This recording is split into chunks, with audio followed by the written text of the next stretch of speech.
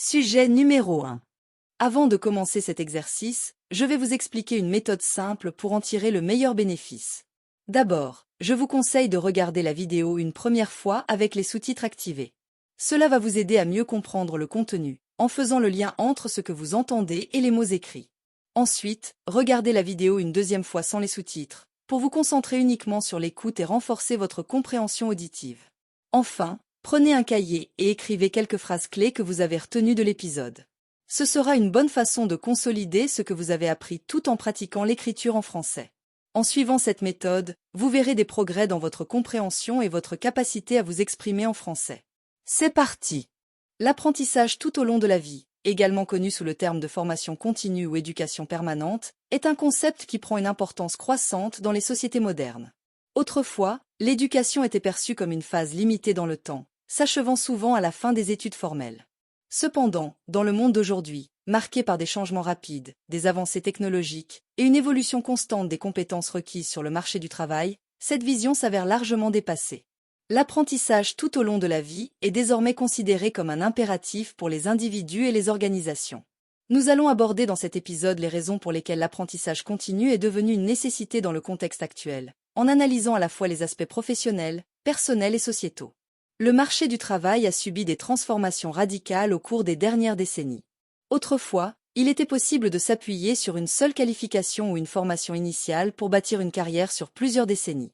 Cependant, l'automatisation, la numérisation et l'émergence de nouvelles technologies ont bouleversé les dynamiques traditionnelles.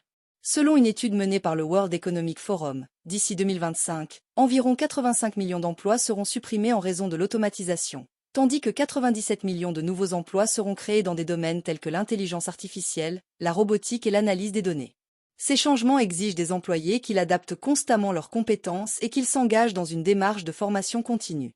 La capacité à apprendre de nouvelles compétences devient ainsi une qualité essentielle pour rester compétitif dans le monde du travail. Dans ce contexte, l'apprentissage tout au long de la vie permet de développer cette agilité cognitive, une aptitude à acquérir et à actualiser des savoirs et des compétences en réponse aux évolutions du marché. En outre, il n'est pas seulement question de compétences techniques, mais également de compétences dites transversales, comme la communication, la pensée critique ou la gestion des relations interpersonnelles, qui sont de plus en plus recherchées par les employeurs. La mondialisation a également contribué à l'émergence de l'apprentissage continu comme une nécessité. Les entreprises opèrent désormais dans des environnements globalisés, où elles sont confrontées à une concurrence internationale accrue. Les marchés ne sont plus limités par des frontières nationales, ce qui signifie que les entreprises doivent être plus innovantes et réactives que jamais. Cela implique, pour les travailleurs, d'être capables de se familiariser rapidement avec les meilleures pratiques mondiales, d'acquérir des compétences linguistiques supplémentaires, ou encore de maîtriser des outils de gestion globaux. Dans ce cadre, l'apprentissage permanent devient non seulement un avantage compétitif pour les individus, mais aussi une nécessité pour les organisations. Les entreprises qui investissent dans la formation continue de leurs employés constatent généralement une augmentation de la productivité, de l'innovation et une meilleure adaptation aux défis de la concurrence mondiale. La formation continue aide les employés à anticiper les changements du marché, à proposer des solutions innovantes et à s'adapter aux nouvelles normes de performance. L'avènement des technologies de l'information et de la communication, TIC, a changé la manière dont l'éducation est dispensée et consommée. Les plateformes d'apprentissage en ligne, telles que Coursera, edX et Udemy, ont permis aux apprenants du monde entier d'accéder à des formations variées à tout moment et à moindre coût. Ces ressources facilitent l'apprentissage autodirigé et continu, favorisant l'acquisition de compétences nouvelles en fonction des besoins individuels. Ainsi, un programme traditionnel en présentiel n'est plus la seule option pour développer des compétences. Les TIC ont également introduit des outils tels que l'intelligence artificielle, IA, et la réalité augmentée, qui offrent des expériences d'apprentissage immersives et personnalisées. L'IA, par exemple, permet de concevoir des parcours d'apprentissage individualisés, adaptés au rythme, aux besoins et aux préférences de chaque apprenant. Les professionnels peuvent donc mieux organiser leur formation en fonction de leur emploi du temps et de leurs objectifs de carrière. Cependant, cette évolution rapide des technologies nécessite aussi une mise à jour constante des compétences numériques.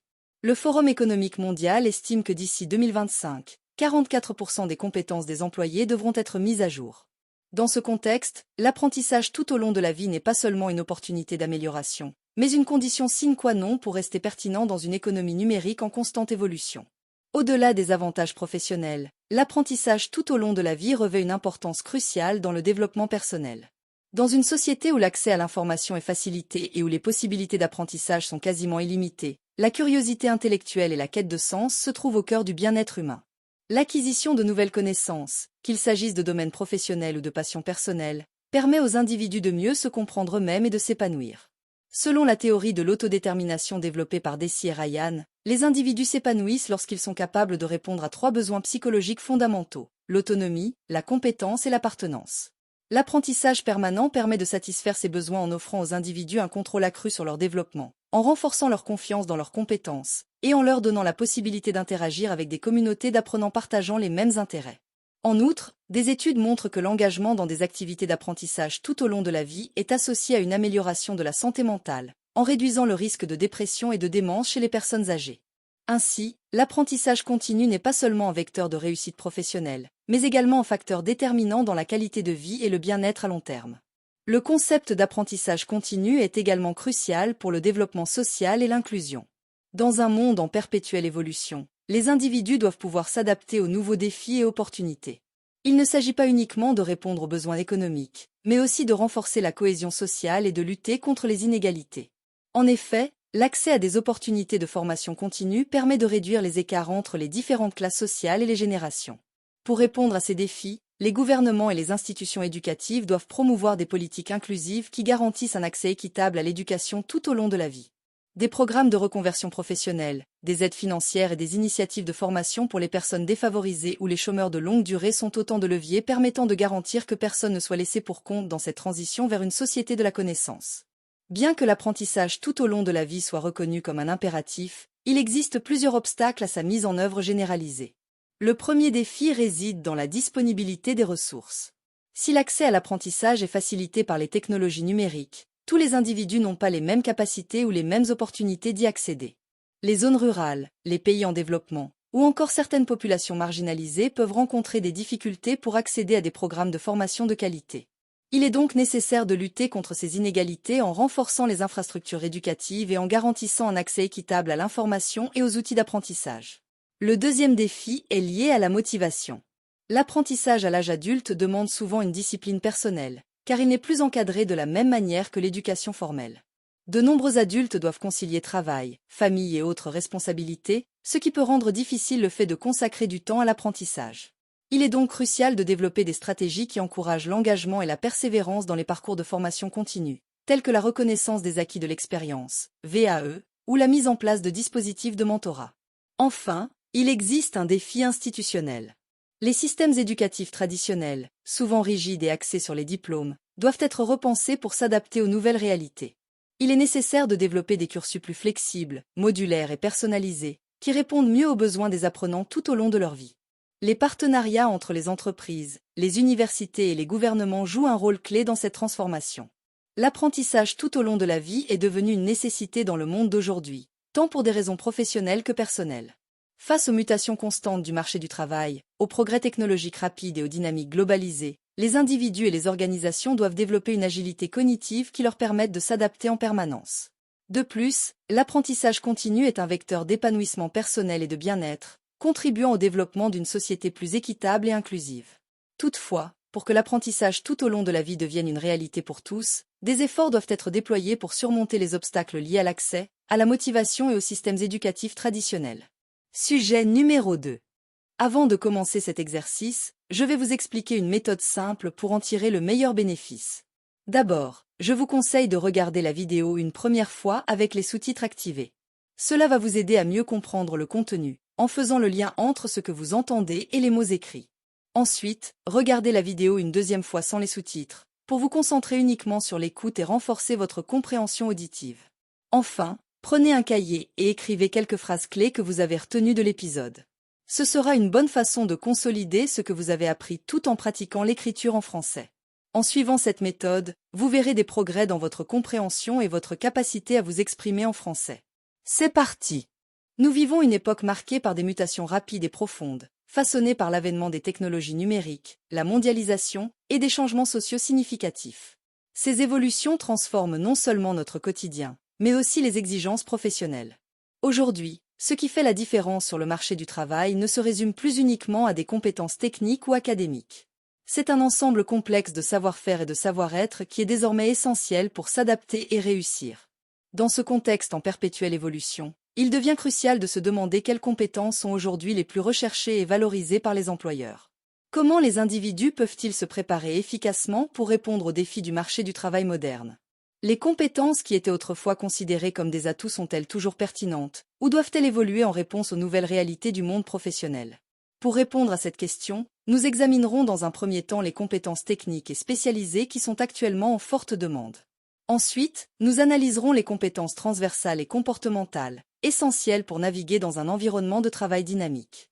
Enfin, nous discuterons de l'importance de l'apprentissage continu et de l'adaptabilité, qui sont devenus des impératifs dans un marché du travail en constante transformation.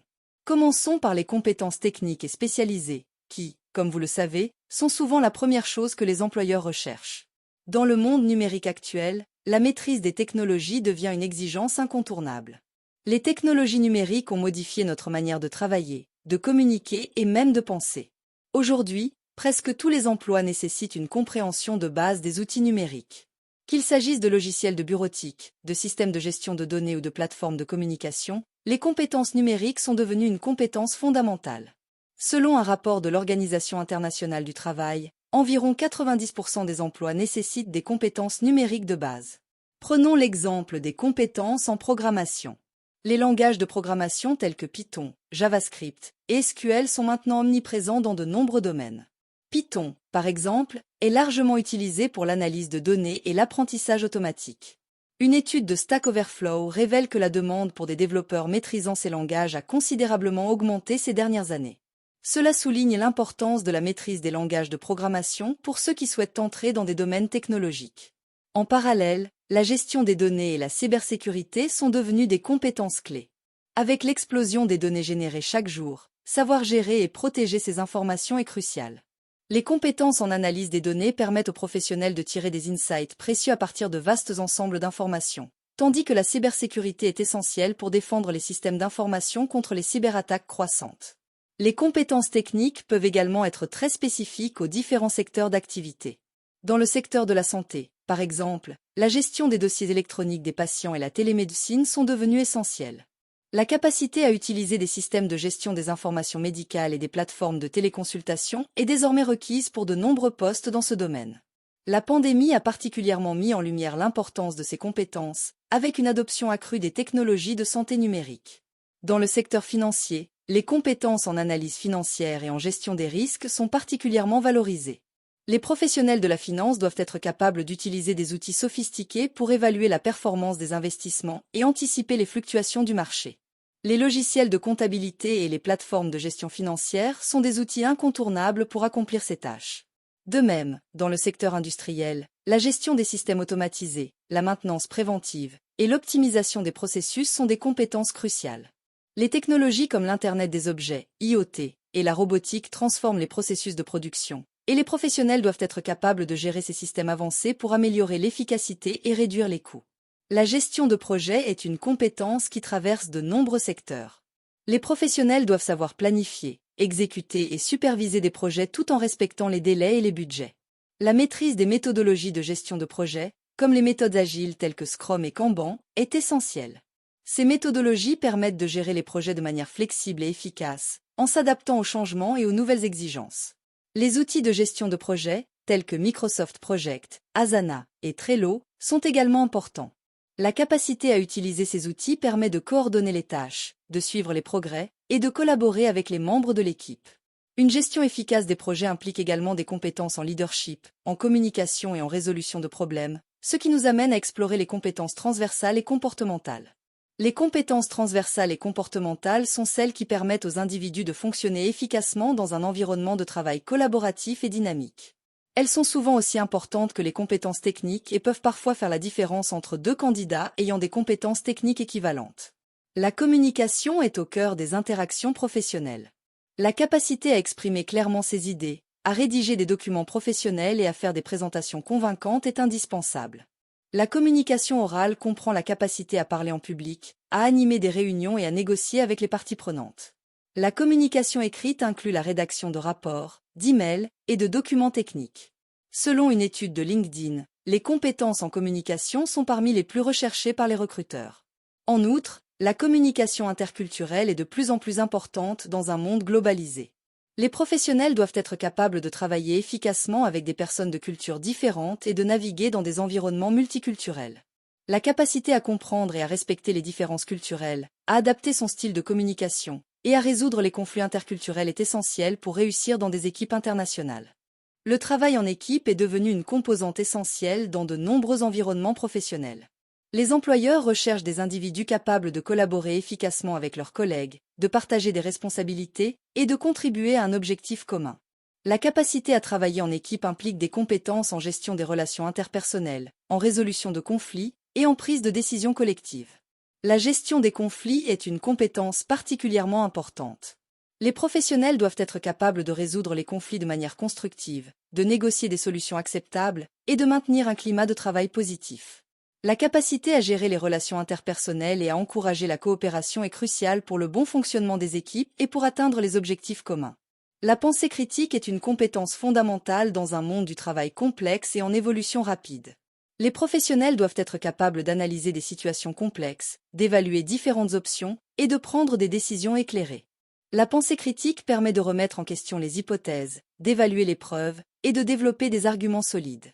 Cette compétence est particulièrement importante pour résoudre des problèmes complexes et pour élaborer des stratégies efficaces. En parallèle, la créativité et l'innovation sont des compétences précieuses. La capacité à penser de manière originale, à proposer de nouvelles idées et à trouver des solutions innovantes aux défis rencontrés est essentielle. La créativité permet d'améliorer les processus existants, de développer de nouveaux produits ou services et de répondre aux besoins changeants des clients. Enfin, l'apprentissage continu et l'adaptabilité sont des éléments essentiels pour réussir dans un marché du travail en perpétuelle transformation. Les compétences et les connaissances doivent évoluer pour suivre le rythme rapide des changements technologiques et des nouvelles tendances.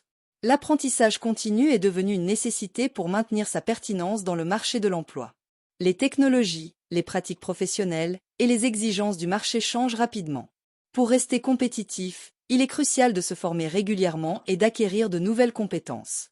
Les entreprises investissent de plus en plus dans la formation de leurs employés pour les aider à évoluer et à répondre aux nouvelles exigences du marché. Les plateformes d'apprentissage en ligne, telles que Coursera, Udemy et LinkedIn Learning, offrent une variété de cours et de certifications qui permettent aux individus de développer leurs compétences et de se préparer aux évolutions du marché du travail. Ces opportunités de formation permettent non seulement d'acquérir de nouvelles compétences, mais aussi de renforcer les compétences existantes et de se préparer aux défis futurs. L'adaptabilité est une compétence clé dans un environnement professionnel en changement rapide. Les professionnels doivent être capables de s'ajuster aux nouvelles conditions, de gérer le changement et de saisir de nouvelles opportunités. L'adaptabilité implique la capacité à accepter et à embrasser les changements, à ajuster les priorités et à adopter de nouvelles méthodes de travail. Les environnements de travail modernes favorisent souvent l'agilité et la flexibilité, nécessitant des compétences en gestion du changement et en adaptation aux nouvelles réalités du marché. La capacité à anticiper les tendances du marché et à saisir les opportunités est également essentielle pour rester compétitif. Les compétences en analyse de marché, en veille concurrentielle et en stratégie d'entreprise sont des atouts précieux pour réussir dans un environnement de travail dynamique. Enfin, les soft skills, ou compétences interpersonnelles, jouent un rôle crucial dans la réussite professionnelle. La gestion du stress, l'équilibre entre vie professionnelle et vie personnelle, et la capacité à maintenir une attitude positive sont des compétences importantes dans le monde du travail moderne. Les professionnels doivent être capables de gérer le stress lié aux exigences professionnelles, de maintenir un équilibre sain entre leur vie professionnelle et personnelle, et de rester motivés et engagés dans leur travail. L'intelligence émotionnelle est également une compétence clé qui permet de comprendre et de gérer ses émotions et celles des autres. Elle inclut la capacité à faire preuve d'empathie, à reconnaître les émotions des autres et à établir des relations positives. Les professionnels dotés d'une forte intelligence émotionnelle sont souvent plus efficaces dans leur communication, leur gestion des conflits et leur collaboration avec les autres. L'intelligence émotionnelle permet de construire des relations de confiance, de favoriser un environnement de travail positif et de mieux gérer les interactions interpersonnelles. En conclusion, le marché du travail moderne exige une combinaison diversifiée de compétences techniques, spécialisées, transversales et comportementales pour réussir. Les compétences techniques et spécialisées, telles que la maîtrise des technologies numériques, la gestion des données et les compétences spécifiques aux industries, restent cruciales pour répondre aux exigences particulières des différents secteurs. Cependant, les compétences transversales, comme la communication, le travail en équipe et la pensée critique, sont également essentielles pour naviguer dans un environnement de travail dynamique et collaboratif. L'apprentissage continu et l'adaptabilité sont devenus des impératifs pour maintenir sa pertinence et sa compétitivité dans un marché du travail en perpétuelle évolution. Les professionnels doivent se former régulièrement, s'adapter aux nouvelles conditions et développer des soft skills pour réussir dans un environnement de travail moderne caractérisé par son rythme rapide et ses constantes transformations. En adoptant une approche holistique qui intègre à la fois les compétences techniques et comportementales, ainsi que l'apprentissage continu et l'adaptabilité, les individus peuvent non seulement répondre aux défis actuels mais aussi se préparer à saisir les opportunités futures. Cette préparation permet de rester compétitif, de réussir dans un monde du travail en constante évolution, et de contribuer efficacement à la réussite des organisations et des équipes avec lesquelles ils collaborent. Sujet numéro 3. Avant de commencer cet exercice, je vais vous expliquer une méthode simple pour en tirer le meilleur bénéfice. D'abord, je vous conseille de regarder la vidéo une première fois avec les sous-titres activés.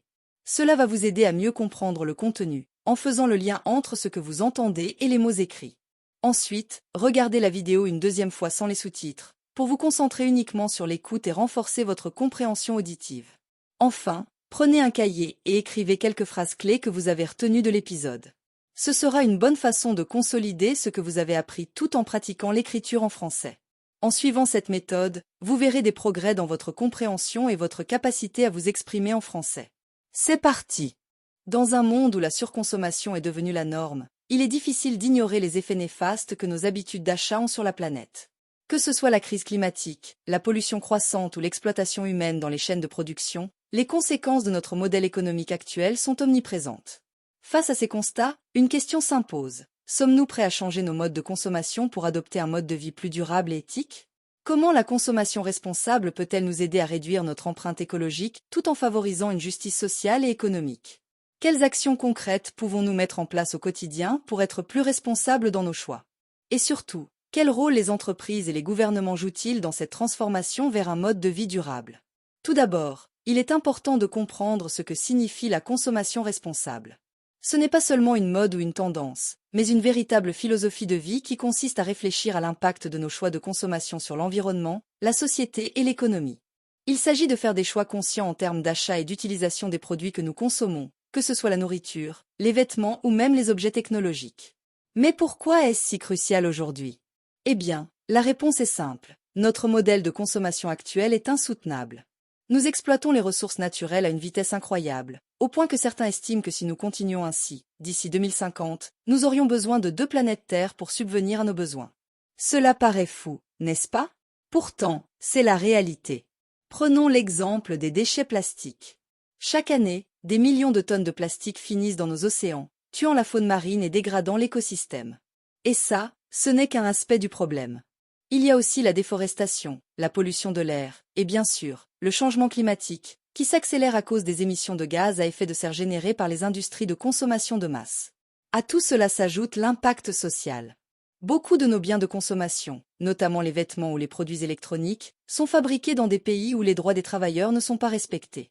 Des personnes travaillent dans des conditions inhumaines, souvent pour des salaires dérisoires, pour que nous puissions acheter des produits bon marché. Et nous, en tant que consommateurs, sommes souvent inconsciemment complices de ces pratiques. Voilà pourquoi la consommation responsable est devenue une nécessité. Maintenant que nous avons identifié le problème, la vraie question est, que pouvons-nous faire à notre échelle? Heureusement, il existe de nombreuses façons d'agir de manière plus responsable au quotidien.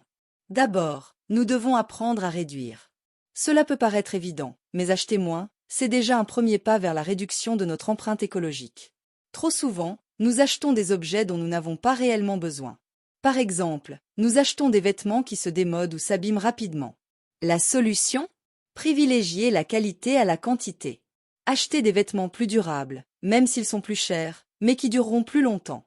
Ensuite, il y a la réutilisation et la réparation. Aujourd'hui, on a tendance à jeter ce qui est cassé ou ce qui ne nous plaît plus. Pourquoi ne pas essayer de réparer ce qui peut l'être?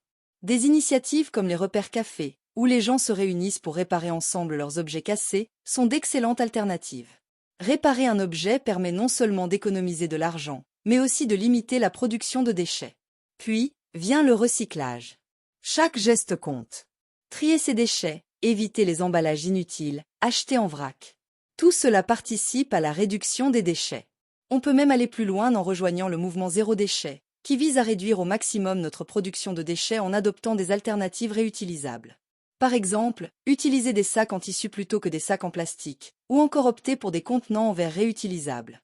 La consommation alimentaire est également un levier majeur. Nous pouvons choisir de consommer des produits locaux, de saison, et issus de l'agriculture biologique. Pourquoi? Parce que l'agriculture industrielle, en particulier l'élevage, est l'une des principales sources d'émissions de gaz à effet de serre.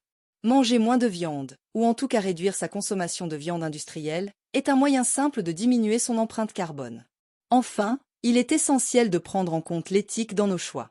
Choisir des produits fabriqués de manière éthique, c'est choisir des articles qui respectent non seulement l'environnement, mais aussi les droits humains. Par exemple, on peut privilégier des marques qui sont transparentes sur leurs pratiques et qui respectent les conditions de travail de leurs employés. Des labels comme Fairtrade ou Rainforest Alliance garantissent que les produits ont été fabriqués dans des conditions justes. Maintenant, bien sûr, il ne faut pas penser que tout repose uniquement sur les épaules des consommateurs. Les entreprises et les gouvernements jouent un rôle fondamental dans cette transition vers une consommation plus durable. Commençons par les entreprises. Elles doivent intégrer la responsabilité sociétale dans leurs pratiques. Cela signifie qu'elles doivent réfléchir à l'impact de leurs activités sur l'environnement et sur la société. De plus en plus, les consommateurs exigent de la transparence.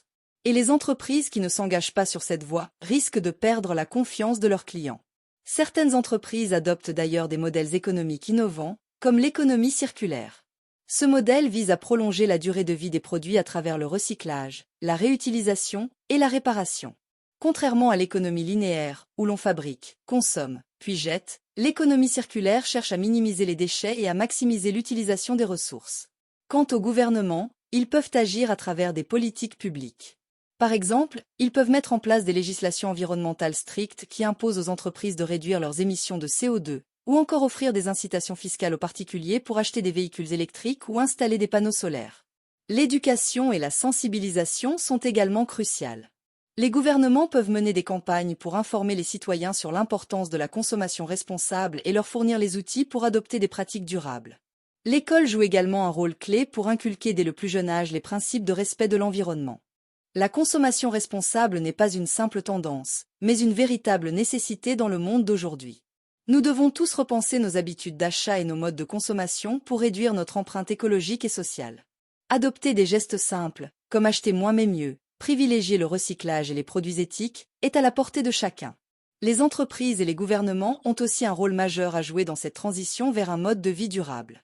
Ensemble, nous pouvons faire la différence, à notre échelle, et contribuer à un avenir plus juste, respectueux de l'environnement, et viable pour les générations futures. Sujet numéro 4. Avant de commencer cet exercice, je vais vous expliquer une méthode simple pour en tirer le meilleur bénéfice. D'abord, je vous conseille de regarder la vidéo une première fois avec les sous-titres activés. Cela va vous aider à mieux comprendre le contenu, en faisant le lien entre ce que vous entendez et les mots écrits. Ensuite, regardez la vidéo une deuxième fois sans les sous-titres, pour vous concentrer uniquement sur l'écoute et renforcer votre compréhension auditive. Enfin, prenez un cahier et écrivez quelques phrases clés que vous avez retenues de l'épisode.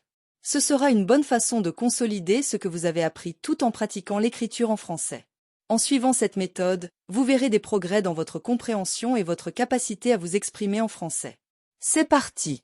Le phénomène de la migration est l'un des aspects les plus marquants de notre monde contemporain. Chaque jour, des milliers de personnes quittent leur pays d'origine pour s'installer ailleurs, souvent en quête d'une vie meilleure, d'opportunités économiques, d'une meilleure éducation, ou encore pour fuir des conflits et des situations de précarité. Cependant, le parcours d'un immigrant ne s'arrête pas à la frontière du nouveau pays d'accueil. En réalité, c'est là que commence un autre défi tout aussi complexe, celui de l'intégration culturelle. Comment trouver sa place dans une nouvelle société, s'adapter à une culture différente, tout en conservant son identité? C'est la question qui se pose à de nombreux immigrants à travers le monde. Le processus d'intégration culturelle est un chemin semé d'embûches, et il constitue un enjeu majeur aussi bien pour les immigrés que pour les sociétés qui les accueillent. Les défis de l'intégration culturelle sont multiples. Ils touchent à la langue, aux valeurs, aux normes sociales, et à la nécessité de bâtir de nouvelles relations, souvent en surmontant des préjugés et des stéréotypes. Ainsi, dans cet épisode, nous allons examiner les principaux défis que rencontrent les immigrants dans leur intégration culturelle. Nous aborderons d'abord la barrière de la langue, qui représente souvent le premier obstacle. Ensuite, nous nous pencherons sur les différences culturelles et les conflits de valeurs qui peuvent surgir. Enfin, nous analyserons les difficultés liées à l'acceptation et à l'inclusion dans la société d'accueil. L'un des premiers et des plus grands défis que les immigrés doivent affronter lors de leur arrivée dans un nouveau pays est la barrière de la langue. La langue est le moyen par lequel nous communiquons, échangeons des idées et comprenons le monde qui nous entoure. Ne pas maîtriser la langue du pays d'accueil peut avoir des répercussions profondes sur la capacité d'un immigrant à s'intégrer. Imaginez-vous arriver dans un pays où chaque mot, chaque phrase, vous échappe, où le simple fait de demander un renseignement devient une épreuve. Pour de nombreux immigrants, c'est une réalité quotidienne. La difficulté de s'exprimer, de comprendre et de se faire comprendre crée un sentiment d'isolement et d'invisibilité. Cela peut affecter la confiance en soi et rendre difficile la création de liens sociaux, ce qui est pourtant essentiel pour s'intégrer. La barrière linguistique ne se limite pas seulement à l'interaction sociale, elle s'étend également au monde professionnel. L'accès à des emplois qualifiés est souvent conditionné par la maîtrise de la langue du pays d'accueil, et cela peut conduire de nombreux immigrants à accepter des emplois en deçà de leurs qualifications simplement parce qu'ils ne maîtrisent pas suffisamment la langue.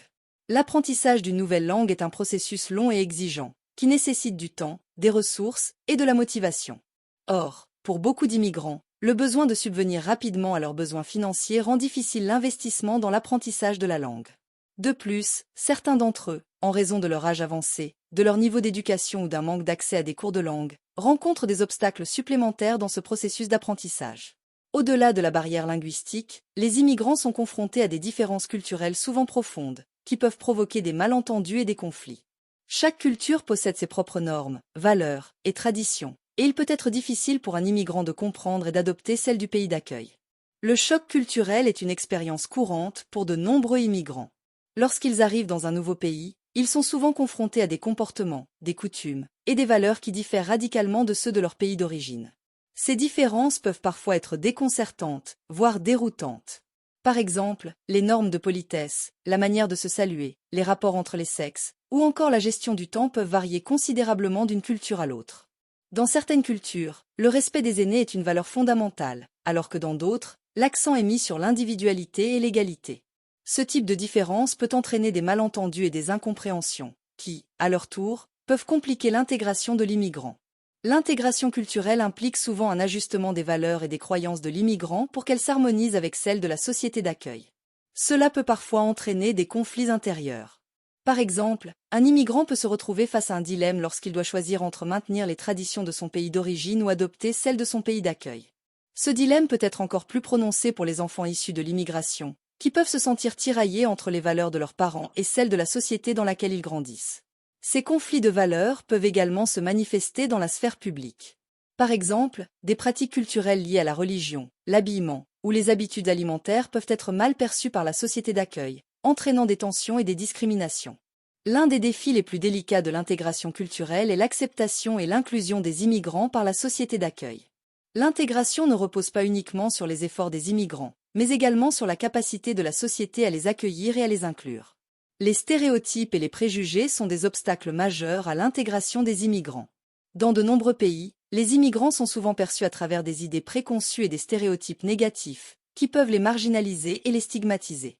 Ces stéréotypes sont souvent alimentés par la méconnaissance, la peur de l'inconnu, ou encore par des discours politiques et médiatiques qui dépeignent l'immigration comme une menace. Les conséquences de ces préjugés sont profondes. Elles peuvent conduire à des discriminations à l'embauche, au logement, ou encore à l'accès à certains services.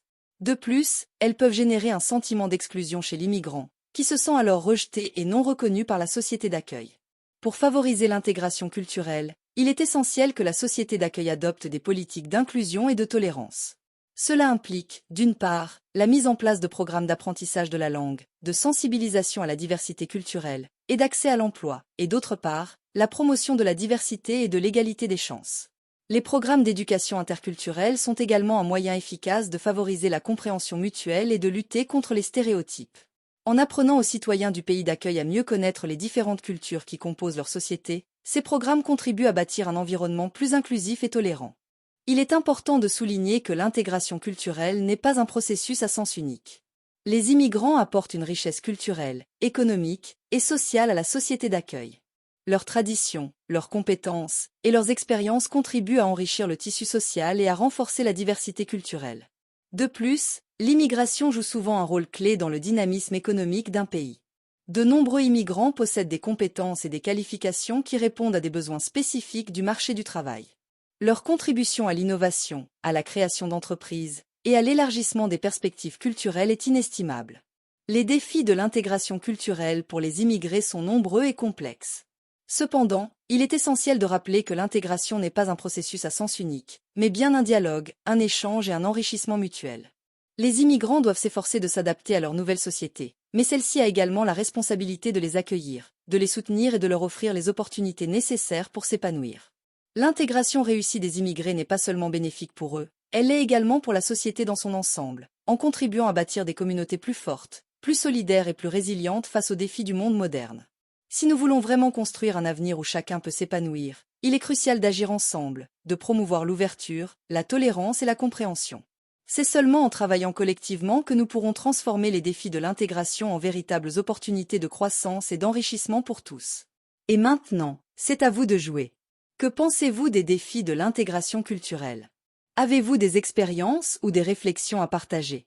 Je vous invite à commenter, à partager vos opinions et à lancer le débat. Si ce sujet vous intéresse, n'hésitez pas à partager cette vidéo et à vous abonner pour plus de discussions et de contenus inspirants. Ensemble, continuons à explorer ces thèmes qui nous concernent tous. Merci de votre soutien et à très bientôt. Sujet numéro 5. Avant de commencer cet exercice, je vais vous expliquer une méthode simple pour en tirer le meilleur bénéfice. D'abord, je vous conseille de regarder la vidéo une première fois avec les sous-titres activés. Cela va vous aider à mieux comprendre le contenu, en faisant le lien entre ce que vous entendez et les mots écrits. Ensuite, regardez la vidéo une deuxième fois sans les sous-titres, pour vous concentrer uniquement sur l'écoute et renforcer votre compréhension auditive. Enfin, prenez un cahier et écrivez quelques phrases clés que vous avez retenues de l'épisode. Ce sera une bonne façon de consolider ce que vous avez appris tout en pratiquant l'écriture en français. En suivant cette méthode, vous verrez des progrès dans votre compréhension et votre capacité à vous exprimer en français. C'est parti! L'environnement est le patrimoine le plus précieux que nous laissent les générations passées et que nous devons transmettre aux générations futures. Pourtant, à mesure que notre monde évolue, il est de plus en plus menacé par des défis tels que la pollution, le changement climatique, la déforestation et la perte de biodiversité. Si nous n'agissons pas, la Terre, notre seule maison, pourrait devenir un endroit inhospitalier pour l'humanité et l'ensemble du vivant. Dans ce contexte, la question de la protection de l'environnement est devenue une priorité mondiale. Mais, face à l'ampleur des défis, comment pouvons-nous espérer inverser la tendance? Quelles sont les actions qui ont été mises en place à l'échelle locale et globale pour préserver notre planète? Dans cet épisode, nous examinerons d'abord les initiatives locales qui se multiplient partout dans le monde, puis nous analyserons les efforts déployés à l'échelle mondiale pour protéger l'environnement. Enfin, nous évaluerons les obstacles et les perspectives d'avenir pour une transition vers un développement plus durable. La lutte pour la protection de l'environnement commence souvent à un niveau très local, car les communautés sont en première ligne pour faire face aux conséquences de la dégradation de leur environnement. L'une des initiatives locales les plus marquantes en faveur de l'environnement est l'agriculture durable. De nombreux agriculteurs optent désormais pour des pratiques respectueuses de la biodiversité, comme l'agriculture biologique, l'agroforesterie ou la permaculture. Ces méthodes permettent de réduire l'utilisation des pesticides, de préserver la qualité des sols et de maintenir les écosystèmes locaux. Les circuits courts, quant à eux, favorisent la consommation de produits locaux, limitant ainsi les émissions de gaz à effet de serre liées au transport des marchandises. De nombreuses communautés ont mis en place des marchés de producteurs, des coopératives alimentaires et des systèmes d'abonnement aux paniers de fruits et légumes locaux, ce qui encourage une consommation plus responsable et moins gourmande en ressources. La gestion des déchets est également un axe majeur des initiatives locales. Des villes comme San Francisco aux États-Unis ou Kamikatsu au Japon sont des exemples de communautés qui ont mis en place des politiques de zéro déchet, avec des taux de recyclage impressionnants. À l'échelle locale, des centres de recyclage, des composteurs collectifs et des programmes de sensibilisation à la réduction des déchets permettent d'informer les citoyens et de les inciter à adopter des pratiques plus écologiques. En favorisant la réutilisation des matériaux, ces initiatives réduisent la quantité de déchets envoyés à la décharge et préservent les ressources naturelles. Les espaces verts jouent un rôle crucial dans la lutte contre la pollution et le réchauffement climatique. De nombreuses villes ont pris des mesures pour créer ou préserver des parcs, des jardins communautaires et des toits végétalisés. Ces initiatives locales permettent non seulement d'améliorer la qualité de l'air, mais aussi de créer des habitats pour la faune et la flore locale. Des associations et des bénévoles se mobilisent également pour replanter des arbres, nettoyer les rivières ou restaurer des zones humides. Ces actions de proximité ont un impact positif sur la biodiversité et permettent aux citoyens de se réapproprier leur environnement. Si les actions locales sont essentielles, il est clair que les défis environnementaux dépassent les frontières des villes et des pays. C'est pourquoi des initiatives globales ont vu le jour pour répondre à ces enjeux planétaires. L'un des exemples les plus emblématiques des efforts mondiaux pour protéger l'environnement est l'Accord de Paris signé en 2015. Cet accord engage les pays signataires à limiter le réchauffement climatique à moins de 2 degrés Celsius, voire 1,5 degré Celsius par rapport au niveau pré-industriel. C'est un accord ambitieux qui a permis de créer un cadre de coopération entre les États pour réduire les émissions de gaz à effet de serre. Cependant, la mise en œuvre de l'accord de Paris reste un défi, car les engagements pris par les pays sont souvent insuffisants ou non contraignants. Malgré cela, cet accord représente un pas significatif vers une action concertée à l'échelle mondiale. L'adoption des énergies renouvelables est un élément clé de la transition écologique. Des pays comme l'Allemagne, la Chine ou le Costa Rica ont investi massivement dans les énergies solaires, éoliennes, hydrauliques et géothermiques. Cela a permis de réduire la dépendance aux énergies fossiles, responsables de la majeure partie des émissions de CO. À l'échelle mondiale, des initiatives telles que l'Alliance solaire internationale, créée en 2015, visent à promouvoir l'énergie solaire dans les pays tropicaux et subtropicaux. L'objectif est de rendre cette énergie propre plus accessible et de stimuler les investissements dans ce secteur. La biodiversité est un enjeu majeur de la protection de l'environnement. Le Programme des Nations Unies pour l'environnement, PNUE, et la Convention sur la diversité biologique, CDB, sont des exemples d'initiatives qui œuvrent pour la préservation des espèces animales et végétales à travers le monde. Ces organismes collaborent avec les gouvernements pour mettre en place des politiques de conservation, des aires protégées et des programmes de restauration des écosystèmes. L'initiative 30x30, qui vise à protéger 30% des terres et des océans d'ici 2030, est un exemple de cet engagement international pour la préservation de la biodiversité. Malgré ces initiatives locales et globales, de nombreux obstacles subsistent dans la lutte pour la protection de l'environnement. L'un des principaux défis est d'ordre économique. La transition vers un modèle durable implique des coûts importants, et certains pays ou entreprises hésitent à s'engager pleinement. De plus, les lobbies industriels continuent de faire pression pour maintenir un statu quo, privilégiant leurs intérêts financiers à court terme. Sur le plan politique, les divergences entre les pays sur la manière de lutter contre le changement climatique ou de protéger la biodiversité peuvent ralentir les avancées. Les intérêts nationaux priment parfois sur les enjeux environnementaux globaux. Un autre défi majeur est l'éducation. Il est essentiel de sensibiliser les citoyens, dès leur plus jeune âge, à l'importance de protéger l'environnement. L'éducation à l'environnement permet de créer une génération de citoyens responsables, prêts à adopter des comportements plus respectueux de la planète. Des campagnes de sensibilisation, des programmes scolaires et des initiatives communautaires peuvent contribuer à éveiller les consciences et à encourager des actions concrètes. Enfin, l'innovation technologique joue un rôle clé dans la transition écologique. Des technologies telles que le recyclage avancé, les énergies propres, l'agriculture de précision ou la captation du CO offrent de nouvelles perspectives pour réduire notre empreinte environnementale. La recherche et le développement de solutions innovantes doivent être encouragés, car ils sont susceptibles de contribuer de manière significative à la protection de l'environnement. En définitive, la protection de l'environnement est un défi majeur qui nécessite des actions concertées à tous les niveaux, que ce soit au sein de nos communautés locales ou à l'échelle mondiale. Les nombreuses initiatives mises en place démontrent que des solutions existent et que chacun d'entre nous peut apporter sa pierre à l'édifice.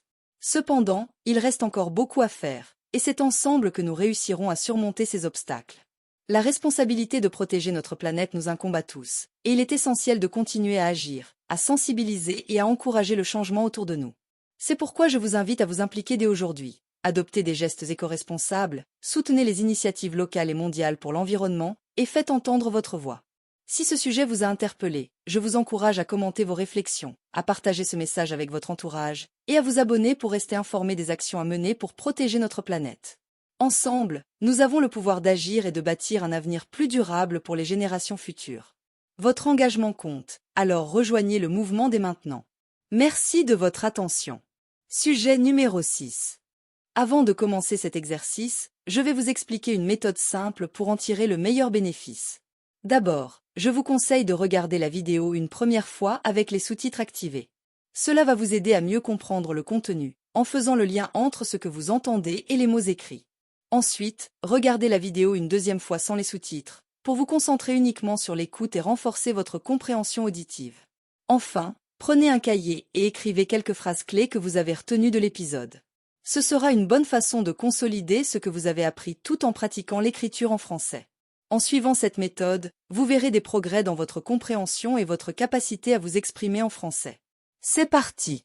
Les grandes nations ne sont pas celles qui ont le plus d'armes, mais celles qui donnent à chaque enfant la chance de devenir ce qu'il ou elle veut être. Cette citation de Nelson Mandela souligne l'importance capitale de l'éducation comme levier d'émancipation et de développement. Pourtant, malgré les avancées technologiques, économiques et sociales de notre époque, l'accès à l'éducation et l'égalité des chances restent des défis majeurs dans de nombreux pays.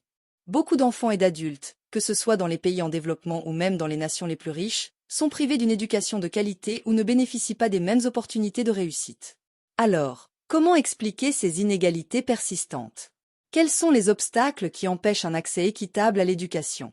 Et surtout, quelles mesures peuvent être mises en place pour garantir que chaque individu, quel que soit son milieu socio-économique, son genre, son origine ou sa situation géographique, puisse avoir accès à un enseignement de qualité et aux mêmes chances de réussite?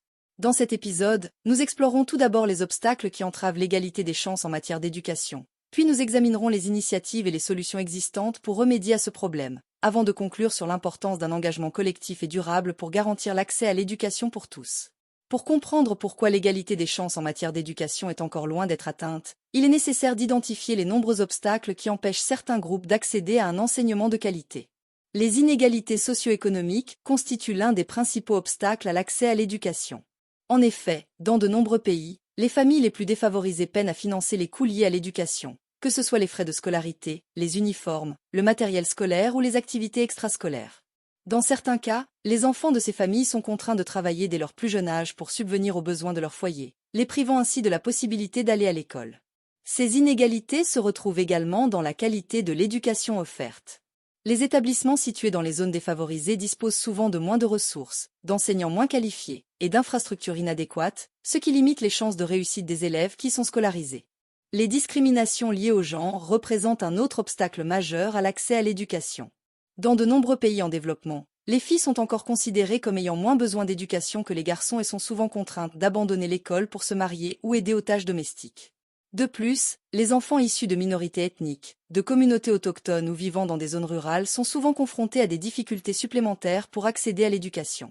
L'éloignement des établissements scolaires, la langue d'enseignement différente de celle parlée à la maison, et les stéréotypes discriminatoires sont autant de barrières qui limitent leur accès à l'école. Enfin, les conflits armés, les catastrophes naturelles et les crises humanitaires privent des millions d'enfants de leur droit à l'éducation. Selon l'UNICEF, environ 30 millions d'enfants vivant dans des zones de conflit ne sont pas scolarisés, ce qui compromet sérieusement leur avenir et celui de leur communauté. Les infrastructures scolaires détruites, le déplacement des populations et le traumatisme des enfants touchés par ces crises rendent l'accès à l'éducation extrêmement difficile dans ces contextes. Face à ces obstacles, de nombreuses initiatives ont été mises en place à différents niveaux pour promouvoir l'égalité des chances et l'accès à l'éducation pour tous. Un élément clé pour promouvoir l'égalité des chances en matière d'éducation est la mise en place de programmes d'éducation gratuits et universels. Dans de nombreux pays, les gouvernements ont instauré la gratuité de l'enseignement primaire et secondaire, rendant ainsi l'éducation accessible à un plus grand nombre d'enfants. Ces programmes permettent de réduire les disparités socio-économiques en supprimant les frais de scolarité et encouragent les familles les plus défavorisées à envoyer leurs enfants à l'école. Toutefois, il est essentiel que ces politiques s'accompagnent d'un investissement dans la qualité de l'enseignement pour que l'égalité des chances devienne une réalité.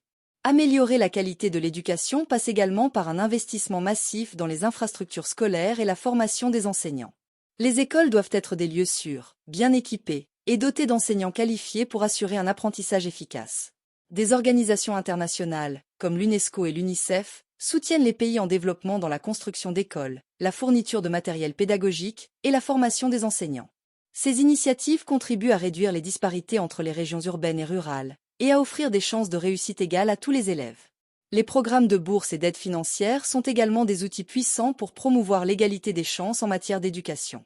Ils permettent aux étudiants issus de milieux défavorisés d'accéder à des établissements de qualité et de poursuivre leurs études supérieures, indépendamment de leur situation financière. De nombreuses organisations non gouvernementales, fondations et entreprises privées proposent des bourses d'études pour les élèves méritants, en particulier ceux issus de minorités ou de zones rurales. Ces aides financières ouvrent des portes qui seraient autrement fermées à des jeunes talents et encouragent la diversité au sein des établissements scolaires et universitaires.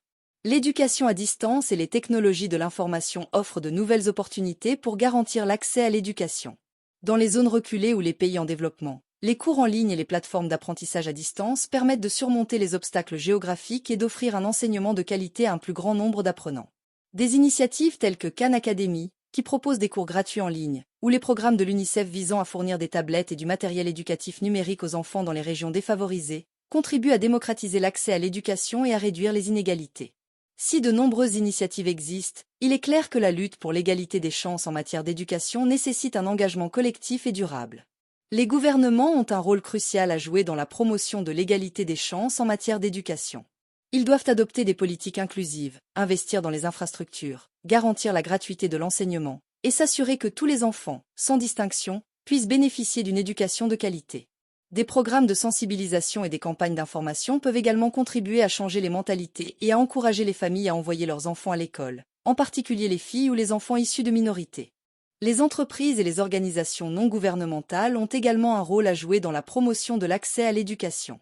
Elles peuvent financer des programmes de bourse, construire des écoles, former des enseignants, ou encore fournir des équipements pédagogiques aux communautés défavorisées. Le partenariat entre les secteurs publics et privés est essentiel pour garantir la pérennité des initiatives en matière d'éducation et pour maximiser leur impact. Chaque citoyen peut contribuer à promouvoir l'égalité des chances en matière d'éducation. Que ce soit en faisant du bénévolat, en parrainant un enfant, en faisant un don à une organisation qui œuvre pour l'éducation, ou en sensibilisant son entourage, chacun de nous a un rôle à jouer pour garantir un accès équitable à l'éducation pour tous. En définitive, l'égalité des chances et l'accès à l'éducation pour tous sont des enjeux fondamentaux pour construire une société plus juste, équitable et prospère. L'éducation est non seulement un droit, mais aussi un levier de développement personnel et collectif qui permet à chaque individu de réaliser son potentiel et de contribuer à la société. Les obstacles à l'accès à l'éducation sont nombreux, mais les initiatives et les solutions existent pour les surmonter.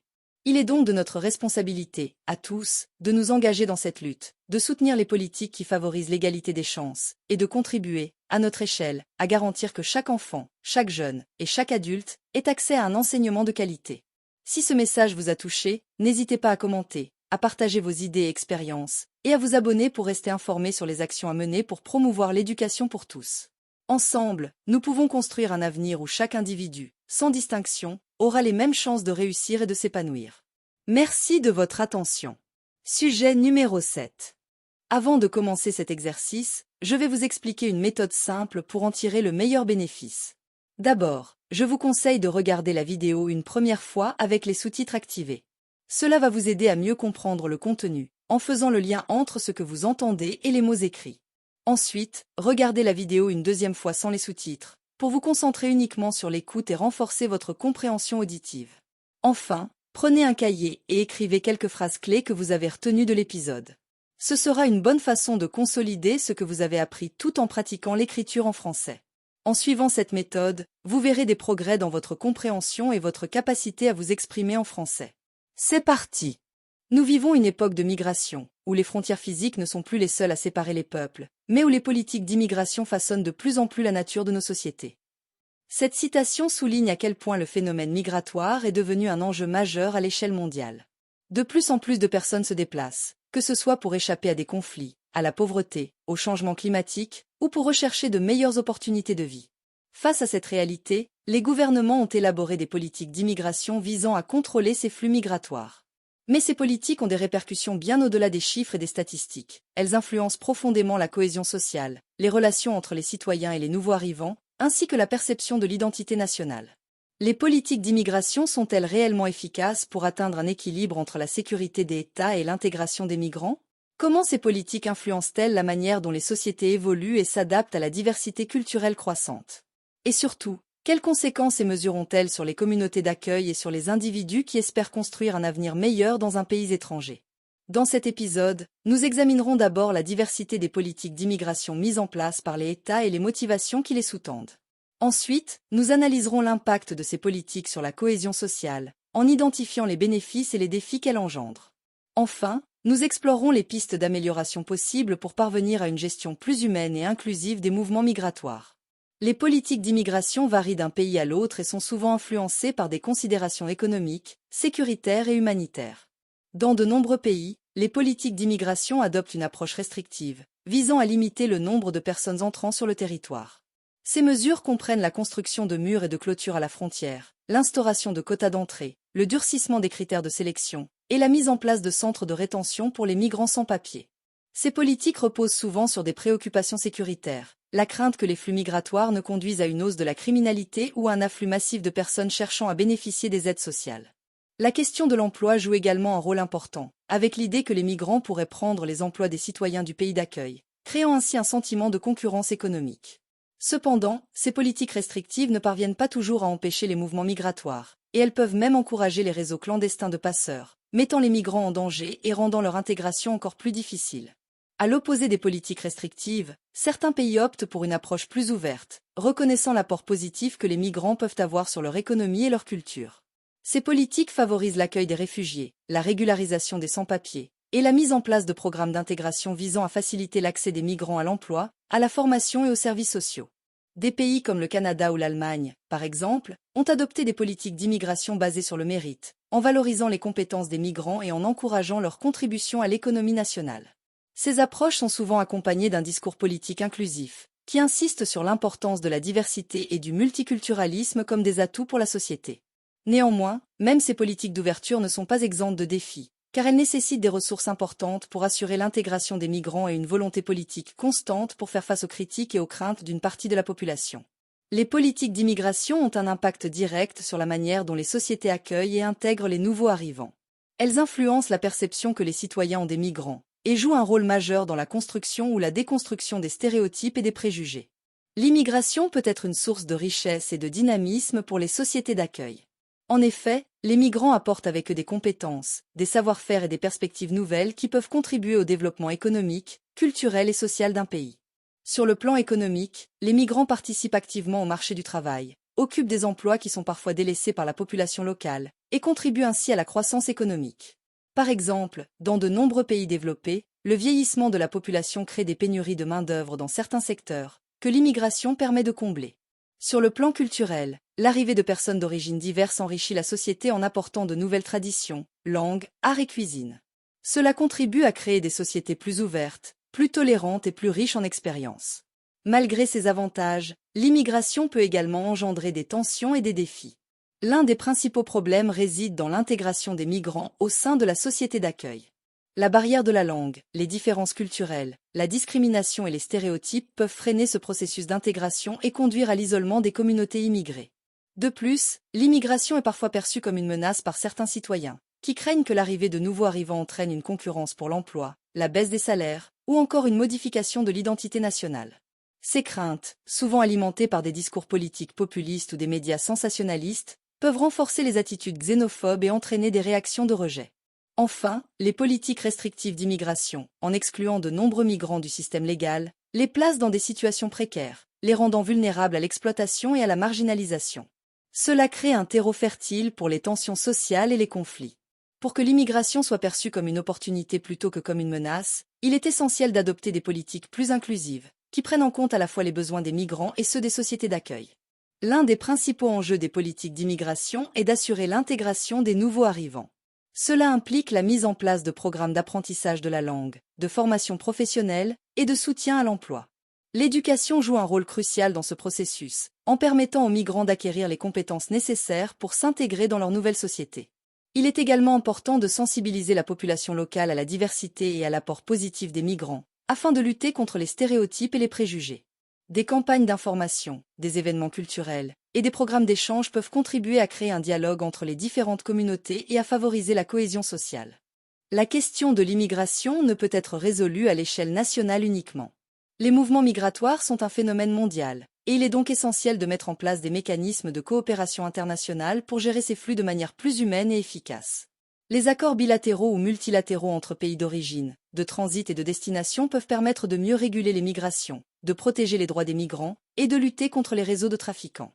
De plus, la coopération internationale peut contribuer à traiter les causes profondes de l'immigration, telles que les conflits, la pauvreté et le changement climatique, en favorisant le développement et la stabilité dans les pays d'origine. Enfin, la société civile et les citoyens ont un rôle essentiel à jouer dans la construction de sociétés plus inclusives et accueillantes. Les associations, les ONG, les syndicats, les entreprises et les individus peuvent tous contribuer à soutenir les migrants, à défendre leurs droits et à promouvoir des politiques d'immigration plus justes.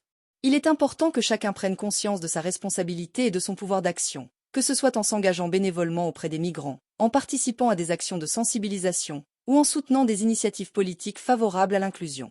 En dernier lieu, les politiques d'immigration jouent un rôle déterminant dans la manière dont les sociétés abordent la question de l'accueil et de l'intégration des nouveaux arrivants. Si elles peuvent parfois exacerber les tensions et les inégalités, elles ont aussi le potentiel de favoriser la diversité, l'enrichissement culturel et le dynamisme économique. Pour que l'immigration soit perçue comme une opportunité et non comme une menace, il est essentiel d'adopter des politiques plus inclusives, qui mettent l'accent sur l'intégration, la coopération internationale et la protection des droits des migrants. Et si nous travaillons ensemble pour construire des sociétés plus ouvertes, plus solidaires et plus justes, où chacun, quelle que soit son origine, pourrait trouver sa place et contribuer à l'avenir commun? Si ce message vous a inspiré, n'hésitez pas à partager vos réflexions, à entamer le dialogue autour de vous, et à soutenir les actions en faveur d'une politique d'immigration plus humaine et inclusive. Sujet numéro 81. Avant de commencer cet exercice, je vais vous expliquer une méthode simple pour en tirer le meilleur bénéfice. D'abord, je vous conseille de regarder la vidéo une première fois avec les sous-titres activés. Cela va vous aider à mieux comprendre le contenu, en faisant le lien entre ce que vous entendez et les mots écrits. Ensuite, regardez la vidéo une deuxième fois sans les sous-titres, pour vous concentrer uniquement sur l'écoute et renforcer votre compréhension auditive. Enfin, prenez un cahier et écrivez quelques phrases clés que vous avez retenues de l'épisode. Ce sera une bonne façon de consolider ce que vous avez appris tout en pratiquant l'écriture en français. En suivant cette méthode, vous verrez des progrès dans votre compréhension et votre capacité à vous exprimer en français. C'est parti! La liberté d'expression est le droit de dire aux autres ce qu'ils ne veulent pas entendre. Cette citation de George Orwell illustre parfaitement l'essence même de la liberté d'expression et la résistance à la censure. Dans un monde où l'information circule plus rapidement que jamais, la censure demeure un enjeu majeur, tant pour l'État que pour les individus. Les gouvernements, les entreprises, et même les groupes sociaux exercent souvent une pression sur ce qui peut être dit ou publié. Mais à quel prix? La censure ne menace-t-elle pas les fondements mêmes de la démocratie en muselant les voix dissidentes et en manipulant la vérité? La problématique qui se pose ici est donc la suivante. Quelles sont les implications de la censure pour la liberté d'expression et pour la société dans son ensemble?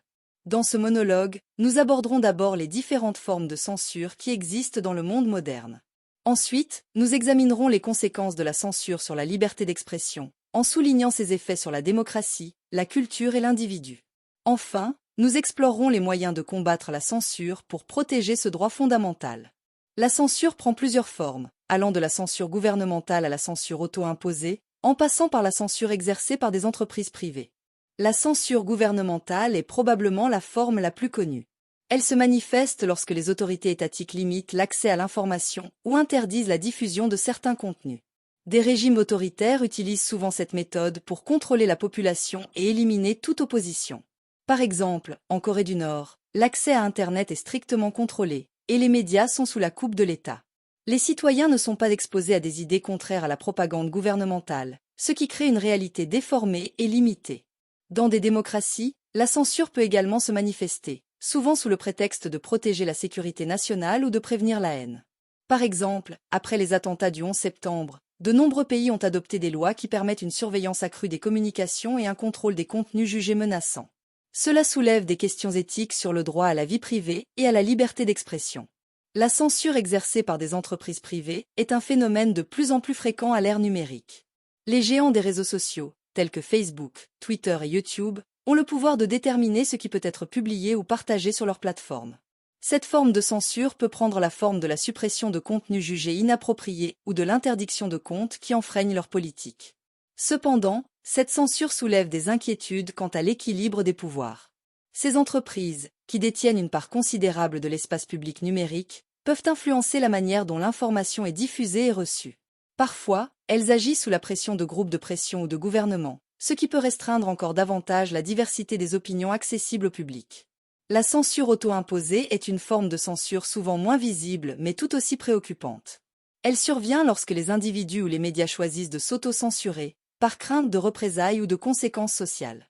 Cela peut se produire dans des environnements où le discours est déjà fortement contrôlé, mais également dans des contextes plus libéraux où la culture de l'acceptabilité joue un rôle prépondérant. Les journalistes, par exemple, peuvent choisir de ne pas aborder certains sujets sensibles pour éviter de contrarier leurs employeurs ou de perdre des sponsors. Cette autocensure peut nuire à l'intégrité du journalisme et limiter l'accès à des informations essentielles pour le public. La censure a des conséquences significatives sur la liberté d'expression, mais aussi sur le fonctionnement de la démocratie, la culture et l'individu. La censure est un obstacle majeur à la démocratie. Dans une société démocratique, la liberté d'expression est essentielle pour permettre un débat public ouvert et la critique des gouvernements. Lorsque des voix dissidentes sont étouffées, la démocratie s'affaiblit. Les citoyens ne peuvent pas exprimer leurs préoccupations, et les gouvernements échappent à la responsabilité. Un exemple marquant est celui de la censure lors des élections. Dans certains pays, des gouvernements tentent de limiter l'accès à des informations sur les candidats ou les partis d'opposition, altérant ainsi le processus électoral. Les médias sont essentiels pour informer le public sur les enjeux politiques et les candidats, et leur restriction met en péril la possibilité d'un choix éclairé. La censure influence également la culture d'une société. Lorsque certaines idées, œuvres ou expressions artistiques sont interdites, cela limite la créativité et l'innovation. L'art, la littérature et même la musique sont souvent des moyens par lesquels les individus expriment leurs opinions et leurs expériences. La censure peut étouffer ces voix et créer un environnement homogène où les perspectives divergentes sont supprimées. Prenons l'exemple de la littérature. De nombreux livres ont été bannis ou censurés pour leur contenu jugé offensant ou subversif. Cela non seulement limite l'accès à la diversité des idées, mais cela peut également renforcer des stéréotypes et des préjugés, en empêchant la confrontation avec des perspectives différentes. Enfin, la censure a des répercussions sur l'individu lui-même. Elle peut engendrer un climat de peur et de méfiance, où les gens hésitent à exprimer leurs opinions ou à partager leurs expériences. Cela peut mener à un sentiment d'isolement et à la perte de confiance dans les institutions. Les individus peuvent se sentir marginalisés et exclus, ce qui peut avoir des effets néfastes sur la santé mentale et le bien-être. De plus, la censure peut créer des distorsions dans la perception de la réalité. Lorsque les gens sont exposés à une version filtrée de l'information, cela limite leur capacité à prendre des décisions éclairées. Ils peuvent développer des croyances erronées et des stéréotypes basés sur une information incomplète ou biaisée. Pour protéger la liberté d'expression, il est crucial de mettre en œuvre des stratégies visant à combattre la censure sous toutes ses formes. L'éducation à l'information est essentielle pour aider les individus à naviguer dans le paysage médiatique complexe d'aujourd'hui. En apprenant à analyser, critiquer et évaluer les sources d'information, les citoyens deviennent plus résilients face à la censure et à la désinformation. Les compétences en littératie médiatique permettent aux individus de prendre des décisions éclairées et de défendre leurs droits à la liberté d'expression. Les écoles et les institutions éducatives doivent intégrer ces compétences dans leurs programmes, en enseignant aux jeunes l'importance de la diversité des opinions et des sources d'information. Cela peut inclure des formations sur la manière d'identifier les fake news et de développer un esprit critique face à l'information. Les journalistes jouent un rôle clé dans la protection de la liberté d'expression. Il est donc impératif de défendre leurs droits et de garantir leur sécurité dans l'exercice de leur profession. Cela implique de lutter contre les violences et les menaces à leur encontre, ainsi que de protéger leur indépendance. Les gouvernements et les organisations internationales doivent s'engager à garantir un environnement sûr pour les journalistes, où ils peuvent enquêter et rapporter sans craindre la censure ou la répression. Les initiatives de soutien aux journalistes emprisonnés ou menacés sont essentielles pour préserver leur capacité à informer le public. Pour combattre la censure, il est crucial de promouvoir la diversité des voix et des opinions dans les médias et les plateformes en ligne. Cela implique de soutenir les médias indépendants, les blogs et les plateformes alternatives qui offrent des perspectives différentes. En diversifiant les sources d'information, nous pouvons créer un environnement où les idées peuvent être discutées librement et où la censure perd de son pouvoir. Les citoyens ont également un rôle à jouer en soutenant les initiatives qui défendent la liberté d'expression, que ce soit par le biais de pétitions, de campagnes de sensibilisation, ou de dons à des organisations qui œuvrent pour la protection des droits humains. Pour récapituler, la censure constitue une menace significative pour la liberté d'expression, et par extension, pour le fonctionnement de nos sociétés démocratiques. En étouffant les voix dissidentes, en manipulant l'information et en imposant des limites à la créativité culturelle, elle engendre des conséquences néfastes sur la démocratie, la culture et l'individu. Pour garantir la protection de la liberté d'expression, il est impératif de promouvoir l'éducation à l'information, de défendre les droits des journalistes et d'encourager la diversité des voix dans le discours public. Nous devons tous nous engager à défendre cette liberté fondamentale, car elle est le fondement même de sociétés ouvertes et démocratiques. Alors que nous avançons dans un monde où l'information est à la fois plus accessible et plus contrôlée, il est essentiel que chacun d'entre nous prenne position en faveur de la liberté d'expression. Cela commence par le partage de nos réflexions, la discussion de ces enjeux au sein de nos communautés et le soutien aux initiatives qui œuvrent pour un avenir où chacun peut s'exprimer librement, sans crainte de censure. Si cette question vous touche, je vous invite à commenter, partager et vous engager dans le dialogue pour construire ensemble un monde plus juste et libre. Sujet numéro 9. Avant de commencer cet exercice, je vais vous expliquer une méthode simple pour en tirer le meilleur bénéfice. D'abord, je vous conseille de regarder la vidéo une première fois avec les sous-titres activés. Cela va vous aider à mieux comprendre le contenu, en faisant le lien entre ce que vous entendez et les mots écrits. Ensuite, regardez la vidéo une deuxième fois sans les sous-titres, pour vous concentrer uniquement sur l'écoute et renforcer votre compréhension auditive. Enfin, prenez un cahier et écrivez quelques phrases clés que vous avez retenues de l'épisode. Ce sera une bonne façon de consolider ce que vous avez appris tout en pratiquant l'écriture en français. En suivant cette méthode, vous verrez des progrès dans votre compréhension et votre capacité à vous exprimer en français. C'est parti! La santé mentale n'est pas une destination, mais un processus. C'est à propos de la façon dont vous conduisez, pas de l'endroit où vous allez. Cette citation de Noam Chomsky met en lumière la nature dynamique du bien-être psychologique. Dans un monde moderne en constante évolution, où le stress et les exigences de la vie quotidienne semblent parfois écraser notre équilibre intérieur, la promotion du bien-être psychologique est devenue une nécessité incontournable. La santé mentale, souvent négligée, mérite une attention égale à celle de la santé physique, car elle influence non seulement notre qualité de vie personnelle, mais aussi notre efficacité professionnelle et nos relations sociales. La problématique qui se pose ici est la suivante. Comment pouvons-nous promouvoir le bien-être psychologique dans nos vies, nos communautés et nos sociétés? Pour y répondre, nous examinerons d'abord les différentes dimensions du bien-être psychologique et leurs facteurs influents. Ensuite, nous discuterons des moyens pratiques et accessibles pour promouvoir ce bien-être, en mettant l'accent sur des initiatives individuelles, communautaires et institutionnelles. Enfin, nous analyserons l'importance de l'éducation et de la sensibilisation à la santé mentale comme levier pour un changement durable. Comprendre le bien-être psychologique implique de considérer un concept large qui englobe plusieurs dimensions. Il ne se limite pas à l'absence de troubles mentaux, mais inclut également la capacité à faire face au stress de la vie, à établir des relations positives, à travailler de manière productive et à contribuer à la communauté. Selon l'Organisation mondiale de la santé, OMS, la santé mentale est un état de bien-être dans lequel un individu réalise ses capacités, peut faire face au stress normal de la vie, peut travailler de manière productive et peut contribuer à sa communauté. Le bien-être psychologique est influencé par une multitude de facteurs. Parmi ceux-ci, on trouve les facteurs individuels tels que la génétique, la personnalité et les expériences de vie, qui jouent un rôle significatif dans la santé mentale. Des traits de personnalité comme la résilience et l'optimisme sont souvent associés à un meilleur bien-être. Les relations sociales sont également cruciales. La qualité et la profondeur de nos interactions interpersonnelles influencent notre bien-être psychologique. Un soutien social solide est un facteur protecteur important contre le stress et la dépression. En outre, l'environnement dans lequel nous vivons joue un rôle essentiel. Les conditions de vie, le cadre de travail et l'accès aux soins de santé mentale peuvent affecter notre bien-être. Les environnements sains, sécurisés et stimulants favorisent une meilleure santé mentale. Les facteurs socio-économiques, tels que le statut économique, l'éducation et l'accès aux ressources, influencent également le bien-être psychologique. Les inégalités sociales peuvent générer du stress et de l'anxiété, affectant ainsi notre santé mentale. La promotion du bien-être psychologique commence par des efforts individuels. Chacun peut prendre des mesures pour améliorer sa santé mentale. La pratique de la pleine conscience, ou mindfulness, consiste à être présent à l'instant, en observant ses pensées et ses émotions sans jugement. Des études montrent que la méditation de pleine conscience peut réduire le stress, l'anxiété et la dépression. Consacrer quelques minutes chaque jour à des exercices de respiration ou de méditation peut avoir un impact positif sur la santé mentale.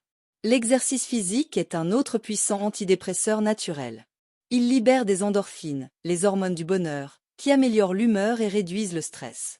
Trouver une activité physique que l'on apprécie, qu'il s'agisse de la course, de la danse ou du yoga, est essentiel pour intégrer l'exercice dans sa routine quotidienne. Une alimentation équilibrée joue également un rôle crucial dans le bien-être psychologique. Des études suggèrent qu'une alimentation riche en fruits, légumes, céréales complètes et acides gras oméga 3 peut contribuer à une meilleure santé mentale. Éviter l'alcool et les aliments transformés peut également avoir des effets bénéfiques.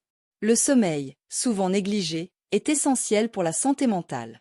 Un manque de sommeil peut exacerber les symptômes de dépression et d'anxiété. Établir une routine de sommeil régulière, créer un environnement propice au repos et éviter les écrans avant de dormir peuvent favoriser un meilleur sommeil. Les initiatives communautaires sont tout aussi fondamentales pour promouvoir le bien-être psychologique.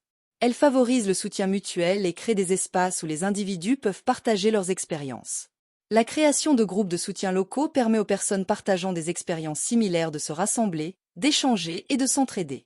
Ces groupes offrent un espace sûr pour discuter de problèmes de santé mentale, réduisant ainsi la stigmatisation et renforçant le sentiment d'appartenance. Encourager des activités communautaires, telles que des ateliers de santé mentale, des cours de yoga ou des événements de sensibilisation, peut sensibiliser le public et favoriser des interactions sociales positives. Ces initiatives créent un sentiment de communauté et de soutien, qui sont des éléments clés pour le bien-être psychologique. De plus, rendre les services de santé mentale accessibles à tous est une priorité pour les communautés. Cela peut inclure la création de lignes d'assistance, l'organisation de séances d'information sur la santé mentale, ou encore le soutien à des centres de santé mentale locaux. Les institutions jouent également un rôle crucial dans la promotion du bien-être psychologique à une échelle plus large. Les entreprises, les écoles et les gouvernements doivent prendre des mesures pour garantir un environnement favorable à la santé mentale.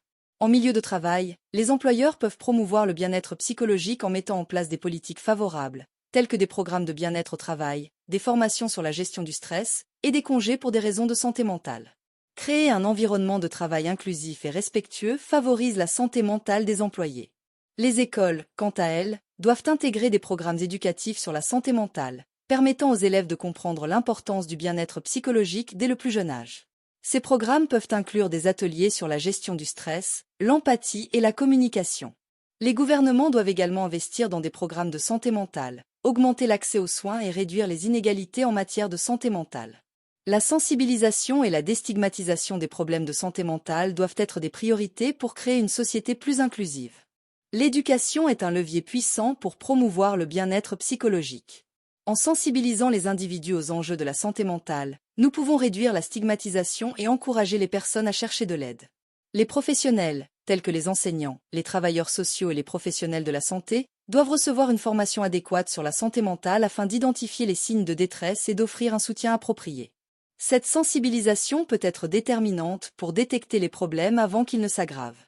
Des campagnes de sensibilisation peuvent informer le grand public sur les problèmes de santé mentale, leur impact et les ressources disponibles. Utiliser des médias sociaux, des vidéos et des événements communautaires permet de toucher un large public. En outre, la lutte contre la stigmatisation liée à la santé mentale est l'un des principaux obstacles à l'accès aux soins et à l'aide. Pour promouvoir le bien-être psychologique, il est crucial de combattre cette stigmatisation. Encourager des personnes ayant vécu des troubles de santé mentale à partager leur expérience peut humaniser ces questions et réduire la peur et la méfiance. Ces témoignages peuvent inspirer d'autres à chercher de l'aide. Les médias ont également un rôle important à jouer dans la manière dont la santé mentale est perçue. Un reporting éthique et informatif peut changer les perceptions et favoriser un dialogue ouvert sur ces questions. Pour conclure, la promotion du bien-être psychologique est un enjeu essentiel de notre société moderne. Avec les défis croissants liés à la santé mentale, il est impératif d'adopter des mesures concrètes pour soutenir les individus dans leur quête de bien-être. En combinant des initiatives individuelles, communautaires et institutionnelles, nous pouvons créer un environnement propice à la santé mentale, où chacun se sent écouté, soutenu et capable de s'épanouir. Nous avons le pouvoir d'améliorer notre propre bien-être et celui des autres en mettant en œuvre des stratégies accessibles et en sensibilisant notre entourage. En tant que société, nous devons nous engager à éduquer, soutenir et déstigmatiser la santé mentale, car c'est un droit fondamental. Sujet numéro 10. Avant de commencer cet exercice, je vais vous expliquer une méthode simple pour en tirer le meilleur bénéfice. D'abord, je vous conseille de regarder la vidéo une première fois avec les sous-titres activés. Cela va vous aider à mieux comprendre le contenu, en faisant le lien entre ce que vous entendez et les mots écrits. Ensuite, regardez la vidéo une deuxième fois sans les sous-titres, pour vous concentrer uniquement sur l'écoute et renforcer votre compréhension auditive. Enfin, prenez un cahier et écrivez quelques phrases clés que vous avez retenues de l'épisode. Ce sera une bonne façon de consolider ce que vous avez appris tout en pratiquant l'écriture en français. En suivant cette méthode, vous verrez des progrès dans votre compréhension et votre capacité à vous exprimer en français. C'est parti! Imaginez un monde où chaque information que vous recevez est suspecte, où la vérité et le mensonge se mélangent si étroitement qu'il devient presque impossible de faire la différence. Ce monde, bien que dystopique, est devenu notre réalité quotidienne.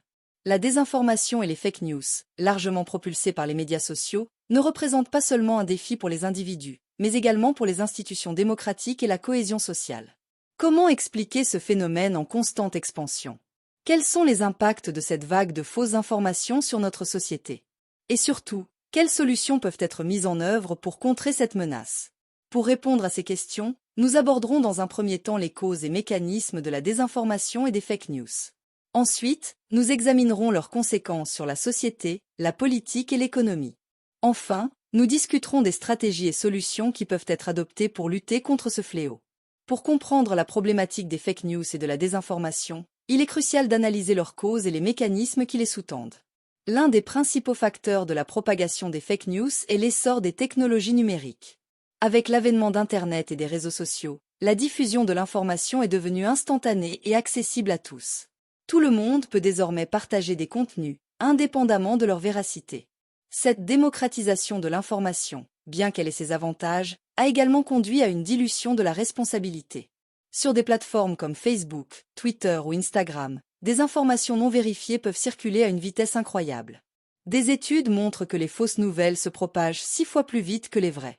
Cela est dû en partie au fait que les contenus sensationnels, choquants ou émotionnellement chargés attirent davantage l'attention des utilisateurs. Un autre aspect à considérer est la diversité des motivations derrière la désinformation. Certaines fake news sont créées dans un but lucratif. Des individus ou des groupes peuvent générer des revenus en attirant des clics sur des articles mensongers, exploitant ainsi la curiosité ou l'indignation des lecteurs. D'autres fake news, en revanche, sont propagées à des fins politiques. Dans le cadre d'élections ou de conflits, des acteurs malveillants peuvent utiliser la désinformation pour influencer l'opinion publique, discréditer des adversaires ou manipuler les résultats. Cela soulève des questions éthiques et morales quant à l'utilisation de l'information comme arme. Enfin, il est essentiel de reconnaître la vulnérabilité des consommateurs d'informations. Beaucoup d'individus ne sont pas formés à l'évaluation critique des sources d'information. La rapidité avec laquelle les informations circulent peut inciter à une consommation passive, où les gens acceptent ce qu'ils lisent sans prendre le temps de vérifier. De plus, les bulles de filtre, créées par des algorithmes de recommandation sur les réseaux sociaux, enferment les utilisateurs dans des échos de leurs propres croyances. Cela renforce leurs préjugés et les rend moins susceptibles de remettre en question ce qu'ils voient. Les impacts de la désinformation et des fake news sont nombreux et affectent divers aspects de notre vie quotidienne, de la politique à l'économie en passant par la santé publique. L'une des conséquences les plus préoccupantes de la désinformation est la dégradation de la confiance dans les institutions. Lorsque les gens sont confrontés à des informations contradictoires ou à des mensonges flagrants, ils deviennent cyniques et sceptiques envers les médias, le gouvernement et même les scientifiques. Cette perte de confiance peut avoir des effets dévastateurs. Par exemple, en période de crise, comme une pandémie, la désinformation peut entraîner une défiance envers les recommandations des experts en santé publique, compromettant ainsi les efforts de contrôle des maladies. La désinformation contribue également à la polarisation politique. En diffusant des informations biaisées ou mensongères, on renforce les divisions au sein de la société. Les groupes opposés deviennent de plus en plus hostiles les uns envers les autres, ce qui complique le dialogue et la recherche de solutions communes. Cette polarisation peut se traduire par des tensions sociales accrues et, dans certains cas, par des violences. Les événements récents, comme les manifestations et les émeutes, montrent à quel point la désinformation peut exacerber des conflits déjà existants. La désinformation n'affecte pas seulement la sphère sociale et politique, mais a également des impacts économiques significatifs. Les entreprises peuvent subir des pertes financières dues à la diffusion de rumeurs ou de fausses informations sur leurs produits. Cela peut nuire à leur réputation et entraîner une baisse des ventes. De plus, la désinformation peut perturber les marchés financiers. Des informations erronées peuvent provoquer des fluctuations des actions, entraînant des pertes pour les investisseurs et une instabilité économique générale. Face à ces défis, il est crucial d'adopter des stratégies efficaces pour lutter contre la désinformation et les fake news. Ces solutions doivent impliquer les individus, les plateformes numériques et les institutions. La première étape pour combattre la désinformation consiste à éduquer et sensibiliser les citoyens. Il est essentiel d'inclure des programmes d'éducation aux médias dans les écoles, afin de former les jeunes à l'évaluation critique des sources d'information. Ces programmes doivent encourager la curiosité et le scepticisme constructif, permettant aux élèves d'apprendre à vérifier les faits et à croiser les informations. Des initiatives de sensibilisation, comme des campagnes sur les réseaux sociaux, peuvent également aider à informer le grand public sur les dangers de la désinformation et à promouvoir des comportements responsables en matière de consommation d'informations. Les plateformes numériques jouent un rôle central dans la diffusion de l'information. Il est de leur responsabilité de mettre en place des mécanismes pour limiter la propagation des fake news. Cela peut inclure la vérification des faits, l'alerte sur les contenus suspectés de désinformation, ou encore la réduction de la visibilité des articles mensongers. Des partenariats avec des organisations de vérification des faits peuvent également être bénéfiques. En intégrant ces outils dans leur fonctionnement, les plateformes peuvent contribuer à créer un environnement d'information plus sain.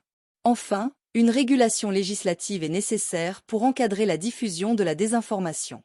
Les gouvernements doivent adopter des lois visant à sanctionner ceux qui diffusent sciemment de fausses informations, en particulier dans le contexte des élections ou de crises sanitaires. Cela doit être fait avec prudence, afin de ne pas nuire à la liberté d'expression. Des lignes directrices claires doivent être établies pour distinguer la désinformation malveillante des opinions divergentes. En définitive, la désinformation et les fake news constituent un défi complexe et pernicieux qui menace les fondements mêmes de notre société. Ce phénomène, alimenté par les technologies numériques, l'attrait du sensationnalisme et la manipulation intentionnelle, a des répercussions profondes sur notre confiance mutuelle, notre capacité à dialoguer et la stabilité de nos institutions. Cependant, il est possible d'inverser la tendance. En renforçant l'éducation aux médias, en exigeant davantage de transparence et de responsabilité de la part des plateformes numériques, et en développant des cadres législatifs adaptés, nous pouvons espérer endiguer la vague de désinformation qui nous submerge. Plus qu'un simple enjeu d'information, c'est un défi citoyen qui nous concerne tous. Il est de notre devoir, à chacun d'entre nous, de promouvoir une culture de la vérification des faits, de la pensée critique et du respect de la vérité.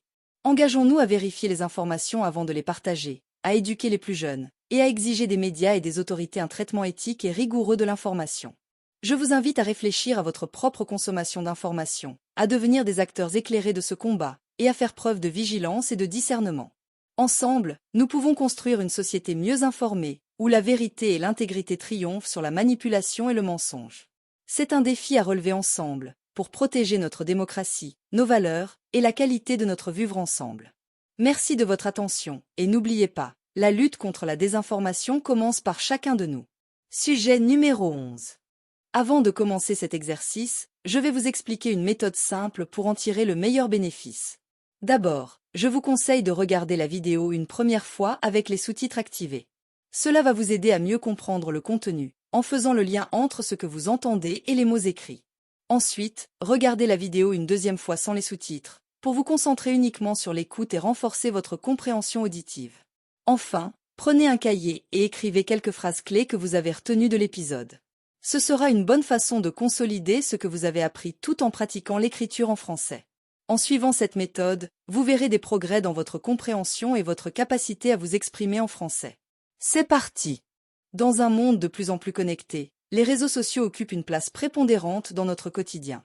À peine une poignée de mots tapés sur un écran et voilà que l'on peut communiquer instantanément avec des amis, des familles ou même des inconnus aux quatre coins du globe. Ces plateformes, qui ont connu un essor fulgurant au cours de la dernière décennie, sont devenues des outils incontournables dans notre manière de communiquer, d'échanger des idées et de s'informer.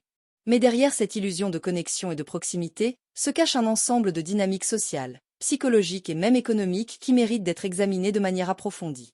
La question se pose donc, les réseaux sociaux, tout en offrant des possibilités de communication et de partage sans précédent, ne sont-ils pas également à l'origine de nouveaux défis et de dangers pour les individus et la société dans son ensemble? Dans cet épisode, nous allons d'abord explorer les avantages indéniables que ces plateformes nous offrent, avant de nous pencher sur les inconvénients qui en découlent, afin d'évaluer le véritable impact des réseaux sociaux sur notre vie moderne.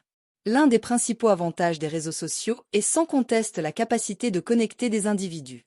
Grâce à des plateformes telles que Facebook, Twitter, Instagram ou LinkedIn, les utilisateurs peuvent communiquer et interagir avec des personnes qui, autrement, ne seraient peut-être jamais entrées en contact. Cette connectivité transcende les barrières géographiques et culturelles, permettant aux gens de maintenir des relations, même à distance. Prenons l'exemple des expatriés. Pour eux, les réseaux sociaux sont souvent la seule manière de rester en contact avec leur pays d'origine, de partager des expériences et de conserver un lien culturel. Ces plateformes offrent un espace pour partager des nouvelles, des photos et des vidéos, permettant ainsi aux amis et à la famille de suivre la vie de chacun malgré la distance. Il n'est pas rare de voir des groupes d'amis se former autour d'un intérêt commun ou d'un passé partagé, ce qui contribue à renforcer les liens sociaux. Les réseaux sociaux jouent également un rôle essentiel dans la diffusion de l'information. Dans un monde où les nouvelles se propagent à une vitesse fulgurante, ces plateformes permettent un partage rapide et efficace des nouvelles, des idées et des opinions. Des mouvements sociaux tels que #MeToo ou Black Lives Matter ont gagné en visibilité grâce aux réseaux sociaux, permettant à des millions de personnes de s'engager dans des discussions sur des enjeux importants. Ces plateformes agissent ainsi comme des catalyseurs pour le changement social, offrant aux individus une voix qu'ils n'auraient peut-être pas eue autrement. De plus, des campagnes de sensibilisation sur des problématiques telles que le changement climatique, la santé mentale ou les droits de l'homme ont prospéré sur ces réseaux, entraînant des actions concrètes et des changements de politique. Dans un monde du travail en constante évolution, les réseaux sociaux offrent de nouvelles opportunités professionnelles. LinkedIn, par exemple, permet aux professionnels de se connecter, de partager leurs expériences et de trouver des opportunités d'emploi. Les entreprises utilisent également les réseaux sociaux pour recruter des talents, ce qui peut bénéficier aux candidats qui se démarquent en ligne. Cela signifie que les réseaux sociaux ne servent pas uniquement à des fins personnelles, mais peuvent également être des outils puissants pour le développement professionnel. En effet, un profil bien construit sur LinkedIn peut attirer l'attention des recruteurs, ouvrant la voie à des possibilités que l'on n'aurait peut-être pas rencontrées autrement. Les plateformes permettent également de suivre des leaders d'opinion et des experts dans son domaine, favorisant ainsi l'apprentissage continu. Les réseaux sociaux facilitent la formation de communautés autour d'intérêts communs. Que ce soit pour des hobbies, des luttes politiques ou même des conditions médicales, les gens peuvent se rassembler pour échanger des expériences, se soutenir mutuellement et se mobiliser. Ces communautés peuvent offrir un espace de soutien qui serait difficile à trouver dans le monde physique, renforçant le sentiment d'appartenance et de solidarité. Par exemple, les groupes Facebook dédiés à des maladies chroniques ou à des passions communes permettent aux individus de partager leurs expériences et de se conseiller mutuellement. Ces communautés peuvent aussi jouer un rôle crucial dans le soutien psychologique, où les membres peuvent s'entraider et se motiver à surmonter leurs difficultés. Malgré les avantages, les réseaux sociaux peuvent également engendrer une forme de dépendance. Les utilisateurs passent souvent des heures à faire défiler leur fil d'actualité, à liker des publications ou à commenter des photos. Cette surconsommation peut conduire à un isolement social, où les interactions en ligne remplacent les rencontres en face à face. Les jeunes, en particulier, sont souvent ciblés par cette dépendance. Des études ont montré que l'utilisation excessive des réseaux sociaux peut affecter la santé mentale, entraînant des sentiments d'anxiété et de dépression. Alors que les réseaux sociaux sont conçus pour rapprocher les gens, ils peuvent paradoxalement créer un sentiment de solitude chez certains utilisateurs. Au lieu d'engager des conversations profondes et significatives, les interactions en ligne deviennent superficielles, alimentant un cycle d'isolement. Le phénomène du cyberharcèlement est une préoccupation majeure liée aux réseaux sociaux. L'anonymat offert par ces plateformes permet à des individus de harceler, intimider ou discriminer d'autres utilisateurs sans crainte de répercussions. Ce type de comportement peut avoir des conséquences dévastatrices sur la santé mentale des victimes, contribuant à des problèmes tels que l'anxiété, la dépression et même le suicide. Les jeunes sont particulièrement vulnérables à ces formes de harcèlement. Le harcèlement en ligne peut prendre de nombreuses formes, allant des commentaires désobligeants aux menaces explicites, créant un environnement toxique qui nuit à la qualité de vie. Les réseaux sociaux, censés être des espaces de convivialité, peuvent ainsi devenir des lieux de souffrance, où les victimes se sentent piégées sans échappatoire. Les réseaux sociaux sont également un terrain fertile pour la désinformation. La rapidité avec laquelle les informations circulent en ligne rend difficile la vérification des faits. Les fausses nouvelles peuvent se répandre comme une traînée de poudre, influençant l'opinion publique et exacerbant des tensions sociales. Ce phénomène a été particulièrement visible lors d'événements mondiaux comme les élections ou les crises sanitaires, où des informations erronées peuvent avoir des conséquences graves. Par exemple, durant la pandémie de Covid-19, des informations fausses sur les traitements et les vaccins ont circulé, entraînant des comportements à risque et une méfiance envers les autorités de santé. La désinformation sur les réseaux sociaux pose donc un véritable défi pour les sociétés modernes, qui doivent trouver des moyens de garantir que les utilisateurs soient bien informés. Enfin, la question de la vie privée est un autre inconvénient majeur des réseaux sociaux. Les utilisateurs partagent souvent des informations personnelles sans réfléchir aux implications. Cela peut conduire à des violations de la vie privée et à des abus d'informations, que ce soit par des entreprises cherchant à collecter des données ou par des individus mal intentionnés. Les fuites de données et les piratages sont des réalités qui rappellent à chacun l'importance de protéger ses informations personnelles. Des incidents récents, comme le scandale Cambridge Analytica, ont mis en lumière comment les données des utilisateurs peuvent être exploitées pour manipuler les opinions politiques. Cela souligne la nécessité d'une vigilance accrue en matière de confidentialité sur les réseaux sociaux, ainsi que d'une éducation sur les bonnes pratiques à adopter. Pour naviguer dans ce paysage complexe, il est crucial de prendre conscience des risques associés aux réseaux sociaux. Les utilisateurs doivent être informés des dangers potentiels, tels que la désinformation, le cyberharcèlement et les atteintes à la vie privée. L'éducation numérique doit devenir une priorité, tant à l'école qu'à la maison, afin de préparer les jeunes à utiliser ces outils de manière responsable. Cela peut inclure des discussions sur la manière de vérifier les sources d'informations, de reconnaître les signes de cyberharcèlement et de protéger ses données personnelles. En sensibilisant les utilisateurs, nous pouvons contribuer à créer un environnement en ligne plus sûr et plus respectueux. L'un des moyens les plus efficaces de contrer les effets négatifs des réseaux sociaux est de promouvoir un usage équilibré. Cela signifie encourager les utilisateurs à prendre du recul et à réfléchir à la manière dont ils utilisent ces plateformes. Les pauses régulières des réseaux sociaux, la limitation du temps passé en ligne et la recherche d'interactions en personne sont autant de stratégies qui peuvent aider à atténuer la dépendance et l'isolement. De plus, les utilisateurs devraient être incités à privilégier les interactions authentiques. En participant à des conversations significatives, que ce soit en ligne ou hors ligne, les individus peuvent renforcer leurs liens sociaux et réduire le sentiment de solitude. Les réseaux sociaux devraient également promouvoir une diversité des contenus et des voix. En exposant les utilisateurs à des perspectives variées, on peut réduire le risque de désinformation et de polarisation. Les algorithmes qui régissent les fils d'actualité doivent être ajustés pour favoriser un contenu de qualité et encourager des discussions constructives. Les entreprises de médias sociaux ont un rôle crucial à jouer dans ce processus. En modérant activement le contenu et en garantissant que les informations partagées sont vérifiées, elles peuvent contribuer à un environnement en ligne plus sain. De plus, les utilisateurs doivent être encouragés à partager des informations provenant de sources fiables et à signaler le contenu problématique. Enfin, il est essentiel de responsabiliser à la fois les utilisateurs et les entreprises. Les utilisateurs doivent être conscients de l'impact de leurs actions en ligne et adopter un comportement respectueux et empathique.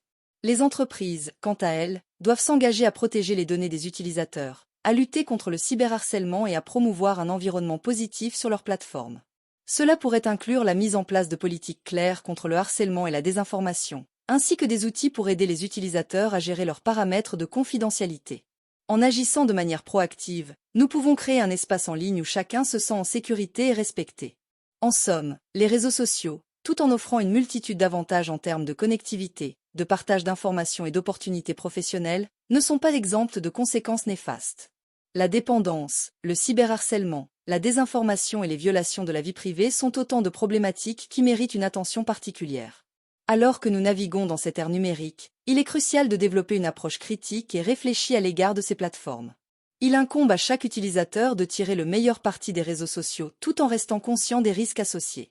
En fin de compte, en adoptant une utilisation responsable et équilibrée, nous pouvons transformer ces outils puissants en vecteurs de positivité, de solidarité et de changement social. Les réseaux sociaux peuvent ainsi devenir des espaces propices à l'épanouissement personnel et collectif, à condition que nous restions vigilants et responsables dans notre utilisation quotidienne.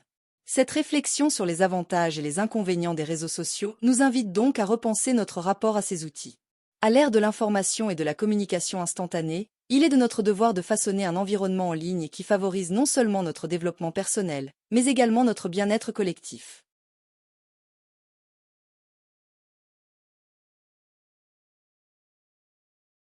Sujet numéro 12. Avant de commencer cet exercice, je vais vous expliquer une méthode simple pour en tirer le meilleur bénéfice. D'abord, je vous conseille de regarder la vidéo une première fois avec les sous-titres activés. Cela va vous aider à mieux comprendre le contenu, en faisant le lien entre ce que vous entendez et les mots écrits. Ensuite, regardez la vidéo une deuxième fois sans les sous-titres, pour vous concentrer uniquement sur l'écoute et renforcer votre compréhension auditive. Enfin, prenez un cahier et écrivez quelques phrases clés que vous avez retenues de l'épisode. Ce sera une bonne façon de consolider ce que vous avez appris tout en pratiquant l'écriture en français. En suivant cette méthode, vous verrez des progrès dans votre compréhension et votre capacité à vous exprimer en français. C'est parti! À l'aube du XXIe siècle, notre planète se trouve à un carrefour critique. Les signes du changement climatique sont partout, des températures qui grimpent, des océans qui montent, des écosystèmes qui s'effondrent.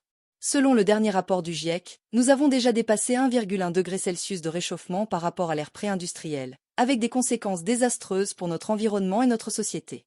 Cette crise environnementale est non seulement un défi scientifique, mais également un défi moral et éthique, posant la question cruciale de nos responsabilités en tant que gouvernement et citoyens. Comment pouvons-nous agir de manière efficace et collective pour garantir un avenir durable pour les générations futures? La réalité est que la survie de notre planète dépend d'une action concertée.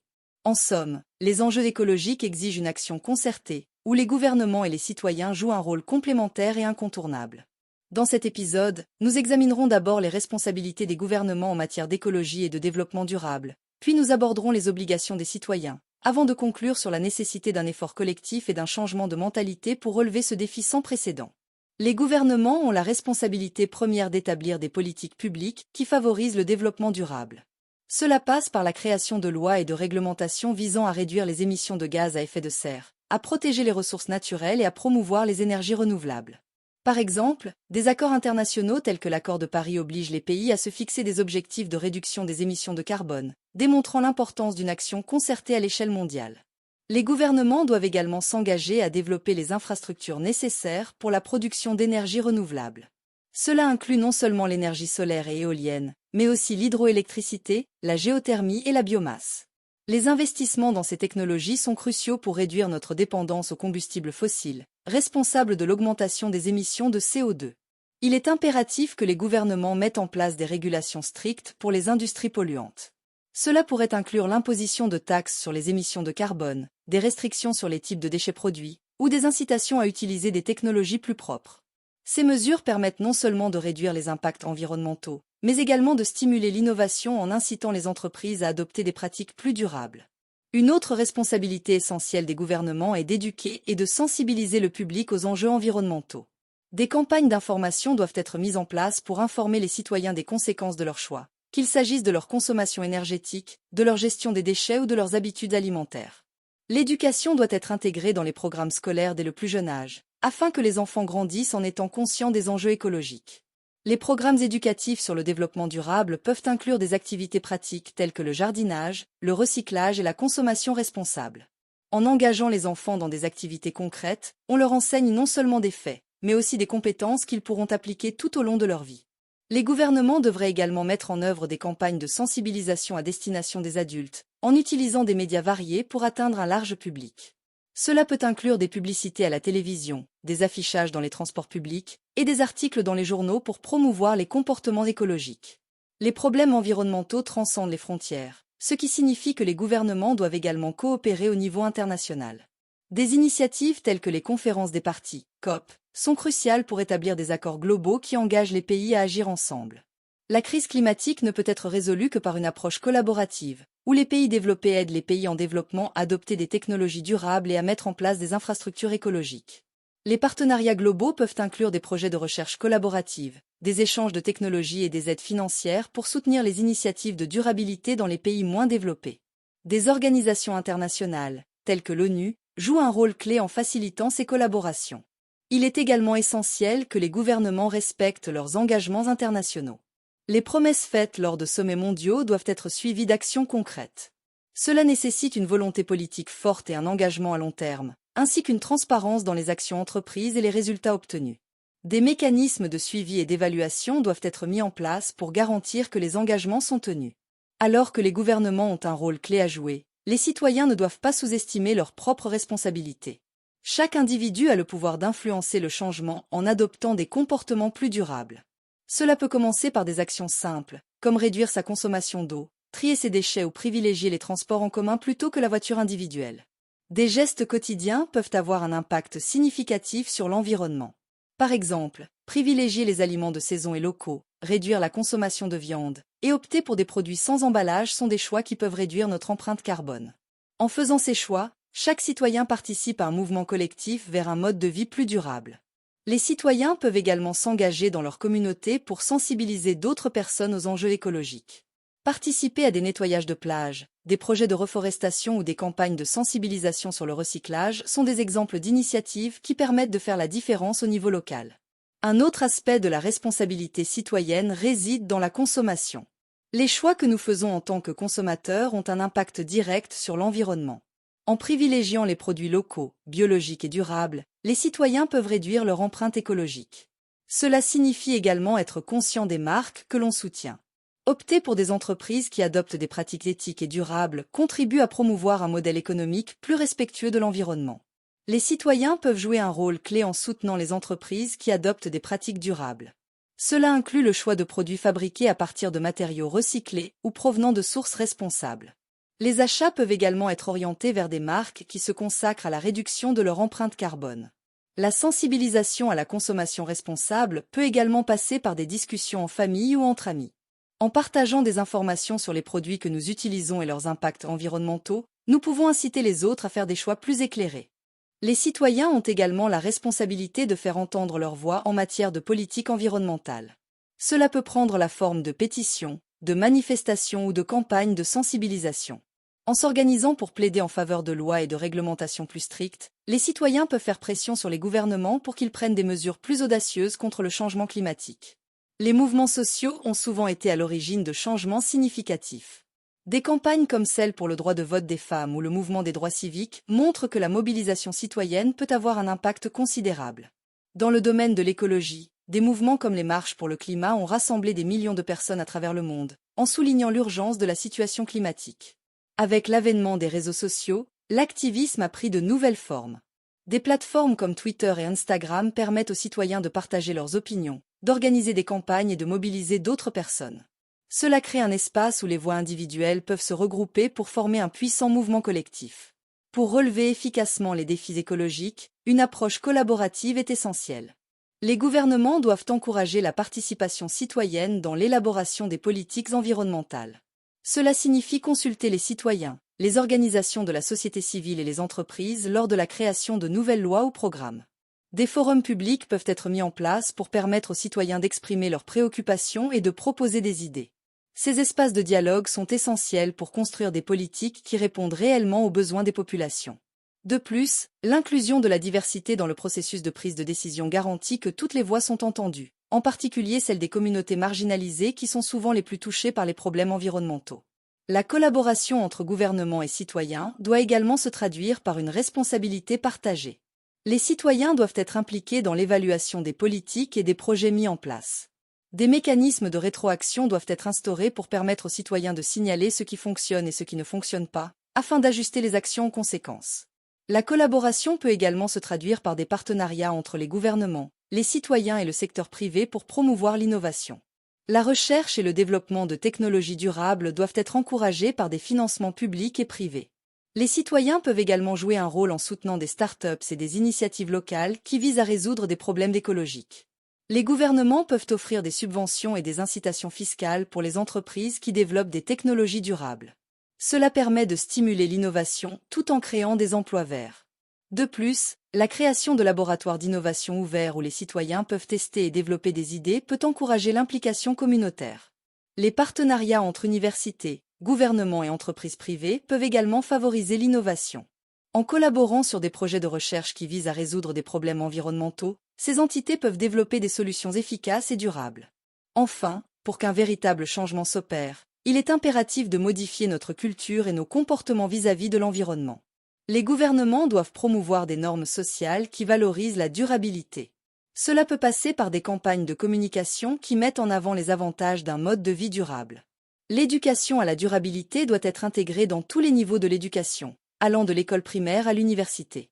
Les programmes éducatifs doivent aborder non seulement les enjeux écologiques, mais aussi les aspects économiques et sociaux du développement durable. Cela inclut la sensibilisation aux droits de l'homme et à la justice sociale, qui sont intrinsèquement liés à la durabilité. La promotion de la culture du partage peut également jouer un rôle dans la transformation des comportements. Des initiatives comme les bibliothèques d'outils, les jardins communautaires et les systèmes d'échange de biens encouragent les gens à partager des ressources, réduisant ainsi leur consommation individuelle et renforçant les liens communautaires. En conclusion, les enjeux écologiques et le développement durable ne peuvent être abordés sans une collaboration étroite entre les gouvernements et les citoyens. Chacun a son rôle à jouer. Les gouvernements doivent établir des politiques efficaces et éduquer le public, tandis que les citoyens doivent s'engager activement dans leur communauté et adopter des pratiques durables. Pour faire face à la crise environnementale, il est essentiel de reconnaître que notre avenir dépend de notre capacité à travailler ensemble. Cela nécessite un changement de mentalité, une volonté politique forte et un engagement collectif envers un avenir durable. Si nous agissons de manière concertée, il est encore possible de préserver notre planète pour les générations futures et de construire une société plus juste et équitable. Cette réflexion sur les responsabilités des gouvernements et des citoyens dans la lutte pour l'écologie et le développement durable nous appelle à repenser nos comportements et à reconnaître que chaque action compte. En tant que citoyens, nous devons nous lever et revendiquer notre droit à un environnement sain et durable. En tant que gouvernement, il est impératif de ne pas seulement écouter, mais d'agir de manière significative et responsable. Finalement, la responsabilité est partagée, il est temps d'agir. Nous avons le pouvoir de façonner notre avenir. En unissant nos forces, en partageant nos connaissances et en adoptant des comportements durables, nous pouvons transformer notre société et garantir que notre planète demeure un endroit où il fait bon vivre pour les générations à venir. Le chemin vers un avenir durable est long, mais chaque pas compte. L'avenir de la Terre est entre nos mains. Sujet numéro 13. Avant de commencer cet exercice, je vais vous expliquer une méthode simple pour en tirer le meilleur bénéfice. D'abord, je vous conseille de regarder la vidéo une première fois avec les sous-titres activés. Cela va vous aider à mieux comprendre le contenu, en faisant le lien entre ce que vous entendez et les mots écrits. Ensuite, regardez la vidéo une deuxième fois sans les sous-titres, pour vous concentrer uniquement sur l'écoute et renforcer votre compréhension auditive. Enfin, prenez un cahier et écrivez quelques phrases clés que vous avez retenues de l'épisode. Ce sera une bonne façon de consolider ce que vous avez appris tout en pratiquant l'écriture en français. En suivant cette méthode, vous verrez des progrès dans votre compréhension et votre capacité à vous exprimer en français. C'est parti! La technologie ne remplace pas l'enseignant, mais il le transforme. Cette citation résume parfaitement le rôle des nouvelles technologies dans le domaine de l'éducation. Dans un monde où le numérique prend une place prépondérante dans notre quotidien, l'apprentissage ne fait pas exception à cette règle. L'intégration des technologies dans l'éducation a révolutionné les méthodes d'enseignement et d'apprentissage, offrant de nouvelles opportunités ainsi que des défis. Alors que certains célèbrent ces avancées comme une solution miracle pour l'éducation, d'autres mettent en garde contre les risques potentiels liés à cette dépendance accrue à la technologie. La problématique qui se pose ici est la suivante. Comment les nouvelles technologies influencent-elles l'apprentissage, et quelles en sont les conséquences pour les élèves, les enseignants et le système éducatif dans son ensemble? Pour répondre à cette question, nous examinerons tout d'abord les avantages des nouvelles technologies dans le processus d'apprentissage, en mettant en lumière leur impact sur la motivation et l'engagement des étudiants. Ensuite, nous aborderons les défis et les risques associés à leur utilisation, notamment en ce qui concerne l'accès à l'éducation, la distraction et la surcharge d'informations. Enfin, nous explorerons les pistes de réflexion et les solutions possibles pour optimiser l'utilisation des technologies dans le domaine éducatif. L'un des principaux atouts des nouvelles technologies est l'accès instantané à une quantité incroyable d'informations. Grâce à Internet, les étudiants peuvent désormais accéder à une multitude de ressources éducatives, qu'il s'agisse de vidéos explicatives, de cours en ligne, de forums de discussion ou de bases de données. Ce phénomène démocratise l'apprentissage en permettant à chacun d'approfondir ses connaissances sur des sujets spécifiques selon ses intérêts et ses besoins. Par exemple, des plateformes comme Khan Academy, Coursera ou edX offrent des cours gratuits ou à faible coût sur une variété de sujets, rendant l'éducation plus accessible. Cette accessibilité à l'information favorise également l'apprentissage autonome. Les étudiants peuvent choisir leur rythme d'apprentissage, ce qui est particulièrement bénéfique pour ceux qui ont besoin de plus de temps pour comprendre certains concepts. En outre, cette flexibilité permet aux élèves de développer leur curiosité et leur sens de l'initiative, deux qualités essentielles dans le monde moderne. Un autre avantage considérable des nouvelles technologies réside dans la possibilité de personnaliser l'apprentissage. Les outils numériques permettent de concevoir des parcours éducatifs adaptés aux besoins et au rythme de chaque élève. Par exemple, les logiciels d'apprentissage adaptatif analysent les performances des étudiants et ajustent le contenu en conséquence, offrant des exercices supplémentaires ou des explications alternatives en fonction des résultats obtenus. Cette approche personnalisée favorise une meilleure compréhension des concepts, car elle prend en compte les difficultés individuelles. De plus, la technologie permet aux enseignants de suivre les progrès de chaque élève plus facilement.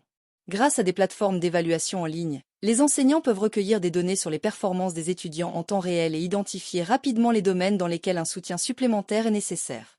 Cela favorise une intervention rapide et ciblée, ce qui peut améliorer les résultats académiques. Les nouvelles technologies peuvent également augmenter l'engagement et la motivation des étudiants. L'utilisation de jeux sérieux, de simulation et de réalité augmentée dans l'enseignement crée une expérience d'apprentissage immersive et ludique. Ces outils interactifs stimulent l'intérêt des élèves et favorisent une participation active dans leur apprentissage. Par exemple, des applications comme Duolingo rendent l'apprentissage des langues plus ludique et engageant grâce à des jeux et des défis. Les technologies permettent également de favoriser la collaboration entre les étudiants. Les plateformes de travail collaboratif, telles que Google Drive ou Microsoft Teams, encouragent le partage d'idées et le travail d'équipe, des compétences essentielles dans le monde professionnel actuel. Les projets de groupe en ligne favorisent la créativité et l'innovation, tout en développant des compétences sociales importantes. Les nouvelles technologies facilitent également la formation continue et le développement professionnel des enseignants. Grâce à des plateformes en ligne, les éducateurs peuvent accéder à des ressources pédagogiques, participer à des formations et échanger des bonnes pratiques avec leurs pairs du monde entier. Cela contribue à l'amélioration continue des pratiques pédagogiques et permet aux enseignants de s'adapter aux évolutions du système éducatif. Malgré les nombreux avantages des nouvelles technologies, il est crucial de reconnaître les défis qu'elles posent. L'un des problèmes majeurs est l'accès inégal à l'éducation. Si Internet et les outils numériques offrent des opportunités sans précédent, ils peuvent également creuser les inégalités existantes. En effet, tous les élèves n'ont pas un accès équitable aux ressources technologiques. Les familles à faible revenu peuvent avoir des difficultés à fournir à leurs enfants des ordinateurs, des tablettes ou une connexion Internet fiable. Cette fracture numérique risque de laisser de côté les élèves les plus vulnérables, qui n'ont pas les mêmes chances de réussir que leurs pairs. Les gouvernements et les établissements scolaires doivent donc mettre en place des initiatives pour garantir un accès équitable aux technologies et aux ressources éducatives. Par exemple, des programmes de prêt d'équipement ou des subventions pour l'accès à Internet dans les zones défavorisées peuvent contribuer à réduire ces inégalités. Un autre défi majeur lié à l'utilisation des technologies est la distraction. Les appareils numériques, bien qu'ils soient des outils puissants, peuvent également être source de distractions importantes. Les réseaux sociaux, les jeux en ligne et les notifications constantes peuvent détourner l'attention des élèves de leur apprentissage. Selon une étude de l'Université de Californie, les étudiants qui utilisent leur téléphone portable pendant les cours ont tendance à obtenir des résultats académiques inférieurs. De plus, l'accès à une quantité massive d'informations peut entraîner une surcharge cognitive.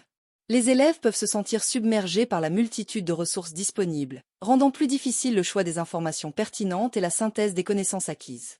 Pour contrer ce phénomène, il est essentiel d'apprendre aux étudiants à naviguer dans l'information de manière critique. Les compétences en littératie numérique doivent être intégrées dans les programmes scolaires afin de préparer les élèves à discerner les sources fiables et à évaluer la pertinence des informations qu'ils rencontrent. La dépendance à la technologie est un autre risque qui mérite d'être pris en considération. Les étudiants peuvent devenir trop dépendants des outils numériques pour résoudre des problèmes ou réaliser des tâches. Cette dépendance peut freiner le développement de compétences essentielles telles que la pensée critique et la créativité. Il est donc important d'encourager un équilibre entre l'utilisation des technologies et les méthodes d'apprentissage traditionnelles. Les éducateurs doivent inciter les élèves à adopter des approches variées pour résoudre des problèmes, en intégrant des activités manuelles, des discussions en classe et des projets collaboratifs. En favorisant un environnement d'apprentissage diversifié, les élèves développeront une gamme de compétences qui leur serviront tout au long de leur vie.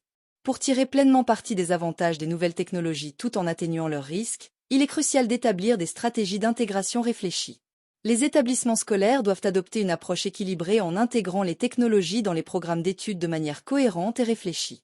Cela implique une formation continue pour les enseignants, leur permettant de se familiariser avec les outils numériques et de développer des compétences pédagogiques adaptées.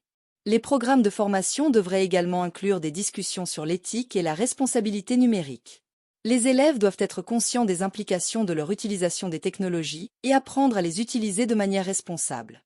Cela inclut la compréhension des droits d'auteur, la protection de la vie privée et la gestion de leur identité numérique. Un modèle d'apprentissage hybride, qui combine l'enseignement traditionnel en présentiel avec des activités en ligne, peut être particulièrement efficace. Ce modèle offre aux élèves une flexibilité précieuse tout en maintenant un contact humain essentiel. Par exemple, les cours en ligne peuvent être utilisés pour enseigner des concepts théoriques, tandis que les sessions en présentiel peuvent être réservées aux discussions, aux projets collaboratifs et aux activités pratiques. L'apprentissage hybride permet également aux élèves d'explorer davantage les sujets qui les intéressent, tout en bénéficiant de l'encadrement et du soutien des enseignants. En intégrant les nouvelles technologies dans un cadre structuré, les établissements scolaires peuvent maximiser les avantages tout en minimisant les risques. Pour réussir à promouvoir l'utilisation des nouvelles technologies dans l'éducation, il est essentiel d'impliquer les parents et la communauté. Les parents jouent un rôle crucial dans le soutien à l'apprentissage de leurs enfants et doivent être informés des outils et des ressources disponibles. Des ateliers ou des séminaires pour les parents peuvent les aider à mieux comprendre comment soutenir l'apprentissage numérique de leurs enfants. De plus, les partenariats entre les écoles et les entreprises locales peuvent offrir des ressources supplémentaires. Par exemple, les entreprises peuvent fournir des équipements, des formations ou des mentorats, renforçant ainsi le lien entre l'éducation et le monde professionnel. En créant un écosystème éducatif collaboratif, nous pouvons favoriser un environnement d'apprentissage enrichissant pour les élèves. En définitive, l'influence des nouvelles technologies sur l'apprentissage est indéniable et multidimensionnelle. Si elles offrent des opportunités sans précédent pour améliorer l'accès à l'information, personnaliser l'apprentissage et renforcer l'engagement des élèves, elles soulèvent également des défis importants, tels que l'accès inégal, la distraction et la dépendance.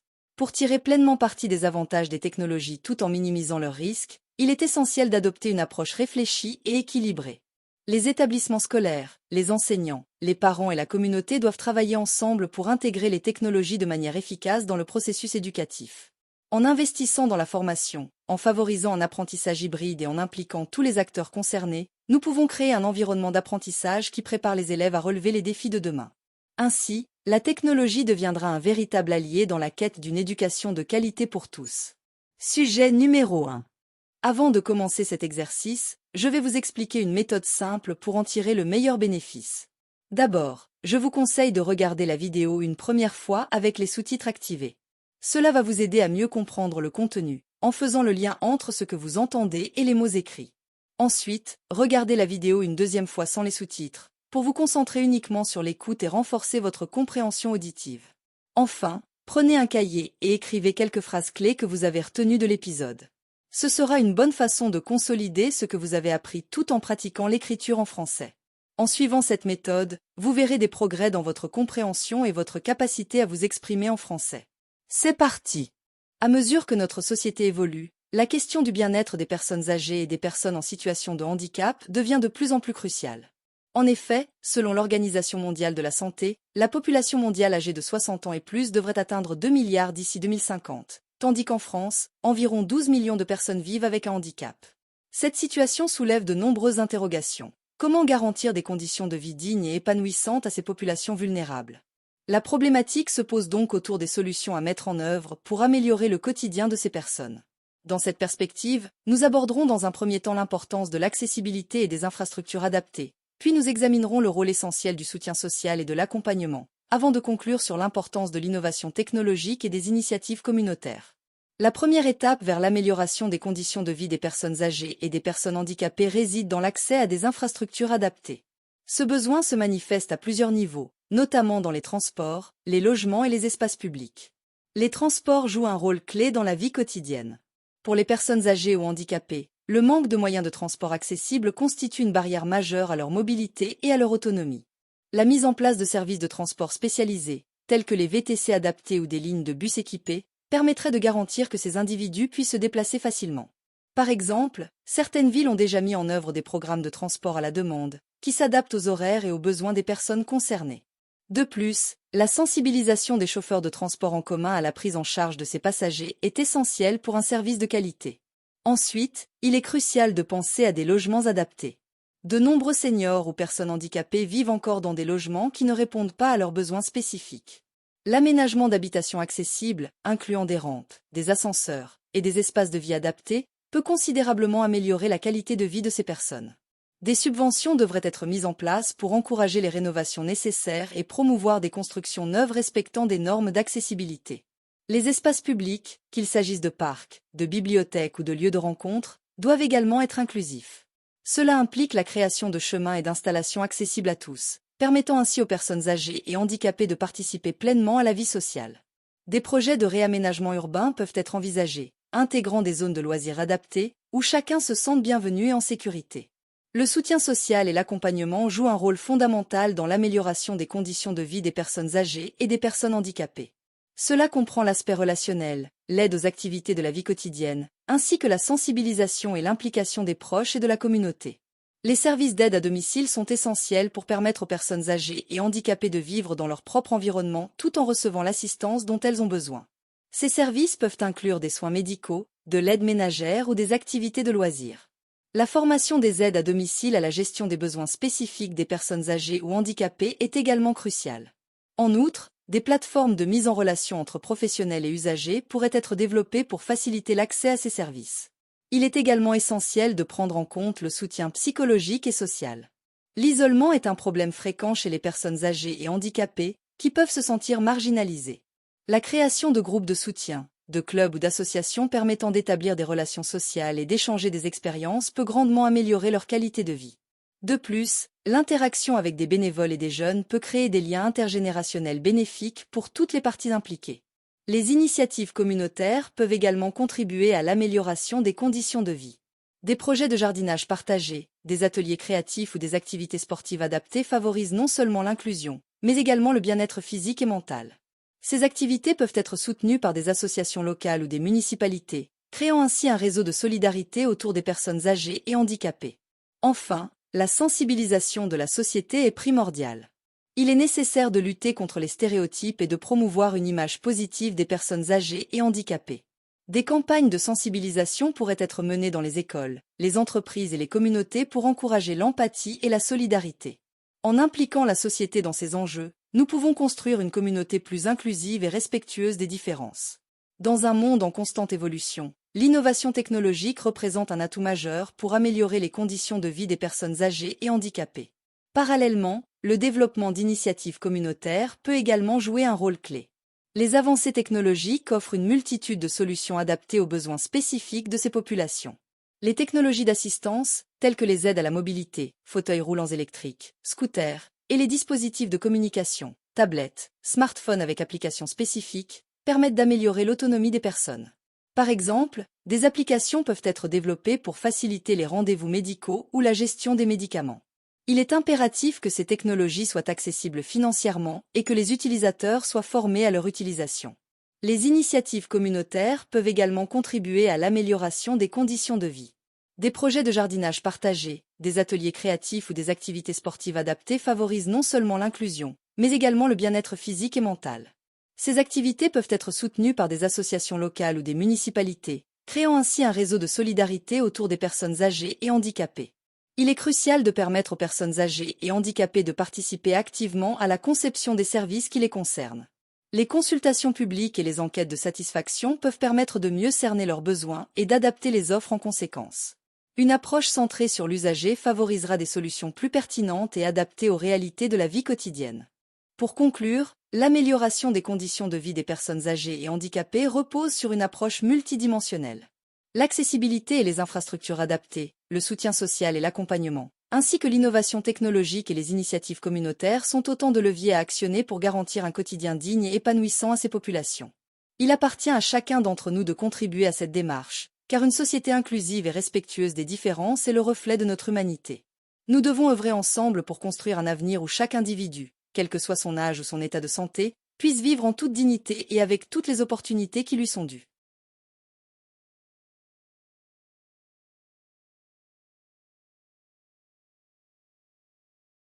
Sujet numéro 2. Avant de commencer cet exercice, je vais vous expliquer une méthode simple pour en tirer le meilleur bénéfice. D'abord, je vous conseille de regarder la vidéo une première fois avec les sous-titres activés. Cela va vous aider à mieux comprendre le contenu, en faisant le lien entre ce que vous entendez et les mots écrits. Ensuite, regardez la vidéo une deuxième fois sans les sous-titres, pour vous concentrer uniquement sur l'écoute et renforcer votre compréhension auditive. Enfin, prenez un cahier et écrivez quelques phrases clés que vous avez retenues de l'épisode. Ce sera une bonne façon de consolider ce que vous avez appris tout en pratiquant l'écriture en français. En suivant cette méthode, vous verrez des progrès dans votre compréhension et votre capacité à vous exprimer en français. C'est parti! L'image des plages ensoleillées, des monuments historiques et des cultures fascinantes attire chaque année des millions de touristes à travers le monde. Le tourisme est devenu une industrie majeure pour de nombreux pays, particulièrement ceux dont l'économie dépend de la beauté de leurs paysages et de la richesse de leur patrimoine. Pourtant, ce secteur vital pour de nombreux pays soulève de nombreux questionnements. En effet, si le tourisme peut être perçu comme une source de revenus inestimable, il est aussi associé à des effets négatifs parfois graves, notamment en termes d'impact environnemental, de transformation culturelle et d'inégalité sociale. Quels sont les effets réels du tourisme dans les pays de destination? Et comment peut-on concilier l'essor économique lié au tourisme avec la préservation des valeurs et des ressources locales? Nous aborderons tout d'abord les bénéfices économiques du tourisme pour les pays de destination, puis nous examinerons les effets négatifs, notamment sur l'environnement et la culture locale. Enfin, nous proposerons des pistes et des solutions pour un tourisme durable et respectueux des populations locales. Le tourisme représente souvent une véritable manne financière pour de nombreux pays. Dans certaines régions, il constitue même la première source de revenus, dépassant l'industrie, l'agriculture ou même les ressources naturelles.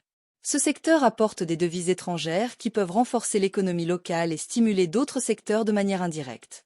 Grâce aux recettes touristiques, les gouvernements peuvent investir dans des infrastructures qui profitent à la fois aux visiteurs et aux résidents. Nouvelles routes, services de transport, aéroports, et même les réseaux de communication bénéficient de cet afflux de fonds. Par exemple, l'aéroport international de Dubaï a vu sa capacité augmenter considérablement pour soutenir le tourisme, ce qui a en retour facilité l'accès à cette région pour le commerce et les échanges internationaux. Au niveau de l'emploi, l'industrie touristique favorise la création de nombreux emplois, souvent plus accessibles que dans d'autres secteurs. Ces emplois peuvent aller des postes qualifiés dans la gestion hôtelière aux emplois de services comme les guides touristiques, les employés de restaurants et les vendeurs d'artisanat. Ces derniers, bien que parfois sous-rémunérés, permettent à des milliers de personnes d'accéder à une forme de revenu stable. En Espagne, par exemple, les Baléares ou la Costa del Sol vivent presque exclusivement du tourisme, attirant chaque année des millions de visiteurs. Dans certains pays en développement, ce secteur devient ainsi une opportunité pour les jeunes générations, souvent à la recherche d'emplois stables dans des régions où les opportunités sont rares. Toutefois, ces retombées économiques ne se répartissent pas toujours de manière équitable. Dans de nombreux cas, les bénéfices restent concentrés entre les mains des grandes entreprises hôtelières internationales, tandis que les petites entreprises locales n'en perçoivent qu'une part limitée. Les populations locales, bien qu'elles profitent parfois de l'amélioration des infrastructures, peuvent ainsi rester en marge des bénéfices réels du tourisme. Les effets négatifs du tourisme, bien qu'ils ne soient pas immédiatement visibles, sont parfois très lourds pour les pays de destination, tant sur le plan environnemental que culturel. L'afflux massif de visiteurs met une pression énorme sur les écosystèmes locaux. Les plages, les parcs naturels, les montagnes, qui sont des attractions touristiques majeures, subissent souvent des dommages dus à la fréquentation excessive. Dans certaines régions comme les îles thaïlandaises ou les récifs coralliens des Caraïbes, le tourisme de masse a entraîné une dégradation des écosystèmes marins, avec des coraux endommagés et une faune perturbée par l'activité humaine. Les visiteurs, bien qu'attirés par la beauté naturelle, contribuent parfois involontairement à la détruire en laissant des déchets, en consommant de l'eau de manière excessive ou en contribuant à la pollution des sols et des eaux. L'empreinte écologique des infrastructures touristiques est également un problème majeur. Les hôtels de luxe, les centres de villégiature et les complexes touristiques consomment souvent des quantités massives d'eau, parfois au détriment des populations locales, en particulier dans les zones arides. Par exemple, au Mexique, dans la région de Cancún, la demande en eau des complexes hôteliers dépasse de loin les réserves locales, ce qui fragilise l'approvisionnement pour les habitants et affecte les écosystèmes environnants. Les ressources en énergie sont également mobilisées de manière disproportionnée pour répondre aux besoins des touristes, créant ainsi des tensions sur les ressources locales. Sur le plan culturel, les effets du tourisme sont tout aussi significatifs. En cherchant à plaire aux visiteurs, certaines destinations modifient leurs traditions et leurs coutumes, ce qui peut entraîner une folklorisation des cultures locales. Les danses traditionnelles, les rites religieux, les costumes ou encore les langues locales peuvent être simplifiés ou transformés pour être présentés comme des spectacles aux touristes. Par exemple, dans certains pays d'Asie du Sud-Est, les cérémonies religieuses sont désormais programmées en fonction des horaires de visite touristique, perdant ainsi de leur caractère authentique pour se transformer en attraction. Cette perte de l'authenticité peut conduire les communautés à ressentir un certain mal-être, voire un rejet de leur propre culture. Les dynamiques sociales sont également affectées. L'afflux de touristes dans des zones populaires entraîne souvent une hausse des prix de l'immobilier, ce qui rend difficile l'accès au logement pour les habitants locaux. C'est le cas à Barcelone, où les prix des logements ont explosé à cause de la demande croissante de locations touristiques de courte durée, poussant de nombreux résidents hors de leur propre quartier. Ces transformations économiques créent aussi des inégalités sociales, opposant les travailleurs du tourisme, souvent sous-payés, aux visiteurs étrangers qui dépensent parfois des sommes considérables. Ces tensions peuvent provoquer une forme de ressentiment à l'égard des touristes, ce qui met en danger la relation harmonieuse entre les locaux et les visiteurs. Face à ces défis, un modèle de tourisme plus responsable et durable devient essentiel. Le tourisme durable vise à minimiser les impacts négatifs du tourisme tout en favorisant le développement économique et le respect des cultures locales. Cette approche repose sur 3 principes majeurs: la protection de l'environnement, le respect des communautés locales et la viabilité économique à long terme. De plus en plus de pays et d'entreprises s'engagent dans des initiatives de tourisme écologique pour minimiser les impacts environnementaux. Certains hôtels et centres touristiques optent pour des pratiques durables en économisant l'eau, en réduisant leur consommation d'énergie et en favorisant le recyclage des déchets. Par exemple, le Costa Rica, pays pionnier en écotourisme, propose des activités en pleine nature tout en respectant des règles strictes de protection de la biodiversité. De même, les réserves naturelles communautaires permettent aux habitants de gérer eux-mêmes les zones naturelles, les rendant responsables de leur conservation tout en bénéficiant des retombées économiques. L'éducation des touristes et la sensibilisation des acteurs du secteur touristique sont également essentielles. En étant informés des conséquences de leurs actes, les touristes peuvent adopter un comportement plus responsable, comme réduire leur consommation de plastique, respecter la faune locale, ou encore choisir des hébergements labellisés verts. Des campagnes de sensibilisation, comme celles menées par l'Organisation mondiale du tourisme, OMT, encouragent les voyageurs à respecter l'environnement et les populations locales. Le tourisme durable valorise également les cultures locales, en mettant en avant leurs richesses sans chercher à les transformer pour satisfaire des attentes touristiques. Certains pays favorisent ainsi le tourisme participatif ou tourisme communautaire, où les voyageurs peuvent partager le quotidien des habitants sans altérer leurs traditions. En Bolivie, par exemple, des communautés indigènes proposent des séjours où les visiteurs découvrent leur mode de vie, leurs valeurs et leurs coutumes, dans un cadre respectueux et authentique. Ces pratiques encouragent le développement économique local tout en évitant la dénaturation des cultures traditionnelles. Le tourisme représente un secteur aux impacts contrastés dans les pays de destination. D'un côté, il favorise la croissance économique et améliore les infrastructures locales. De l'autre, il peut endommager les écosystèmes et affaiblir les cultures locales. Pour garantir un équilibre, il est essentiel de promouvoir un tourisme durable, axé sur la protection de l'environnement, le respect des cultures et la sensibilisation des visiteurs. Un tel modèle permettrait de préserver les ressources naturelles et culturelles tout en assurant un développement harmonieux et inclusif pour les générations futures. Sujet numéro 3. Avant de commencer cet exercice, je vais vous expliquer une méthode simple pour en tirer le meilleur bénéfice. D'abord, je vous conseille de regarder la vidéo une première fois avec les sous-titres activés. Cela va vous aider à mieux comprendre le contenu, en faisant le lien entre ce que vous entendez et les mots écrits.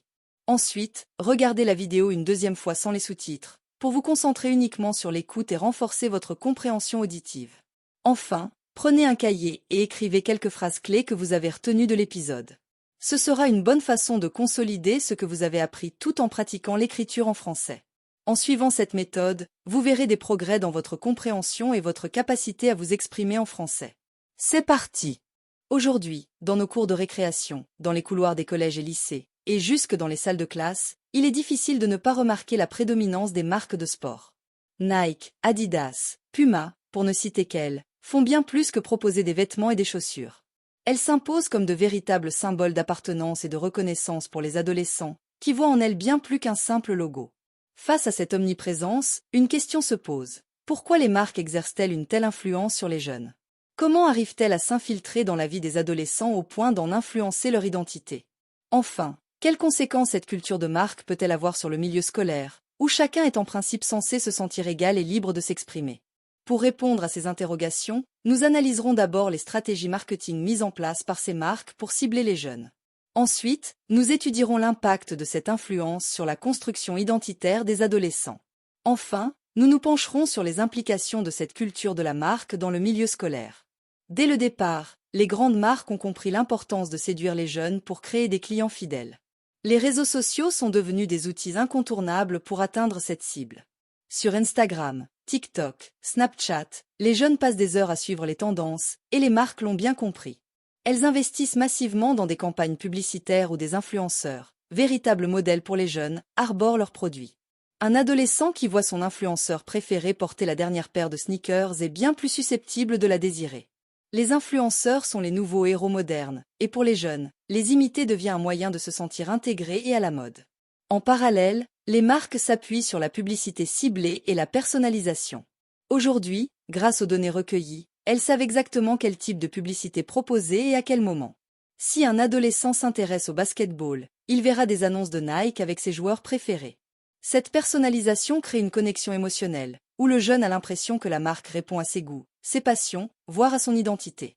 Enfin, les marques utilisent la stratégie de l'exclusivité avec des éditions limitées. En lançant des produits en quantité restreinte, elles créent un sentiment d'urgence. Les jeunes, de peur de manquer la dernière tendance, se ruent vers ces produits, ce qui renforce leur désir de posséder quelque chose de rare et d'exclusif. Ce système des drops devient une expérience en soi et crée un sentiment d'appartenance à un cercle restreint de privilégiés. Les conséquences de cette stratégie marketing sont profondes et influencent fortement la manière dont les jeunes construisent leur identité. En effet, pour les adolescents, porter une marque en vogue, c'est une manière de s'affirmer, de se démarquer et de se sentir reconnu par leur pairs. Dans cette phase délicate de la vie, où chaque individu cherche à définir qui il est, les marques deviennent des repères, voire des symboles d'appartenance. Pour un jeune, choisir Nike plutôt qu'Adidas peut être une manière de montrer son appartenance à un groupe, voire une tribu urbaine. Porter la même marque que ses amis renforce le sentiment de communauté et aide à se sentir accepté. Les marques deviennent ainsi des outils d'affirmation de soi, permettant aux adolescents de signaler sans même parler qu'ils sont ou du moins qu'ils souhaitent être. Cependant, cette pression à porter des marques populaires peut aussi avoir un effet néfaste sur leur estime de soi. Ceux qui ne peuvent pas se permettre d'acheter des produits de marque risquent de se sentir exclus ou moqués, ce qui affecte leur confiance en eux. En outre, les marques véhiculent des valeurs de performance et de succès, et les jeunes peuvent intérioriser ces valeurs au point de les associer à leurs propres valeurs personnelles. Ils croient alors que pour être quelqu'un, il faut posséder des produits de marque, ce qui crée un cercle vicieux de consommation pour se conformer aux attentes de la société. En fin de compte, en adoptant ces marques, les jeunes finissent souvent par absorber, sans s'en rendre compte, les valeurs que ces marques prônent, le succès, la réussite, la compétitivité. Ces valeurs deviennent des repères, des idéaux, et influencent la façon dont ils se perçoivent et perçoivent les autres. L'école, lieu qui devrait être synonyme d'égalité et de bienveillance, devient également le théâtre de cette compétition sociale imposée par les marques. Dans la cour de récréation, la popularité et le statut social sont souvent associés à la possession de vêtements ou d'accessoires de marque. Les jeunes qui ne possèdent pas ces marques peuvent se sentir marginalisés. Cette pression sociale peut créer des clivages et renforcer les inégalités, car ceux qui ne peuvent pas se permettre ces marques se trouvent exclus de certaines dynamiques de groupe. Face à ce phénomène, certaines écoles ont décidé de mettre en place l'uniforme obligatoire. Cette mesure vise à réduire les différences sociales et à créer une forme d'égalité entre les élèves. Avec un uniforme, chaque élève est sur un pied d'égalité, ce qui limite la compétition autour des marques et réduit les moqueries liées aux vêtements. Cependant, cette solution est controversée, car certains estiment qu'elle prive les jeunes de leur liberté d'expression et de leur individualité. Par ailleurs, pour contrer cette pression des marques, de plus en plus d'écoles organisent des programmes de sensibilisation à la consommation responsable. Ces initiatives encouragent les jeunes à réfléchir à leur choix de consommation, à prendre conscience de l'impact environnemental de la surconsommation et à privilégier des marques durables ou locales. Ces programmes permettent de développer chez les adolescents un esprit critique vis-à-vis des marques et de les aider à adopter des valeurs d'authenticité et de durabilité, au lieu de se laisser dicter leur identité par des logos. En conclusion, les grandes marques ont réussi à s'implanter profondément dans le quotidien des adolescents, façonnant leur manière de penser, de se percevoir et de se définir. Leur influence dépasse le simple domaine commercial pour s'inscrire dans le domaine identitaire et social. La culture de marque impose des standards et des valeurs que les jeunes adoptent parfois inconsciemment, et elle finit par s'immiscer jusque dans les écoles. Néanmoins, il est possible de trouver un équilibre. Si l'influence des marques est difficilement évitable, il est essentiel d'éduquer les jeunes à être des consommateurs avertis et responsables. L'éducation et la sensibilisation sont des outils puissants pour leur permettre de construire leur identité indépendamment des marques et d'apprendre à valoriser l'authenticité et la diversité des personnalités. Le défi reste grand, mais cette prise de conscience pourrait aider les générations futures à voir au-delà des logos et des marques, pour se forger leur propre chemin et leurs propres valeurs.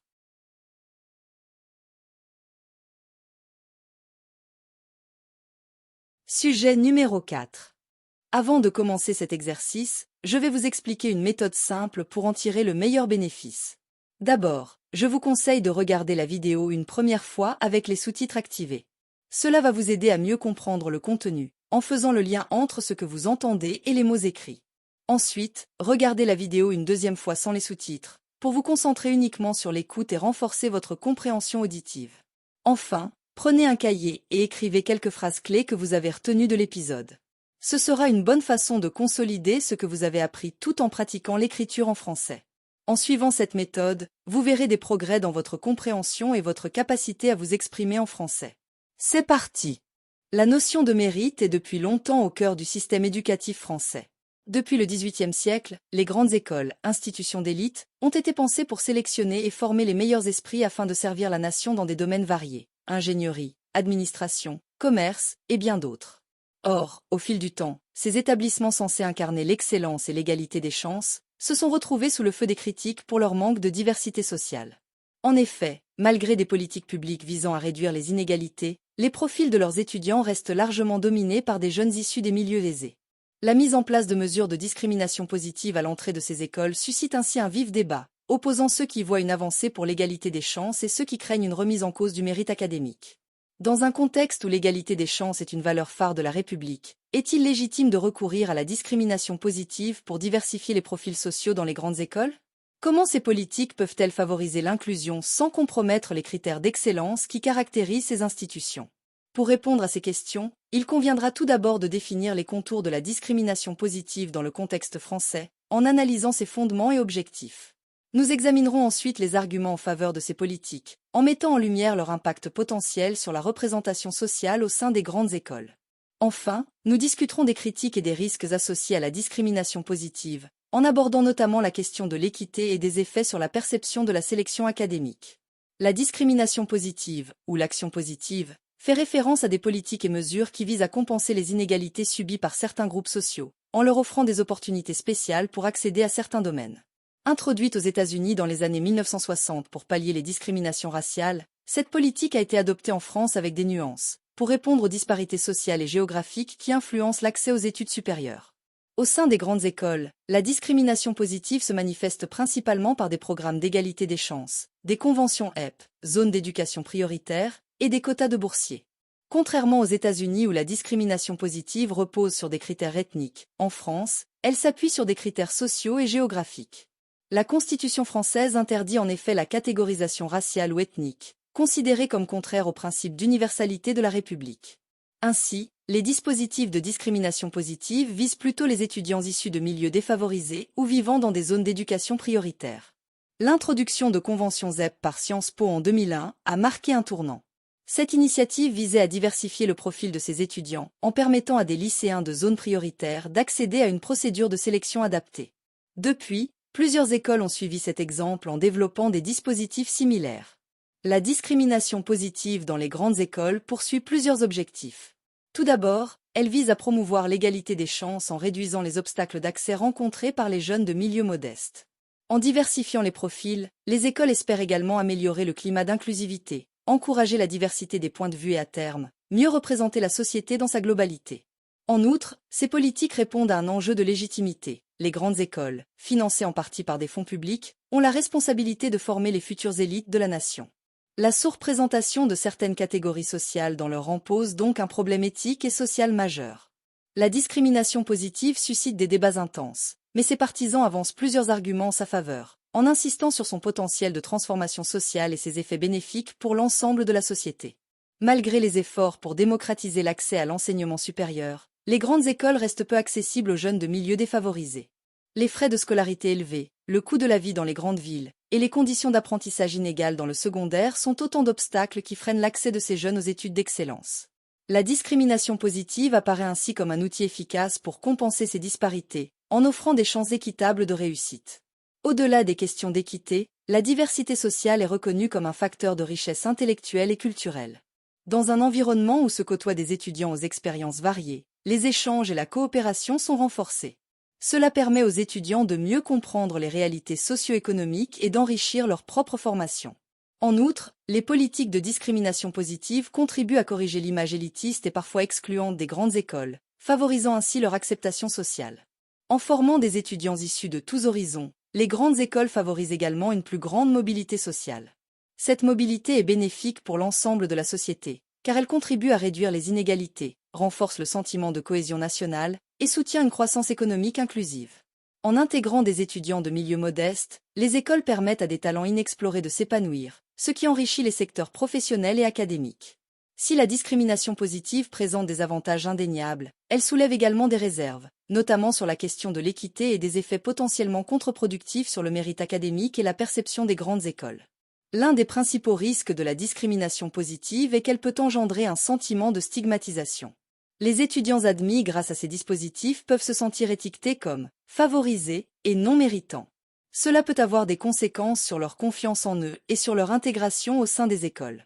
De plus, certains craignent que les entreprises ou la société perçoivent ces étudiants comme moins compétents, ce qui pourrait nuire à leurs perspectives professionnelles. La discrimination positive est parfois perçue comme une atteinte au principe d'égalité des chances, puisqu'elle favorise certains groupes par rapport à d'autres. En instituant des quotas ou des voies spécifiques pour les candidats défavorisés, elle risque de créer un sentiment d'injustice chez les autres candidats qui, bien que méritants, pourraient voir leur admission compromise. Enfin, certains critiques redoutent que la discrimination positive affaiblisse les critères d'excellence, et par extension, la qualité de la formation. Si les dispositifs sont mal encadrés, les grandes écoles pourraient se retrouver à abaisser leurs exigences pour respecter les quotas, au détriment du niveau académique global. Les partisans de cette opinion estiment que l'excellence des grandes écoles est un patrimoine à protéger et qu'il ne faut pas le compromettre pour des raisons idéologiques. La discrimination positive à l'entrée des grandes écoles en France est un sujet complexe, mêlant enjeux éthiques, sociaux et académiques. Face aux inégalités persistantes, cette politique semble nécessaire pour rétablir un équilibre et promouvoir l'égalité des chances dans des institutions historiquement élitistes. Toutefois, elle ne doit pas se faire au détriment de l'exigence et de la qualité académique, qui constitue le cœur même de la mission de ces écoles.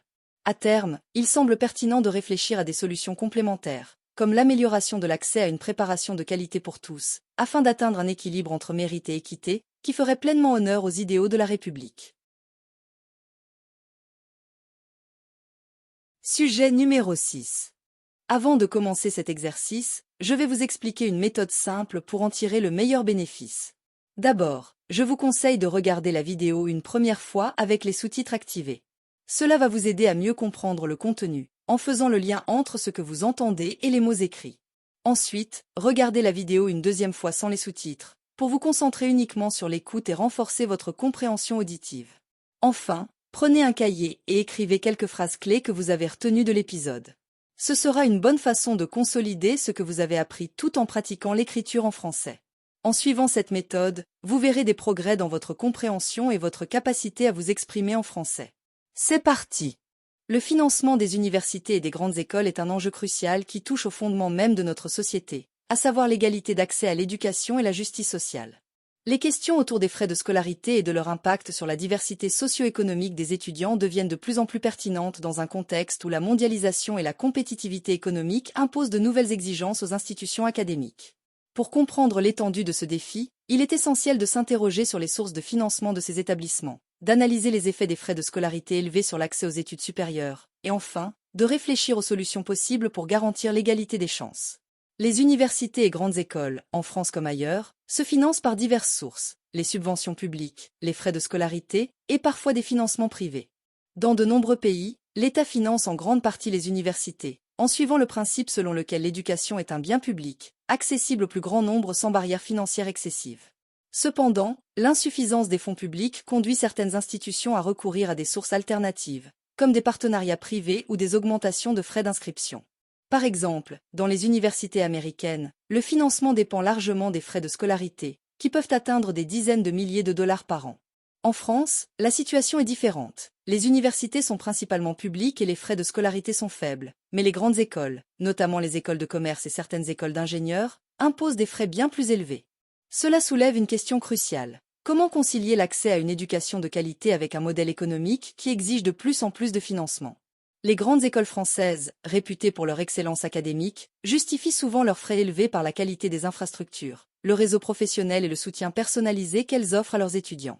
Cependant, ces frais de scolarité élevés posent un problème d'accessibilité, écartant les étudiants issus de milieux moins favorisés. Dans un système d'éducation qui valorise le mérite et l'égalité des chances, cette situation est paradoxale.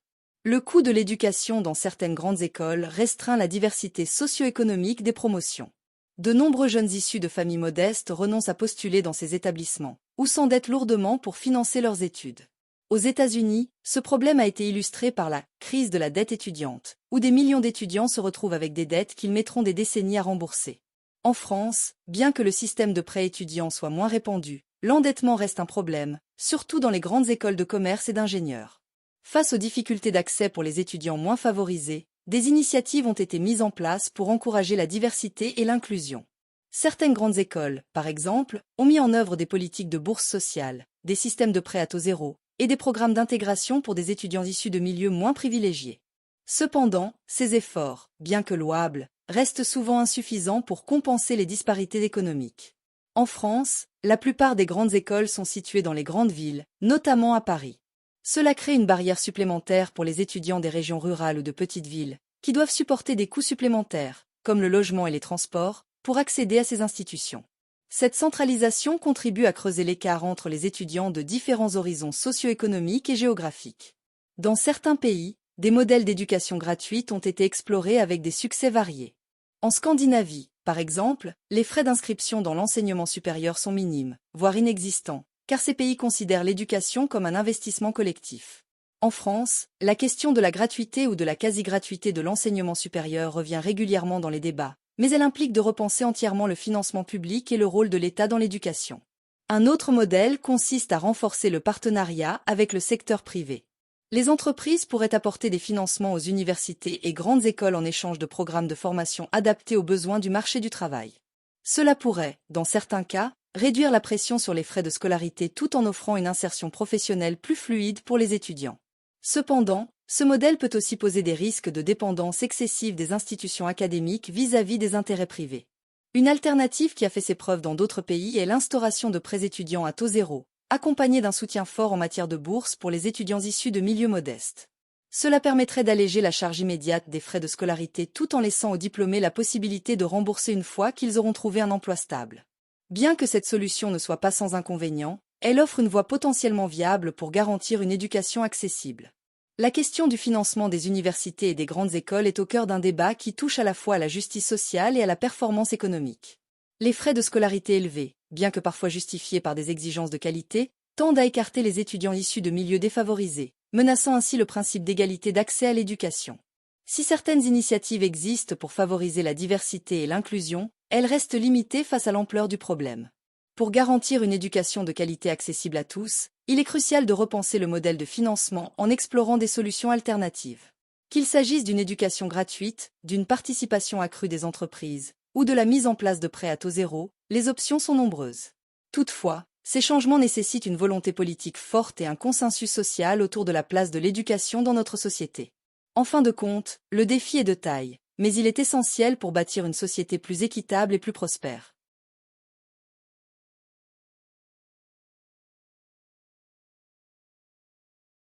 Sujet numéro 6. Avant de commencer cet exercice, je vais vous expliquer une méthode simple pour en tirer le meilleur bénéfice. D'abord, je vous conseille de regarder la vidéo une première fois avec les sous-titres activés. Cela va vous aider à mieux comprendre le contenu, en faisant le lien entre ce que vous entendez et les mots écrits. Ensuite, regardez la vidéo une deuxième fois sans les sous-titres, pour vous concentrer uniquement sur l'écoute et renforcer votre compréhension auditive. Enfin, prenez un cahier et écrivez quelques phrases clés que vous avez retenues de l'épisode. Ce sera une bonne façon de consolider ce que vous avez appris tout en pratiquant l'écriture en français. En suivant cette méthode, vous verrez des progrès dans votre compréhension et votre capacité à vous exprimer en français. C'est parti! Les musées publics jouent un rôle fondamental dans la préservation et la diffusion du patrimoine culturel. En tant qu'institution éducative et culturelle, ils permettent à chacun de découvrir l'art, l'histoire et la diversité des cultures, contribuant ainsi à la formation de l'identité collective. Cependant, une tendance préoccupante se développe, l'augmentation des prix d'entrée, qui rend l'accès aux musées de plus en plus difficile pour de nombreux visiteurs, en particulier pour les classes sociales défavorisées. Alors que les musées ont pour vocation de transmettre la culture au plus grand nombre, cette hausse tarifaire soulève des questions importantes sur l'accessibilité de ce service public et sur le rôle du ministère de la Culture, en charge de la gestion de ces institutions. Face à ce dilemme, une question revient fréquemment. Les musées nationaux devraient-ils être gratuits? Cette question complexe implique des enjeux variés, tels que le financement des musées, la rentabilité économique et la mission de service public. Il est donc crucial d'analyser cette problématique sous plusieurs angles pour comprendre les différentes implications qu'elle entraîne. Dans cet épisode, nous examinerons d'abord les enjeux liés à la rentabilité des musées, puis nous discuterons de l'importance de l'accessibilité culturelle pour la société. Enfin, nous explorerons les possibles solutions pour concilier rentabilité et accessibilité, tout en prenant en compte l'évolution des pratiques culturelles à l'ère numérique. Les musées, en tant qu'institutions culturelles, nécessitent un budget conséquent pour leur fonctionnement. Entre les frais de maintenance, les coûts de restauration des œuvres, les salaires des employés et les expositions temporaires, les dépenses sont considérables. Par exemple, le Louvre, l'un des musées les plus visités au monde, dispose d'un budget de fonctionnement annuel dépassant les 200 millions d'euros. Ce budget est principalement financé par des subventions de l'État, mais il dépend également des revenus générés par les entrées payantes.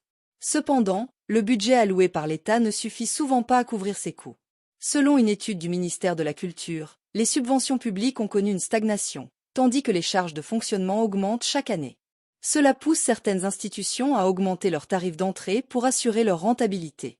Cela est particulièrement vrai pour les grands musées, qui accueillent des millions de visiteurs chaque année et doivent constamment innover pour répondre aux attentes du public. Le développement du tourisme de masse a introduit une dimension concurrentielle pour les musées publics. Ces derniers doivent rivaliser avec les musées privés et d'autres attractions culturelles pour attirer les visiteurs. De plus, les musées doivent s'adapter aux exigences des touristes, qui recherchent des expériences culturelles uniques et mémorables. Pour répondre à ces attentes, les musées nationaux proposent souvent des services supplémentaires, tels que des expositions temporaires, des visites guidées et des ateliers, qui peuvent générer des revenus supplémentaires. Cette logique de rentabilité peut entraîner une dilution de la mission éducative des musées. En cherchant à maximiser les revenus, les musées peuvent être tentés de privilégier des expositions populaires mais moins significatives sur le plan culturel. Par exemple, des expositions consacrées à des célébrités ou des thèmes grand public peuvent attirer plus de visiteurs, mais elles ne contribuent pas nécessairement à la préservation du patrimoine culturel. Cette orientation commerciale peut avoir des conséquences néfastes sur l'expérience des visiteurs. Lorsque le profit devient la priorité, les musées risquent de négliger leur rôle éducatif. La qualité des expositions peut en pâtir, car elles peuvent être conçues davantage pour attirer les foules que pour transmettre des connaissances. De plus, la dépendance à l'égard des revenus d'entrée peut limiter la diversité des collections et des thèmes abordés. La peur de perdre des visiteurs peut amener les directeurs de musées à éviter des sujets controversés ou à ne pas exposer des œuvres moins connues mais tout aussi importantes. Les musées ont un rôle fondamental dans la transmission des connaissances et l'éducation. Ils permettent au public de découvrir l'art, l'histoire et la culture d'une manière concrète et interactive.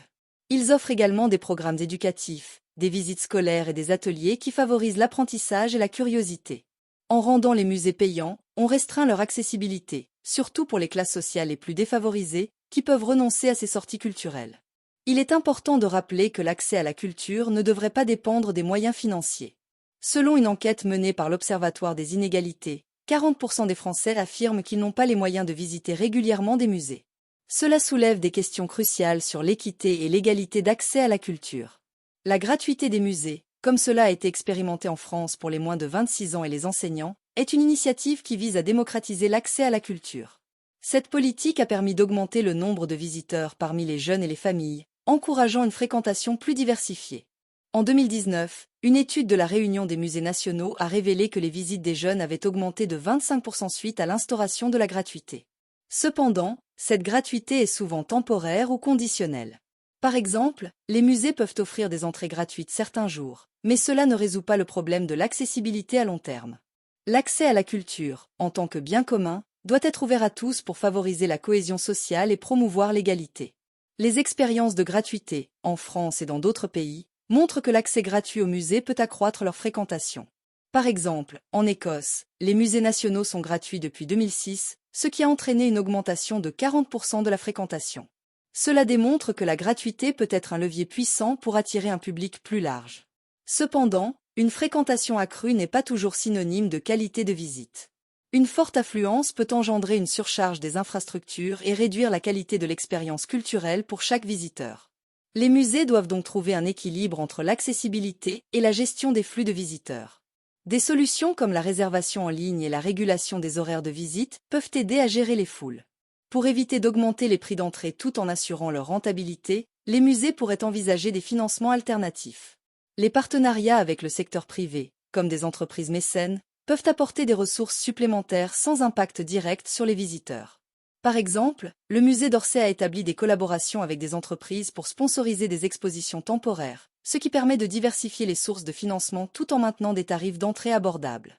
En outre, le développement des boutiques et des restaurants dans les musées, déjà en place dans de nombreuses institutions, peut générer des revenus complémentaires.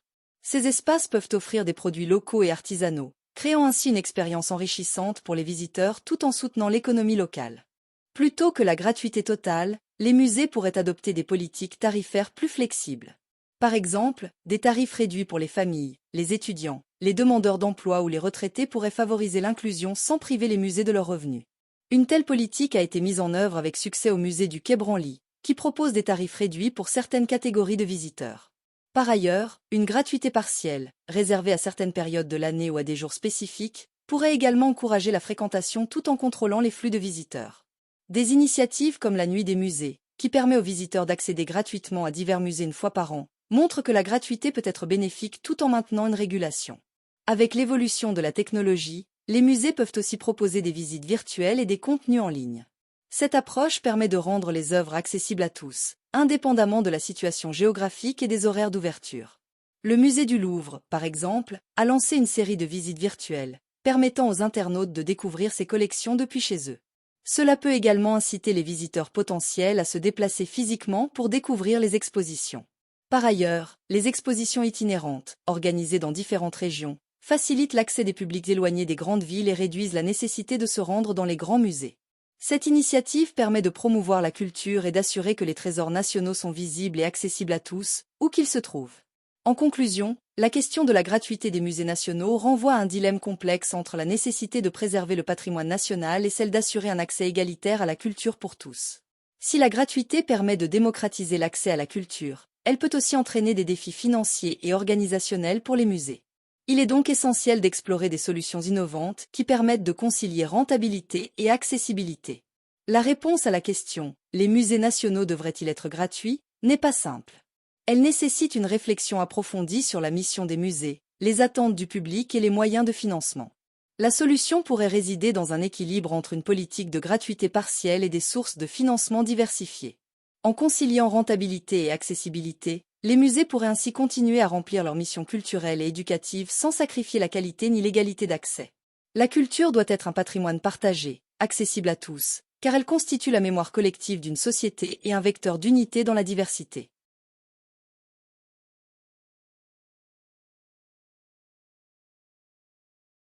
Sujet numéro 7. Avant de commencer cet exercice, je vais vous expliquer une méthode simple pour en tirer le meilleur bénéfice. D'abord, je vous conseille de regarder la vidéo une première fois avec les sous-titres activés. Cela va vous aider à mieux comprendre le contenu, en faisant le lien entre ce que vous entendez et les mots écrits. Ensuite, regardez la vidéo une deuxième fois sans les sous-titres, pour vous concentrer uniquement sur l'écoute et renforcer votre compréhension auditive. Enfin, prenez un cahier et écrivez quelques phrases clés que vous avez retenues de l'épisode. Ce sera une bonne façon de consolider ce que vous avez appris tout en pratiquant l'écriture en français. En suivant cette méthode, vous verrez des progrès dans votre compréhension et votre capacité à vous exprimer en français. C'est parti! L'urbanisation rapide et les transformations qu'elle engendre sur le tissu social des villes sont des phénomènes aussi anciens que les grandes métropoles elles-mêmes. Toutefois, la manière dont certains quartiers urbains populaires se transforment aujourd'hui, avec l'arrivée de nouvelles populations plus aisées, suscite des débats sur les conséquences sociales de ces transformations. Un phénomène clé dans cette transformation est la gentrification. Par exemple, le quartier de Brooklyn à New York, autrefois symbole de diversité culturelle et sociale, est aujourd'hui devenu un centre prisé des jeunes professionnels et entrepreneurs fortunés, au point de rendre presque méconnaissable son caractère d'origine. Ce changement a des conséquences variées sur les habitants, les commerces et l'atmosphère même du quartier. La gentrification, généralement définie comme le processus par lequel des quartiers populaires deviennent progressivement des zones résidentielles plus aisées à la suite de l'arrivée de nouvelles populations plus riches, suscite de nombreuses questions sur les effets économiques et sociaux qu'elle entraîne. Pour certains, elle est un levier de revitalisation urbaine, permettant de rénover des quartiers souvent délaissés et d'attirer de nouveaux investissements. Cependant, pour d'autres, elle représente un facteur de disparition des populations locales, un processus d'exclusion qui renforce les inégalités sociales et efface les identités culturelles. Dans ce contexte, nous devons nous demander si la gentrification est véritablement un processus qui profite à tous ou si elle est, au contraire, un facteur de déséquilibre social. La gentrification des quartiers urbains est-elle un moteur de progrès pour les villes, ou un phénomène qui aggrave les injustices sociales? Pour répondre à cette question, nous allons d'abord explorer les avantages économiques et sociaux que ce processus peut offrir. Ensuite, nous nous pencherons sur ses conséquences négatives, notamment en ce qui concerne l'expulsion des populations et la perte d'identité culturelle des quartiers. L'un des principaux avantages de la gentrification réside dans sa capacité à revitaliser économiquement les quartiers urbains en déclin. De nombreux quartiers populaires, souvent caractérisés par une faible activité économique, des infrastructures dégradées et un manque d'investissement public, connaissent un véritable renouveau grâce à l'arrivée de populations plus aisées. Ce phénomène entraîne une augmentation des investissements privés et publics, qui se traduisent par la réhabilitation des immeubles, l'amélioration des infrastructures, la création de nouveaux commerces et l'apparition de nouveaux services. Prenons l'exemple de Shoreditch à Londres, un quartier autrefois marqué par des bâtiments abandonnés et un taux de criminalité élevé. Aujourd'hui, c'est l'un des quartiers les plus dynamiques de la capitale britannique, prisé par les créatifs et les entrepreneurs. L'attrait pour ce quartier a généré des investissements dans la rénovation des immeubles, la création d'espaces verts et l'amélioration des transports publics. De plus, de nombreux commerces et entreprises locales y ont prospéré, attirant non seulement des habitants, mais aussi des touristes et des investisseurs étrangers. Ces améliorations ne profitent pas uniquement aux nouveaux arrivants. Les résidents locaux bénéficient également de meilleures infrastructures et services. Les espaces publics sont réaménagés, les écoles et les hôpitaux sont modernisés, et les transports deviennent plus accessibles. Ce processus peut également créer des emplois locaux, que ce soit dans le secteur du bâtiment, du commerce ou des services. Ainsi, la gentrification apporte une nouvelle dynamique économique dans des quartiers qui en avaient souvent bien besoin. Un autre avantage souvent mis en avant par les partisans de la gentrification est la réduction de la criminalité. L'installation de populations plus aisées s'accompagne souvent d'une augmentation de la surveillance, de la présence policière et de l'implantation de nouveaux commerces, ce qui contribue à rendre les quartiers plus sûrs. Dans le cas du quartier de Harlem à New York, autrefois réputé pour son taux élevé de criminalité, la gentrification a coïncidé avec une baisse significative des actes de délinquance. Des rues autrefois désertes et dangereuses sont devenues des lieux animés, avec des commerces ouverts tard le soir et une meilleure illumination. La réduction des espaces abandonnés, le développement de nouvelles activités économiques et la présence accrue de commerces contribuent à dissuader les comportements criminels. De plus, l'amélioration de la sécurité dans ces quartiers rend ces zones plus attractives pour les familles et les jeunes professionnels qui recherchent un environnement à la fois dynamique et sûr. Ce phénomène peut également bénéficier aux habitants d'origine, qui profitent d'un quartier plus sécurisé, sans nécessairement avoir à déménager. La gentrification peut également être un facteur de diversification économique et sociale. Elle attire souvent des profils variés, qu'il s'agisse de jeunes professionnels, d'artistes, d'entrepreneurs ou d'investisseurs. Cette diversité permet de créer une nouvelle dynamique au sein des quartiers, où se mélangent différentes cultures, professions et modes de vie. Dans certains cas, la gentrification permet d'introduire une forme de mixité sociale, où des populations issues de milieux différents se côtoient dans un même quartier. Cela peut créer des échanges enrichissants, que ce soit au niveau culturel ou économique. Par exemple, l'installation de nouvelles populations plus aisées peut entraîner une demande accrue de services, stimulant ainsi l'activité des commerces locaux. Par ailleurs, le développement des activités culturelles est souvent l'un des aspects les plus visibles de la gentrification. Des galeries d'art, des cafés, des restaurants, des espaces de coworking et des événements culturels font leur apparition, contribuant à la revitalisation du quartier et à sa nouvelle attractivité. Ces initiatives culturelles permettent d'enrichir l'offre locale et d'attirer de nouveaux visiteurs. Cependant, bien que ces aspects positifs de la gentrification soient indéniables, ils ne doivent pas masquer les conséquences sociales négatives que ce phénomène entraîne pour les populations locales. Le principal inconvénient de la gentrification est qu'elle entraîne souvent l'expulsion des populations locales, en raison de la hausse des prix de l'immobilier et des loyers. Les habitants d'origine, généralement issus des classes populaires, ne peuvent plus suivre l'augmentation des coûts de la vie dans leur propre quartier et sont contraints de déménager vers des zones moins chères, souvent en périphérie des grandes villes. Le quartier de Williamsburg à New York illustre parfaitement ce phénomène. Dans les années 1990, ce quartier était un lieu de résidence pour les artistes et les familles modestes, avec des loyers relativement bas. Toutefois, avec l'arrivée de jeunes professionnels et d'investisseurs, les loyers ont flambé, et les populations d'origine ont progressivement été repoussées vers d'autres quartiers plus accessibles. Aujourd'hui, Williamsburg est devenu un symbole de la gentrification, avec des immeubles de luxe et des commerces haut de gamme, mais sans les populations historiques qui en faisaient autrefois la richesse. Ce processus d'exclusion sociale crée une fracture urbaine, où les centres-villes deviennent de plus en plus réservés aux populations aisées, tandis que les classes populaires sont repoussées vers les périphéries. Cela accentue la ségrégation socio-économique dans les villes et limite l'accès des classes populaires aux opportunités économiques et aux services de qualité, comme les écoles ou les hôpitaux. En plus des conséquences économiques, la gentrification entraîne une perte de l'identité culturelle des quartiers. Les quartiers populaires sont souvent marqués par une forte identité culturelle, forgée par des décennies de coexistence entre différentes communautés. Cette diversité culturelle est un élément fondamental de la richesse et de l'attractivité de ces quartiers. Cependant, avec l'arrivée de nouvelles populations et la transformation des commerces locaux en boutiques de luxe ou en franchises internationales, les quartiers perdent peu à peu leur âme. Cette homogénéisation culturelle appauvrit non seulement l'identité des quartiers, mais elle limite également les opportunités pour les habitants d'origine de profiter des transformations positives qui accompagnent la gentrification.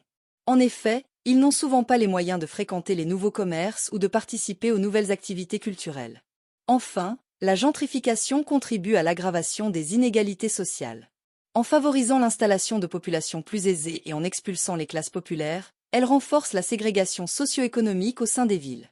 Les bénéfices de la gentrification, tels que la revitalisation des quartiers et l'amélioration des infrastructures, profitent principalement aux nouveaux arrivants, tandis que les habitants historiques se retrouvent marginalisés. Le cas de San Francisco est particulièrement frappant. La ville a connu une forte gentrification avec l'arrivée massive de travailleurs de la Silicon Valley. Les prix de l'immobilier ont explosé, et les classes populaires ont été contraintes de quitter la ville pour s'installer dans des zones plus abordables, souvent loin des centres économiques. Cela a créé une ville divisée, où les inégalités sont plus marquées que jamais. Ce phénomène d'exclusion accentue la fracture sociale et réduit la mobilité sociale des populations les plus vulnérables. En étant repoussées vers les périphéries, elles se retrouvent éloignées des opportunités d'emploi, des services publics de qualité et des réseaux économiques et sociaux qui pourraient les aider à améliorer leur situation. La gentrification est un phénomène ambivalent, à la fois source de progrès économique et d'injustice sociale. Si elle permet de revitaliser des quartiers en déclin, de réduire la criminalité et d'attirer de nouveaux investissements, elle provoque également des phénomènes d'exclusion, une perte de l'identité culturelle et une aggravation des inégalités sociales. Pour que la gentrification soit un processus inclusif et équitable, il est essentiel que les pouvoirs publics mettent en place des politiques urbaines adaptées. Parmi celles-ci, l'encadrement des loyers, la création de logements sociaux et le soutien aux commerces locaux sont des mesures qui pourraient limiter les effets négatifs de la gentrification. De plus, il est important de promouvoir la mixité sociale afin de garantir que les populations locales ne soient pas marginalisées. En définitive, la gentrification n'est pas intrinsèquement bonne ou mauvaise. Son impact dépend de la manière dont elle est gérée et de la capacité des villes à trouver un équilibre entre développement économique et justice sociale.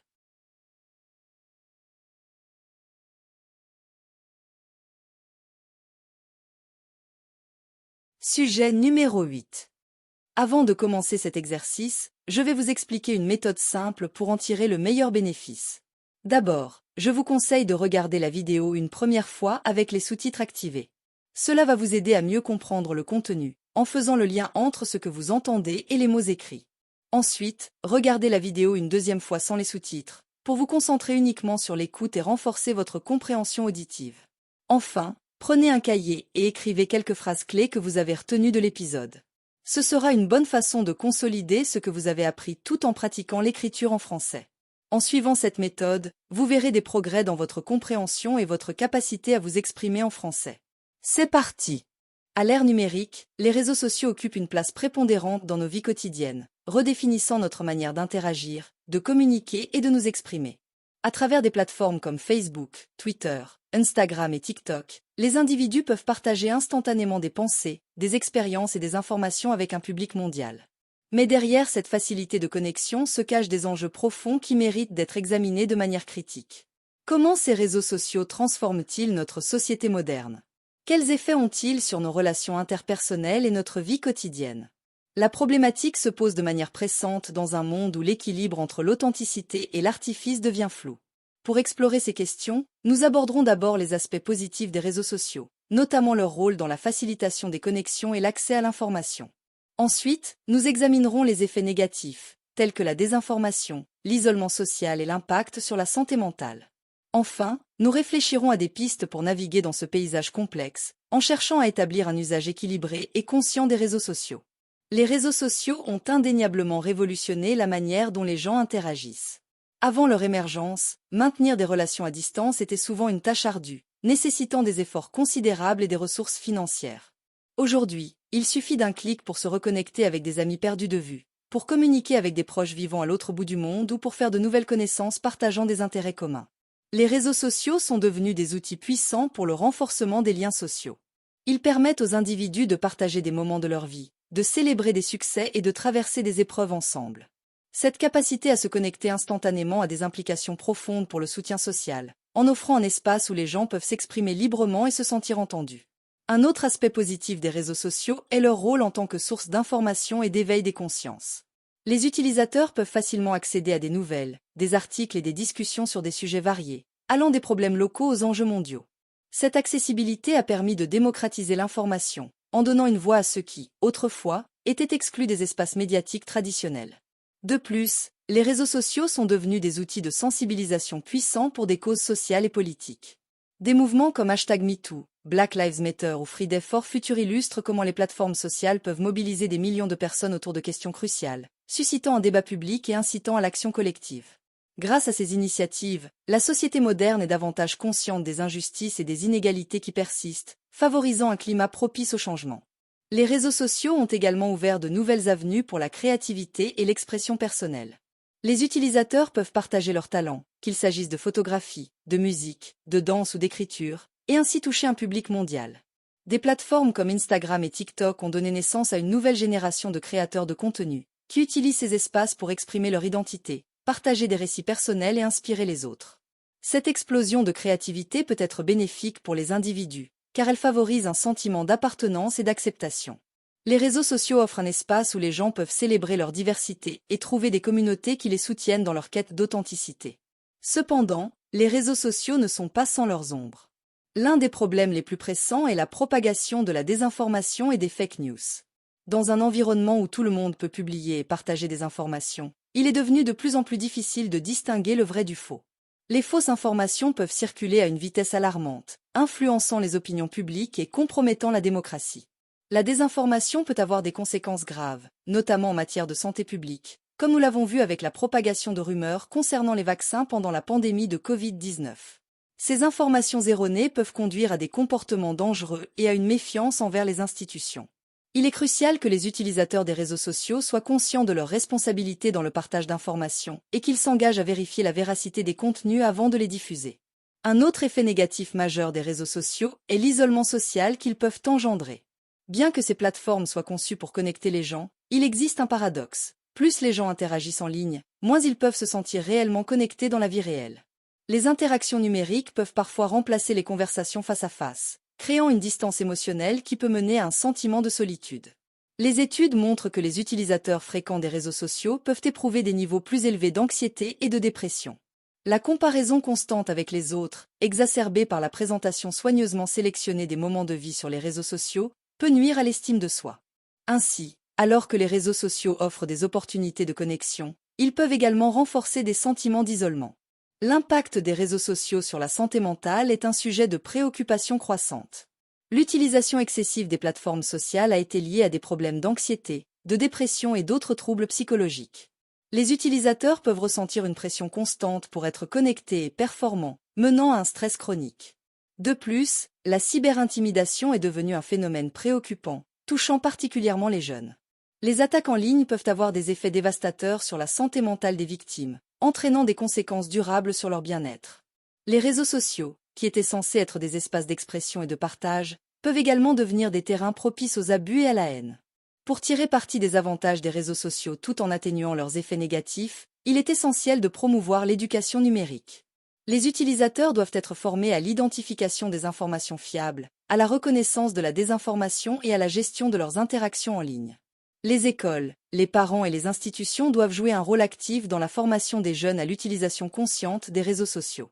Cette éducation doit également inclure des discussions sur l'impact des réseaux sociaux sur la santé mentale, sensibilisant les utilisateurs aux signes de stress et d'anxiété liés à leur utilisation des plateformes.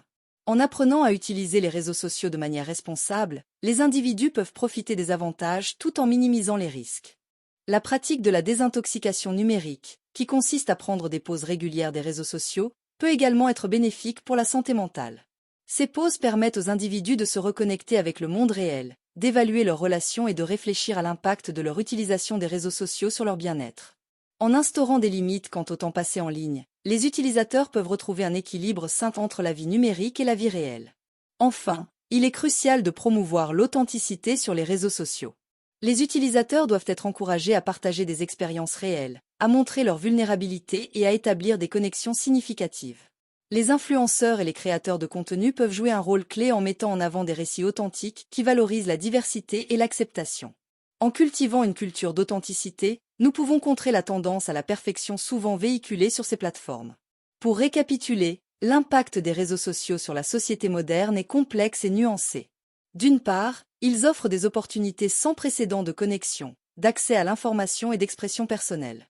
D'autre part, ils présentent des défis considérables, notamment la désinformation, l'isolement social et les impacts négatifs sur la santé mentale. Pour naviguer efficacement dans ce paysage en constante évolution, il est essentiel de promouvoir l'éducation numérique, d'instaurer des pratiques de désintoxication et de cultiver l'authenticité. Dans ce contexte, chacun d'entre nous a un rôle à jouer. En prenant conscience des enjeux liés à l'utilisation des réseaux sociaux, nous pouvons agir de manière responsable, contribuer à un environnement en ligne plus sain et renforcer les liens qui nous unissent. L'avenir des réseaux sociaux dépendra de notre capacité à les utiliser comme des outils au service de l'humanité, plutôt que comme des barrières qui nous séparent. À nous de choisir le chemin que nous empruntons, en mettant l'accent sur la connexion, l'authenticité et le respect mutuel. Sujet numéro 9. Avant de commencer cet exercice, je vais vous expliquer une méthode simple pour en tirer le meilleur bénéfice. D'abord, je vous conseille de regarder la vidéo une première fois avec les sous-titres activés. Cela va vous aider à mieux comprendre le contenu, en faisant le lien entre ce que vous entendez et les mots écrits. Ensuite, regardez la vidéo une deuxième fois sans les sous-titres, pour vous concentrer uniquement sur l'écoute et renforcer votre compréhension auditive. Enfin, prenez un cahier et écrivez quelques phrases clés que vous avez retenues de l'épisode. Ce sera une bonne façon de consolider ce que vous avez appris tout en pratiquant l'écriture en français. En suivant cette méthode, vous verrez des progrès dans votre compréhension et votre capacité à vous exprimer en français. C'est parti! Le journalisme est souvent considéré comme le quatrième pouvoir, un pilier essentiel de la démocratie, chargé d'informer le public, d'éclairer l'opinion et de tenir les gouvernements responsables. Cependant, dans un monde où l'information circule à une vitesse fulgurante et où les attentes du public évoluent constamment, les journalistes se trouvent confrontés à une multitude de défis éthiques. De la nécessité de vérifier les faits à la gestion des conflits d'intérêts, en passant par la représentation des minorités et le traitement des sujets sensibles, la pratique du journalisme soulève des questions éthiques complexes. Face à ces enjeux, il devient crucial de se demander quels sont les défis éthiques rencontrés par les journalistes aujourd'hui, et comment peuvent-ils naviguer dans ce paysage turbulent tout en maintenant leur intégrité professionnelle. Pour répondre à cette problématique, nous examinerons d'abord les principales questions éthiques auxquelles les journalistes sont confrontés dans leur travail quotidien. Ensuite, nous analyserons l'impact des nouvelles technologies sur le journalisme et comment elles amplifient ces défis éthiques. Enfin, nous proposerons des pistes pour renforcer l'éthique journalistique et promouvoir une information de qualité. L'une des pierres angulaires du journalisme éthique est la vérification des faits. Dans un contexte où l'information peut être diffusée instantanément sur les réseaux sociaux, les journalistes font face à une pression croissante pour publier rapidement. Cette hâte peut compromettre la rigueur de la vérification des faits, augmentant ainsi le risque de propagation de fausses informations. La vérification des faits nécessite un engagement à rechercher des sources fiables, à croiser les informations et à s'assurer que chaque affirmation est fondée.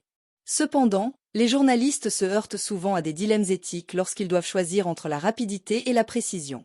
Des erreurs peuvent avoir des conséquences graves, non seulement pour les individus concernés, mais aussi pour la confiance du public dans les médias. La question se pose alors: comment les journalistes peuvent-ils équilibrer la nécessité d'informer rapidement avec celle de garantir l'exactitude des informations qu'ils publient? Le conflit d'intérêts est un autre défi éthique majeur pour les journalistes. Celui-ci se produit lorsque les intérêts personnels, financiers ou professionnels d'un journaliste peuvent influencer ses choix éditoriaux. Par exemple, un journaliste peut être amené à couvrir une entreprise dans laquelle il possède des actions, ce qui soulève des questions quant à son objectivité. Les conflits d'intérêts peuvent également se manifester dans des relations personnelles ou familiales. Un journaliste pourrait avoir des liens avec des personnes ou des organisations qu'il est censé couvrir. Pour maintenir leur intégrité, les journalistes doivent être transparents sur ces conflits, et lorsque cela est possible, s'abstenir de couvrir des sujets où leur impartialité pourrait être remise en question. Cette situation pose un défi majeur. Comment les journalistes peuvent-ils naviguer dans leurs relations personnelles et professionnelles tout en préservant l'intégrité de leur travail? De plus, les rédactions doivent établir des protocoles clairs pour traiter les conflits d'intérêts afin d'assurer la transparence et de maintenir la confiance du public. La représentation des minorités dans les médias est un enjeu éthique crucial. Les journalistes ont la responsabilité de refléter la diversité de la société et d'éviter de renforcer les stéréotypes. Cependant, il existe une tendance persistante à marginaliser certaines voix, ce qui peut conduire à des représentations inexactes et à des préjugés. Pour que le journalisme soit véritablement éthique, il est impératif d'inclure des perspectives variées et de donner la parole à ceux qui sont souvent sous-représentés. Cela nécessite non seulement une réflexion consciente sur les choix éditoriaux, mais aussi une sensibilisation aux biais systémiques qui peuvent influencer la couverture médiatique. Les journalistes doivent se poser la question suivante: comment peuvent-ils s'assurer que leur travail contribue à une représentation juste et équitable des diverses communautés?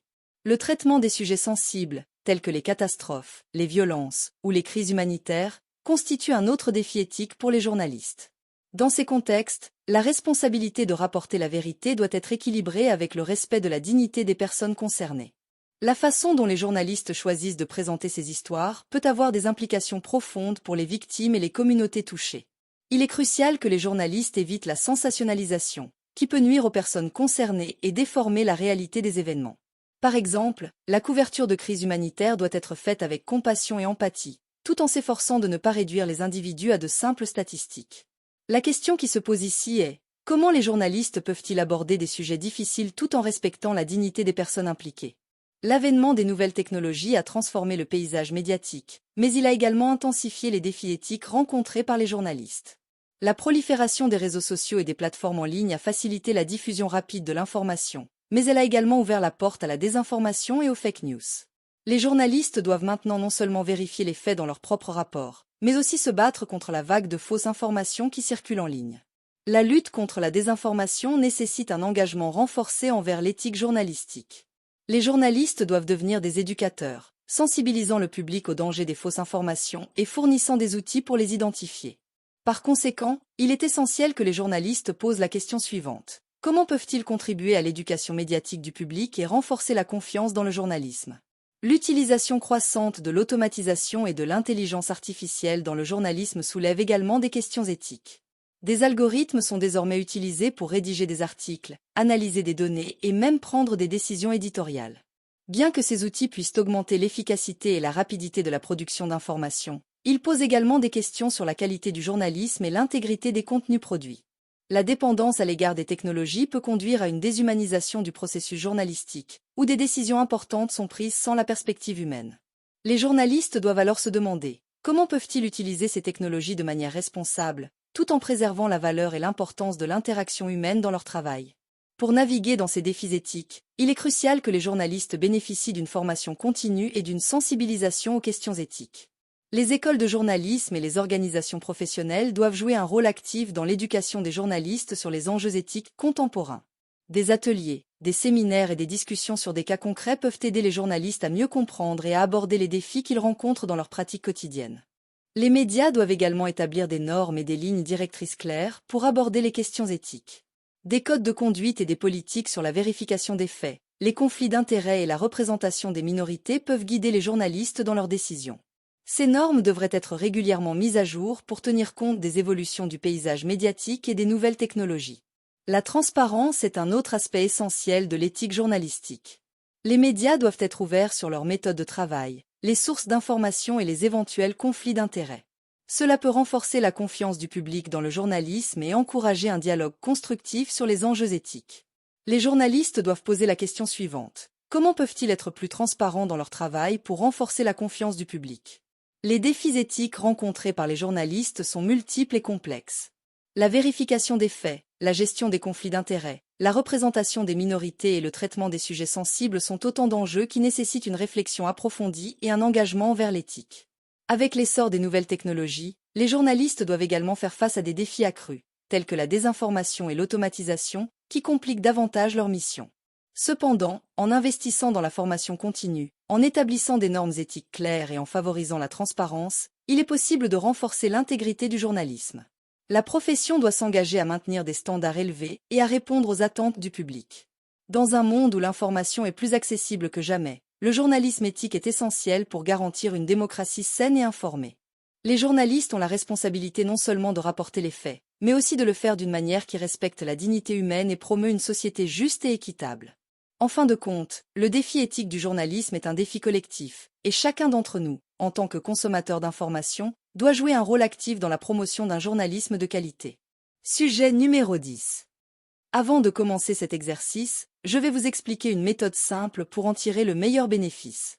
D'abord, je vous conseille de regarder la vidéo une première fois avec les sous-titres activés. Cela va vous aider à mieux comprendre le contenu, en faisant le lien entre ce que vous entendez et les mots écrits. Ensuite, regardez la vidéo une deuxième fois sans les sous-titres, pour vous concentrer uniquement sur l'écoute et renforcer votre compréhension auditive. Enfin, prenez un cahier et écrivez quelques phrases clés que vous avez retenues de l'épisode. Ce sera une bonne façon de consolider ce que vous avez appris tout en pratiquant l'écriture en français. En suivant cette méthode, vous verrez des progrès dans votre compréhension et votre capacité à vous exprimer en français. C'est parti! La pandémie de Covid-19 a bouleversé notre vie quotidienne, entraînant des changements radicaux qui ont affecté presque tous les aspects de notre existence. En dehors des conséquences sanitaires immédiates, la crise a eu un impact profond et durable sur la santé mentale des individus à travers le monde.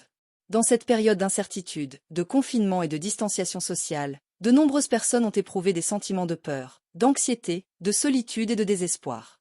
Ainsi, il est essentiel de se pencher sur la question suivante. Quel a été l'impact de la pandémie sur la santé mentale des individus et quelles mesures peuvent être prises pour atténuer ses effets?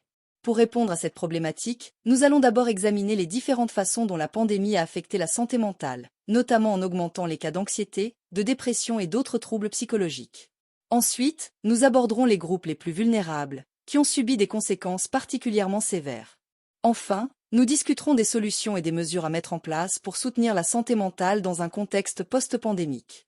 L'un des effets les plus immédiats de la pandémie sur la santé mentale a été l'augmentation des troubles psychologiques.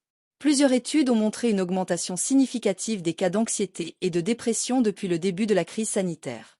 Par exemple, une enquête réalisée par l'Organisation mondiale de la santé, OMS, a révélé que les niveaux d'anxiété ont doublé dans de nombreux pays, touchant des millions de personnes. Cette augmentation des troubles mentaux peut être attribuée à plusieurs facteurs. Tout d'abord, l'incertitude concernant l'avenir a engendré une anxiété généralisée. Les personnes craignent pour leur santé, celle de leurs proches et leur situation professionnelle. La peur de la contagion, associée à des informations contradictoires sur le virus, a contribué à un climat d'inquiétude. De plus, la perte de routine due au confinement a perturbé les habitudes quotidiennes, générant un sentiment de désorientation et d'impuissance. Le confinement, qui a été mis en place pour endiguer la propagation du virus, a également eu un impact considérable sur la santé mentale. En raison des mesures de distanciation sociale, de nombreuses personnes se sont retrouvées isolées, loin de leur famille et de leurs amis. Cette solitude a entraîné une augmentation des sentiments de dépression et d'anxiété. Des études ont montré que les individus vivant seuls étaient particulièrement touchés par cette solitude, éprouvant des sentiments de tristesse et de désespoir. En outre, le confinement a également eu des effets néfastes sur les relations familiales. Les tensions au sein des ménages ont souvent augmenté en raison du stress et des frustrations accumulées. Les disputes familiales se sont intensifiées, et les familles ont dû faire face à des défis tels que le télétravail et l'école à domicile. Cette pression a exacerbé les troubles mentaux, particulièrement chez les parents qui jonglent entre leur travail et les responsabilités familiales. Les inégalités sociales et économiques ont également joué un rôle déterminant dans l'impact de la pandémie sur la santé mentale. Les personnes issues de milieux défavorisés ont été particulièrement vulnérables en raison de l'absence de ressources financières, de soutien psychologique et d'accès aux soins de santé. Les travailleurs précaires, qui ont perdu leur emploi ou ont vu leurs heures de travail réduites, ont souvent ressenti une anxiété accrue liée à l'incertitude financière. De plus, les inégalités d'accès aux soins de santé mentale ont amplifié ces effets. Dans de nombreuses régions, les services de santé mentale étaient déjà sous-financés et inaccessibles avant la pandémie.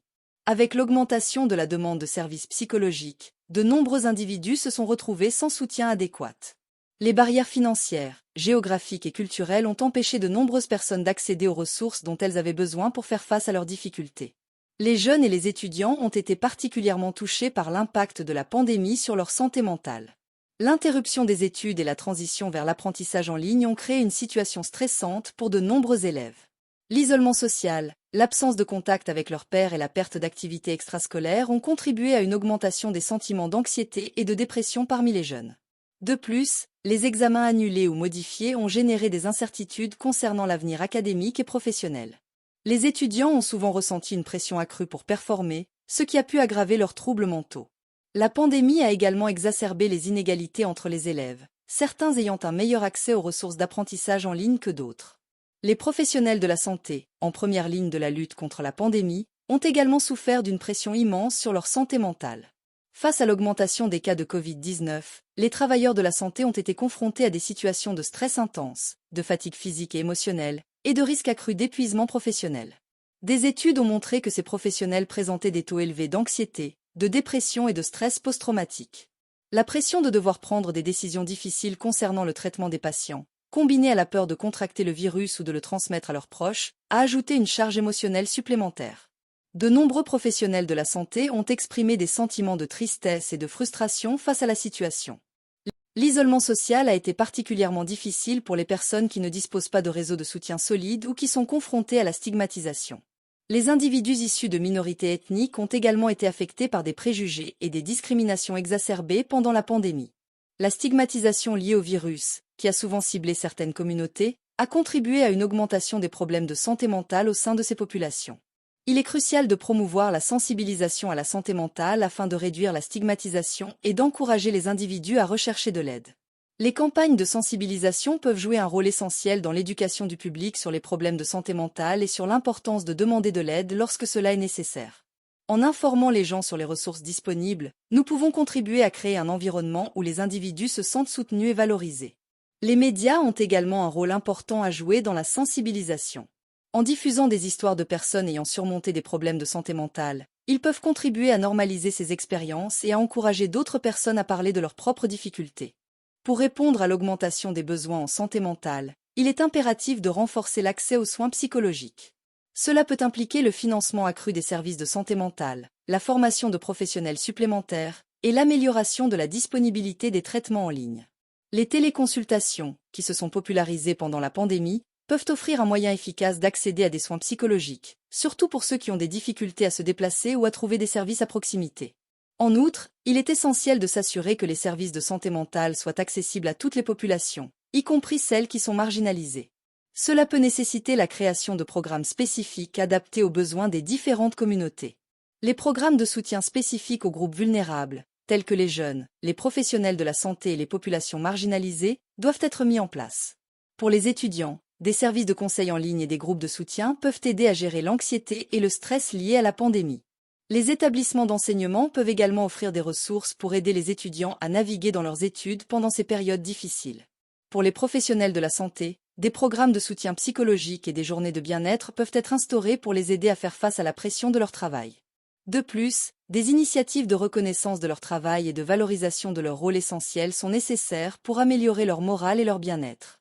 Enfin, Il est impératif de s'attaquer aux inégalités structurelles qui affectent les populations marginalisées. Les programmes de soutien ciblés peuvent contribuer à atténuer les effets de la pandémie sur ces groupes, en veillant à ce qu'ils disposent des ressources nécessaires pour faire face à leurs défis spécifiques. Pour conclure, l'impact de la pandémie de Covid-19 sur la santé mentale des individus est profond et complexe. Les effets néfastes de l'isolement, de l'incertitude et des inégalités sociales ont exacerbé les problèmes de santé mentale, touchant particulièrement les jeunes, les professionnels de la santé et les populations marginalisées.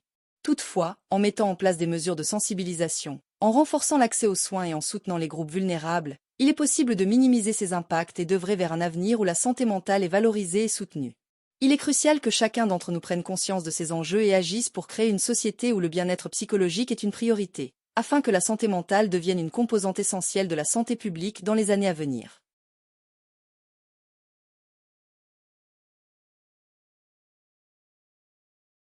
Sujet numéro 11. Avant de commencer cet exercice, je vais vous expliquer une méthode simple pour en tirer le meilleur bénéfice. D'abord, je vous conseille de regarder la vidéo une première fois avec les sous-titres activés.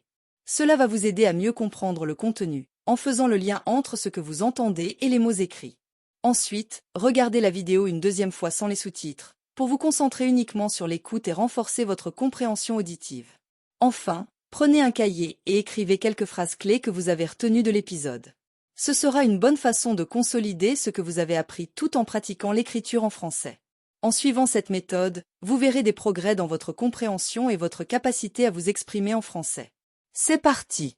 Dans un monde en perpétuelle évolution, où la technologie transforme notre quotidien à une vitesse fulgurante, l'éducation doit-elle rester figée dans des méthodes du passé? Imaginez un système éducatif qui, au lieu de préparer les jeunes à un monde dynamique, les laisse désarmés face aux défis contemporains. La réalité est que l'éducation moderne se heurte à de nombreux défis: inégalité d'accès, obsolescence des programmes, manque d'innovation pédagogique et déconnexion avec les exigences du marché du travail.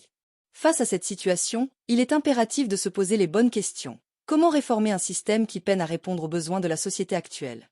Quels changements sont nécessaires pour que l'éducation devienne un véritable levier d'épanouissement et d'inclusion pour tous?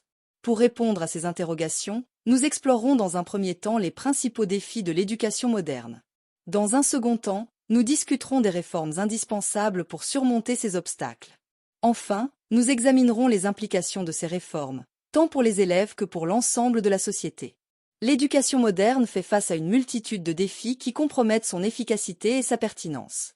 Ces défis sont d'ordre structurel, pédagogique et sociétal. Le premier défi majeur réside dans les inégalités d'accès à l'éducation.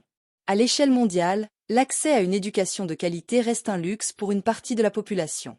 Des millions d'enfants, en particulier dans les pays en développement, n'ont pas accès à une éducation élémentaire.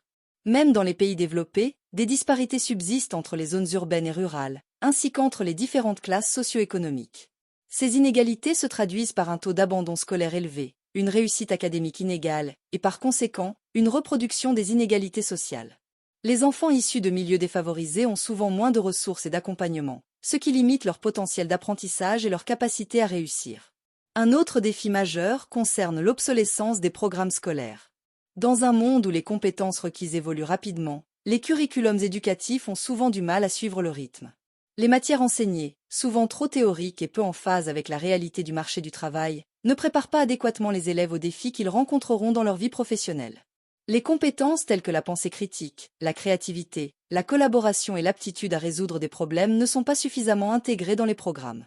Les élèves sortent ainsi du système éducatif avec des connaissances académiques, mais manquent des compétences pratiques et interpersonnelles essentielles pour s'adapter à un environnement de travail en constante mutation. Le troisième défi majeur est la déconnexion entre l'éducation et le marché du travail. Les entreprises ont des attentes claires en matière de compétences, mais le système éducatif, souvent rigide et traditionnel, ne parvient pas à s'adapter. Cette situation crée un fossé entre les compétences des diplômés et les besoins des employeurs, entraînant un taux de chômage élevé parmi les jeunes. La transition entre l'éducation et le monde du travail est trop souvent marquée par des difficultés, car les jeunes diplômés n'ont pas reçu la formation pratique nécessaire pour répondre aux exigences du marché. Par conséquent, il est essentiel de repenser cette relation entre l'éducation et le monde professionnel pour garantir une meilleure employabilité des jeunes. Pour relever ces défis, des réformes profondes et adaptées sont nécessaires. Ces réformes doivent se concentrer sur l'équité, l'innovation pédagogique et la collaboration avec le secteur privé. La première réforme essentielle concerne la promotion de l'équité d'accès à l'éducation. Cela nécessite une volonté politique forte et des investissements ciblés dans les infrastructures éducatives, particulièrement dans les zones défavorisées. Les gouvernements doivent s'assurer que tous les enfants, quel que soit leur milieu socio-économique, ont accès à une éducation de qualité. Il est également crucial de développer des programmes de soutien, tels que des bourses, des tutorats ou des initiatives de mentorat, pour aider les élèves issus de milieux défavorisés. Ces initiatives peuvent permettre de réduire les disparités et d'offrir à tous les enfants une chance équitable de réussir. La deuxième réforme nécessaire concerne la révision des programmes scolaires. Les curriculums doivent être modernisés pour intégrer des compétences pratiques et transversales, telles que la créativité, la pensée critique et la collaboration. Cela peut être réalisé en introduisant des projets interdisciplinaires, des cours de gestion de projet et des activités d'apprentissage par le biais de l'expérience. De plus, il est crucial d'intégrer les technologies numériques dans l'éducation. Les outils technologiques peuvent enrichir l'apprentissage et offrir aux élèves des ressources variées pour développer leurs compétences. L'éducation doit également inclure des formations sur l'utilisation éthique et responsable des technologies, afin de préparer les élèves à naviguer dans un monde numérique. Enfin, la collaboration entre le secteur éducatif et le secteur privé est essentielle pour garantir que l'éducation soit en phase avec les besoins du marché du travail. Les entreprises doivent être impliquées dans l'élaboration des programmes scolaires et des formations professionnelles. Cela peut inclure des stages, des apprentissages et des partenariats entre écoles et entreprises pour offrir des expériences concrètes aux élèves. En intégrant des professionnels du secteur dans le système éducatif, nous pouvons garantir que les compétences enseignées sont pertinentes et adaptées aux exigences actuelles du marché. Cela permettra également aux élèves de mieux comprendre le monde professionnel et d'établir des liens précieux pour leur future carrière. Les réformes proposées ont des implications bien plus larges que le seul système éducatif. Elles touchent à la cohésion sociale, à l'innovation et au développement économique. En promouvant l'équité d'accès à l'éducation, nous contribuons à construire une société plus équitable et inclusive. Chaque enfant mérite la possibilité de réaliser son potentiel, indépendamment de son origine sociale. Une éducation accessible à tous favorise l'égalité des chances et permet de réduire les inégalités sociales. Une société où l'éducation est un levier d'inclusion permettra de renforcer le tissu social et d'éviter la fragmentation. Les jeunes qui bénéficient d'une éducation de qualité seront mieux préparés à s'engager dans leur communauté et à participer activement à la vie citoyenne. Des programmes éducatifs modernisés et en adéquation avec le marché du travail auront également un impact positif sur l'innovation et la compétitivité. En formant des individus dotés de compétences variées et adaptés aux exigences du marché, nous favorisons l'émergence d'une main-d'œuvre qualifiée et prête à relever les défis de demain. Les entreprises bénéficieront de travailleurs plus compétents, capables de s'adapter rapidement aux changements. Cela stimulera également la création d'emplois et le développement économique, car les jeunes diplômés seront mieux équipés pour innover et créer de nouvelles entreprises. Les réformes éducatives peuvent encourager le développement d'une culture de l'apprentissage continu.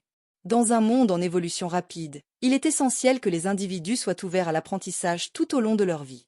En intégrant des compétences pratiques et des expériences réelles dans l'éducation, nous préparons les élèves à s'adapter aux changements et à continuer à se former tout au long de leur carrière. Cette culture de l'apprentissage continu sera bénéfique non seulement pour les individus, mais aussi pour la société dans son ensemble. Elle favorisera l'innovation, la résilience et la capacité d'adaptation face aux défis futurs. Pour récapituler, les défis de l'éducation moderne sont réels et multiples. Cependant, des réformes ciblées et ambitieuses peuvent transformer ce système en un levier d'épanouissement et d'inclusion pour tous. Promouvoir l'équité d'accès, réformer les programmes scolaires et renforcer la collaboration avec le secteur privé sont autant de pistes à explorer pour garantir une éducation pertinente et adaptée aux exigences du monde actuel. Il est de notre responsabilité collective, en tant que citoyens, éducateurs et décideurs, de soutenir ces réformes et de s'engager activement dans la transformation du système éducatif. Une éducation de qualité est la clé pour construire une société plus juste, plus innovante et plus résiliente. Chers auditeurs, je vous invite à réfléchir à votre propre parcours éducatif. Quels défis avez-vous rencontrés? Quelles réformes souhaiteriez-vous voir mises en place? Partagez vos idées, vos expériences et vos suggestions.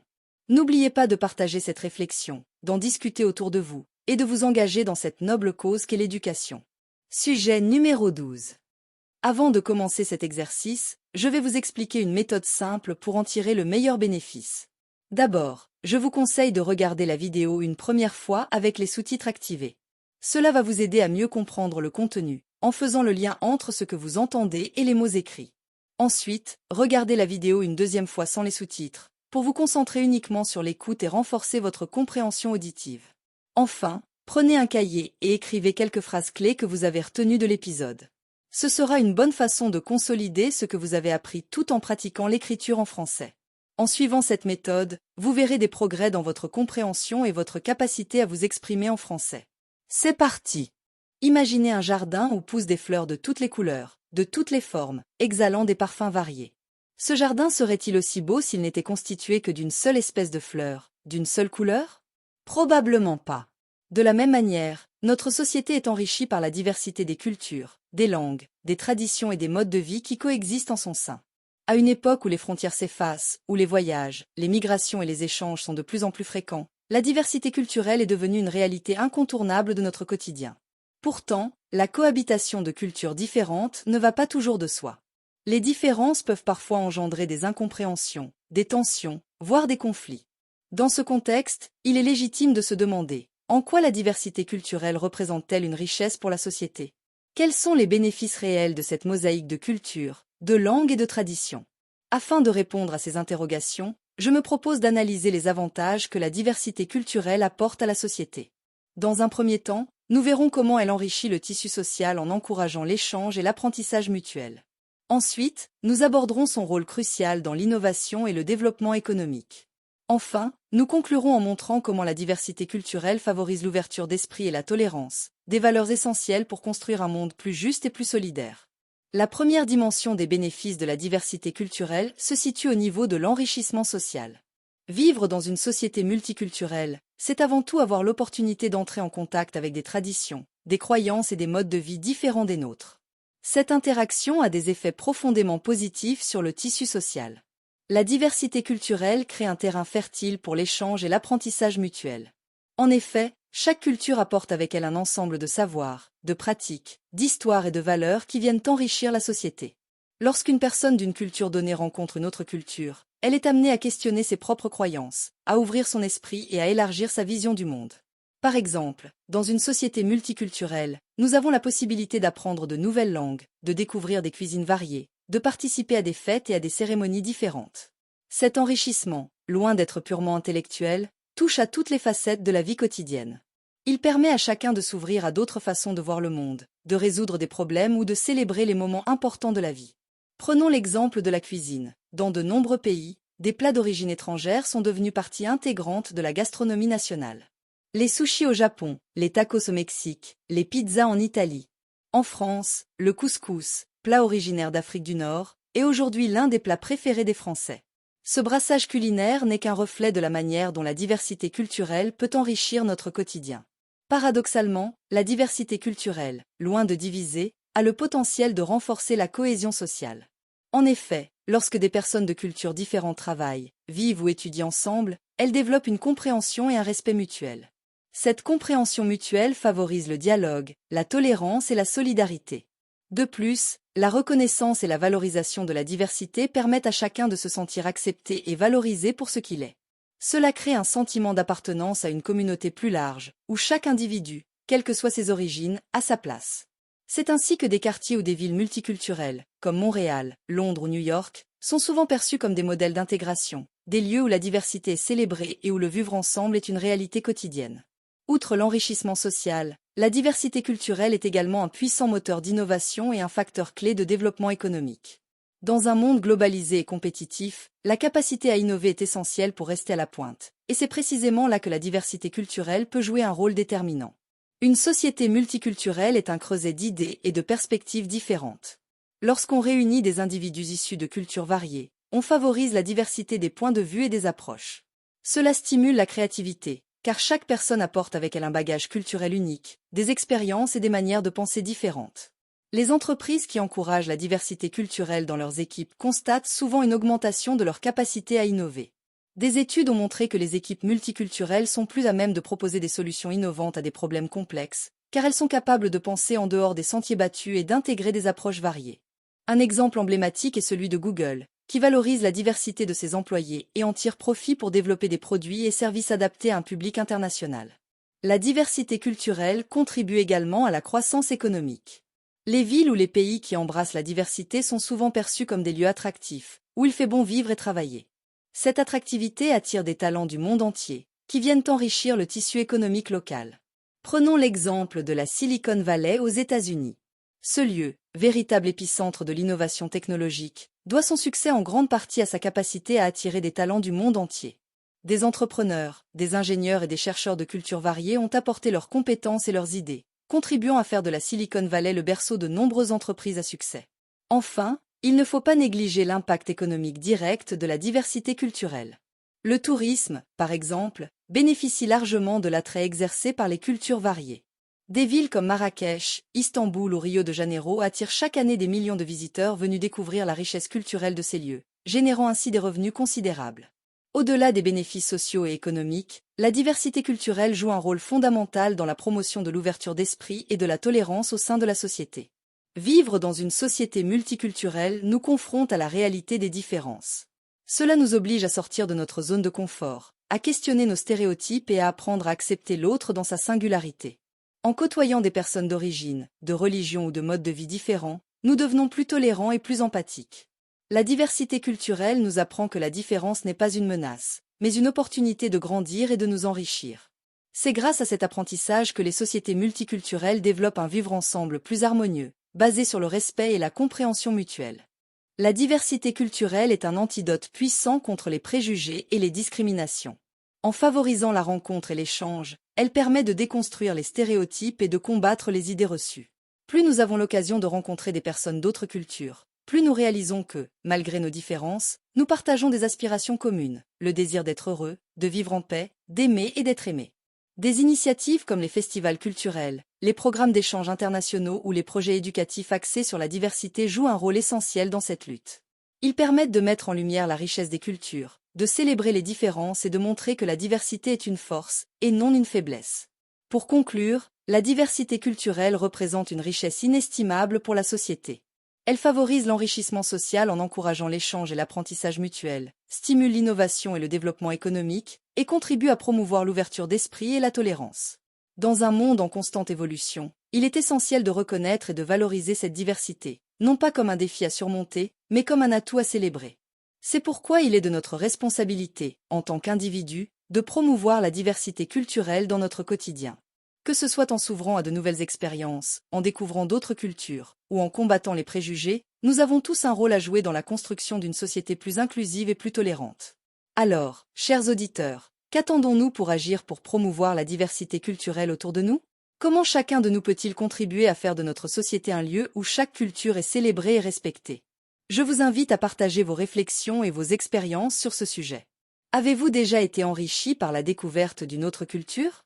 Comment pensez-vous que nous pourrions tous œuvrer pour un monde plus tolérant et ouvert? Partageons nos idées et engageons la conversation. Et surtout, n'oubliez pas de vous abonner et de partager ce monologue avec ceux qui pourraient bénéficier de cette réflexion. Sujet numéro 13. Avant de commencer cet exercice, je vais vous expliquer une méthode simple pour en tirer le meilleur bénéfice. D'abord, je vous conseille de regarder la vidéo une première fois avec les sous-titres activés. Cela va vous aider à mieux comprendre le contenu, en faisant le lien entre ce que vous entendez et les mots écrits.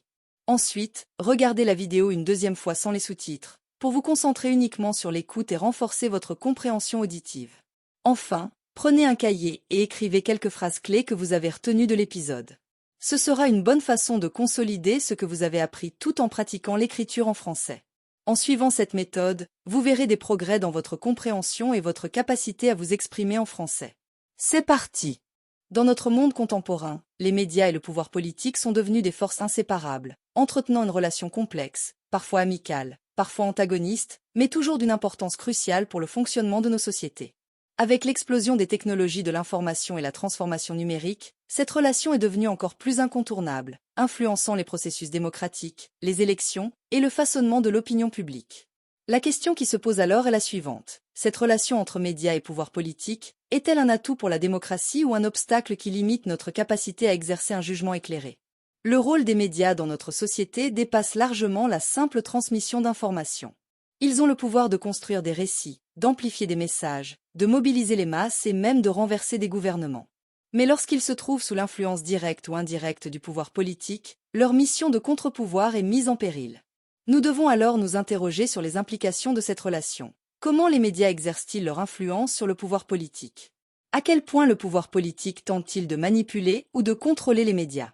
Et comment la révolution numérique modifie-t-elle ces dynamiques? Pour approfondir ce sujet, nous aborderons 3 axes majeurs: l'importance des médias en tant que contre-pouvoir indispensable dans nos démocraties modernes, les méthodes par lesquelles le pouvoir politique cherche à exercer une influence sur les médias, et enfin, les défis actuels liés à l'ère numérique et leur impact sur cette relation.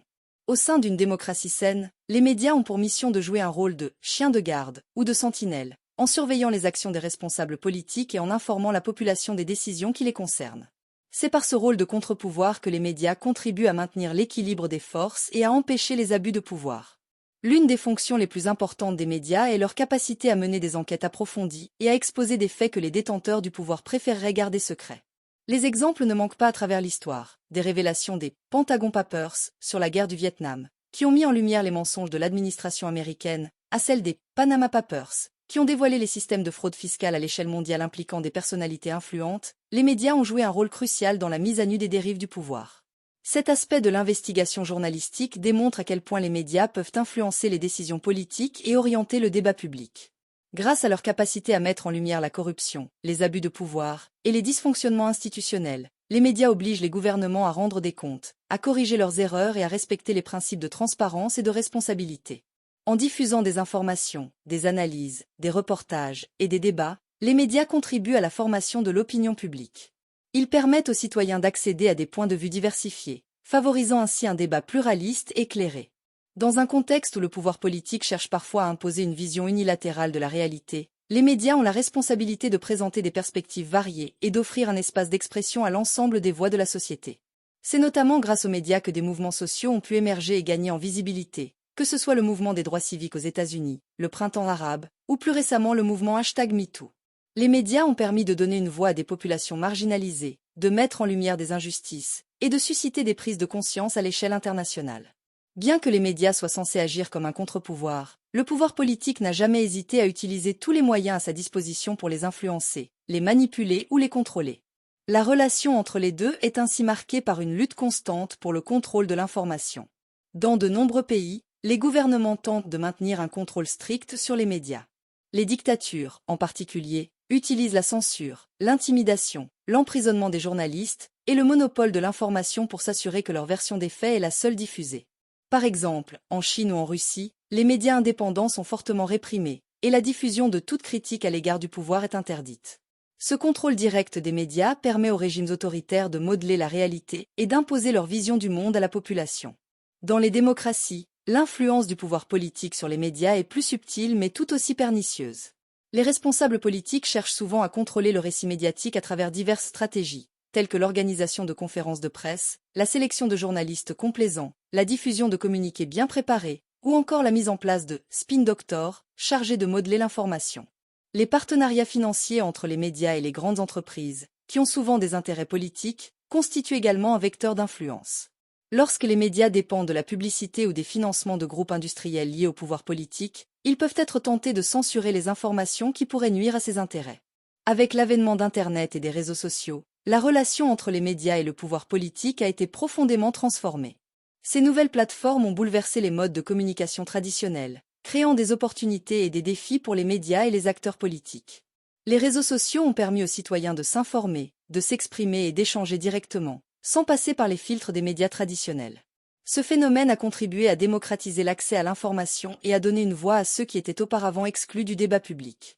Il est désormais possible de voir émerger des mouvements de protestation en ligne, de lancer des pétitions ou de dénoncer des injustices en quelques clics. Cependant, cette démocratisation a aussi ses revers. Les réseaux sociaux sont devenus des terrains fertiles pour la diffusion de fausses informations, la manipulation de l'opinion et la polarisation des débats. Le pouvoir politique n'a pas tardé à comprendre l'importance de ces plateformes et à les utiliser pour influencer les citoyens de manière plus directe et parfois plus insidieuse. À l'ère du numérique, les médias traditionnels sont confrontés à un défi majeur, celui de capter l'attention dans un océan d'informations. L'abondance de contenus disponibles en ligne a entraîné une baisse de la qualité de l'information, où les médias, pour survivre, sont souvent tentés de privilégier le sensationnalisme et les clics, plutôt que l'investigation et la profondeur. Cette course à l'audience menace la capacité des médias à jouer pleinement leur rôle de contre-pouvoir. En conclusion, la relation entre les médias et le pouvoir politique est un élément central dans le fonctionnement de nos démocraties. D'un côté, les médias ont le pouvoir d'informer, de dénoncer et de contribuer à la transparence et à la responsabilisation des dirigeants. De l'autre, ils sont confrontés à des tentatives de contrôle et d'influence qui menacent leur indépendance et leur crédibilité. À l'ère numérique, cette relation est en train d'être redéfinie, et il est crucial que nous restions vigilants. Nous, citoyens, avons un rôle essentiel à jouer pour défendre un paysage médiatique libre, pluraliste et de qualité. Il est de notre devoir d'exiger des médias qu'ils s'acquittent de leur mission de manière indépendante, tout en développant notre esprit critique pour ne pas tomber dans les pièges de la désinformation. Alors, que pensez-vous de cette relation entre médias et pouvoir politique? Avez-vous des expériences à partager, des réflexions à ajouter? Je vous invite à laisser un commentaire, à partager vos idées et à lancer le débat. Abonnez-vous pour continuer à explorer plus de sujets. Sujet numéro 14. Avant de commencer cet exercice, je vais vous expliquer une méthode simple pour en tirer le meilleur bénéfice. D'abord, je vous conseille de regarder la vidéo une première fois avec les sous-titres activés. Cela va vous aider à mieux comprendre le contenu, en faisant le lien entre ce que vous entendez et les mots écrits. Ensuite, regardez la vidéo une deuxième fois sans les sous-titres, pour vous concentrer uniquement sur l'écoute et renforcer votre compréhension auditive. Enfin, prenez un cahier et écrivez quelques phrases clés que vous avez retenues de l'épisode. Ce sera une bonne façon de consolider ce que vous avez appris tout en pratiquant l'écriture en français. En suivant cette méthode, vous verrez des progrès dans votre compréhension et votre capacité à vous exprimer en français. C'est parti! Imaginez un instant que vous souffrez d'une maladie invisible, une maladie qui n'a pas de pansement, de plâtre ou de cicatrice apparente, mais qui affecte chaque aspect de votre vie. Vous vous sentez isolé, incompris, voire jugé par ceux qui vous entourent. Cette situation est la réalité de millions de personnes qui luttent contre des troubles de santé mentale à travers le monde. Pourtant, malgré les avancées médicales et scientifiques, la stigmatisation de la santé mentale demeure un problème persistant et omniprésent dans notre société. Cette stigmatisation n'est pas seulement une question d'attitude négative ou de préjugés, elle a des conséquences réelles et parfois dévastatrices sur la vie des personnes concernées. Elle les empêche de rechercher l'aide dont elles ont besoin, elle les enferme dans un silence douloureux, et elle contribue à la propagation de mythes et de malentendus autour de ces troubles. Alors, pourquoi notre société continue-t-elle à perpétuer cette stigmatisation? Quels sont les mécanismes qui nourrissent ces préjugés? Et surtout, comment pouvons-nous briser ce cycle de stigmatisation et bâtir une société plus inclusive et compréhensive?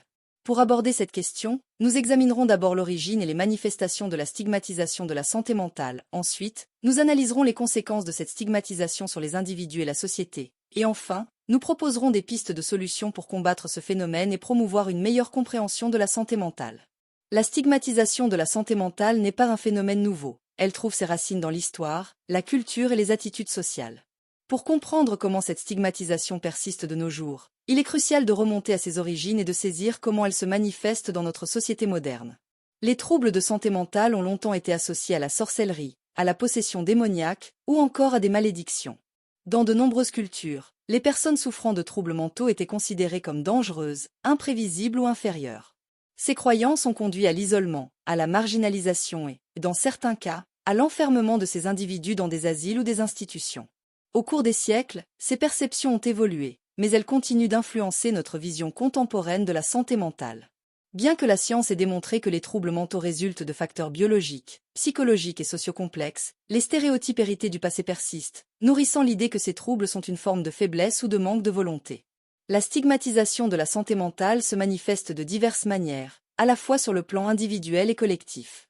Les personnes souffrant de troubles mentaux sont souvent perçues comme dangereuses, irresponsables ou incapables de mener une vie normale. Ces stéréotypes sont véhiculés par les médias, les films et même les discours politiques, renforçant l'idée que les personnes atteintes de maladies mentales sont différentes ou anormales. La stigmatisation se traduit également par des comportements discriminatoires dans divers domaines de la vie quotidienne. Par exemple, sur le lieu de travail, les personnes atteintes de troubles mentaux sont souvent confrontées à des préjugés lors des processus de recrutement ou d'évolution de carrière. Elles peuvent également être victimes de rejet social, de harcèlement ou d'exclusion. En raison de la stigmatisation, de nombreuses personnes souffrant de troubles mentaux intériorisent les stéréotypes négatifs et commencent à se percevoir de manière négative. Elles peuvent alors ressentir de la honte, de la culpabilité ou un sentiment d'échec, ce qui les empêche de demander de l'aide ou de parler ouvertement de leurs souffrances. La stigmatisation de la santé mentale a des effets dévastateurs, non seulement sur les individus qui en souffrent, mais également sur l'ensemble de la société. Il est donc essentiel de comprendre l'ampleur de ces conséquences pour mesurer l'importance de combattre ce phénomène. L'un des premiers effets de la stigmatisation est l'isolement. Les personnes souffrant de troubles mentaux ont souvent peur d'être jugées ou rejetées si elles révèlent leurs conditions. Par conséquent, elles se replient sur elles-mêmes, évitent de parler de leur maladie et limitent leurs interactions sociales. Cet isolement peut aggraver leur état de santé mentale, créant un cercle vicieux. La stigmatisation est l'un des principaux obstacles à la recherche d'un soutien professionnel. Beaucoup de personnes hésitent à consulter un psychologue ou un psychiatre de peur d'être perçues comme faibles ou folles. En conséquence, de nombreuses personnes ne reçoivent pas le traitement dont elles ont besoin, ce qui peut entraîner une aggravation de leurs symptômes, voire des conséquences fatales comme le suicide. L'autostigmatisation conduit souvent à une baisse de l'estime de soi et à un sentiment de honte. Les individus en viennent à croire qu'ils ne méritent pas d'être aidés ou qu'ils sont responsables de leurs conditions, ce qui les empêche de se soigner ou d'entreprendre des actions positives pour améliorer leur situation. La stigmatisation de la santé mentale représente un fardeau économique considérable, avec des répercussions notables sur la productivité et les coûts de soins. En dissuadant les individus de rechercher l'aide nécessaire, cette stigmatisation entraîne une augmentation des dépenses liées aux soins de santé, tout en aggravant l'absentéisme et la perte de productivité au travail. Selon l'Organisation mondiale de la santé, OMS, les troubles de santé mentale figurent parmi les principales causes de perte de productivité à l'échelle mondiale, coûtant des milliards de dollars chaque année à l'économie mondiale. De plus, cette stigmatisation maintient une société mal informée. Les stéréotypes et les idées fausses circulent largement, alimentant la peur et l'incompréhension des troubles mentaux. Cela limite non seulement la capacité des individus à parler ouvertement de leurs difficultés, mais entrave également l'élaboration de politiques publiques efficaces visant à soutenir les personnes touchées. Enfin, en stigmatisant ceux qui souffrent de troubles mentaux, nous perdons des talents précieux. De nombreuses personnes, malgré leurs défis, possèdent des compétences et des aptitudes significatives qui pourraient enrichir notre communauté. Malheureusement, en raison des préjugés associés à leur état de santé, elles se voient souvent refuser des opportunités qui pourraient bénéficier à la société dans son ensemble. Enfin, la stigmatisation de la santé mentale n'affecte pas seulement les individus concernés, mais pèse également lourdement sur l'économie et le potentiel humain.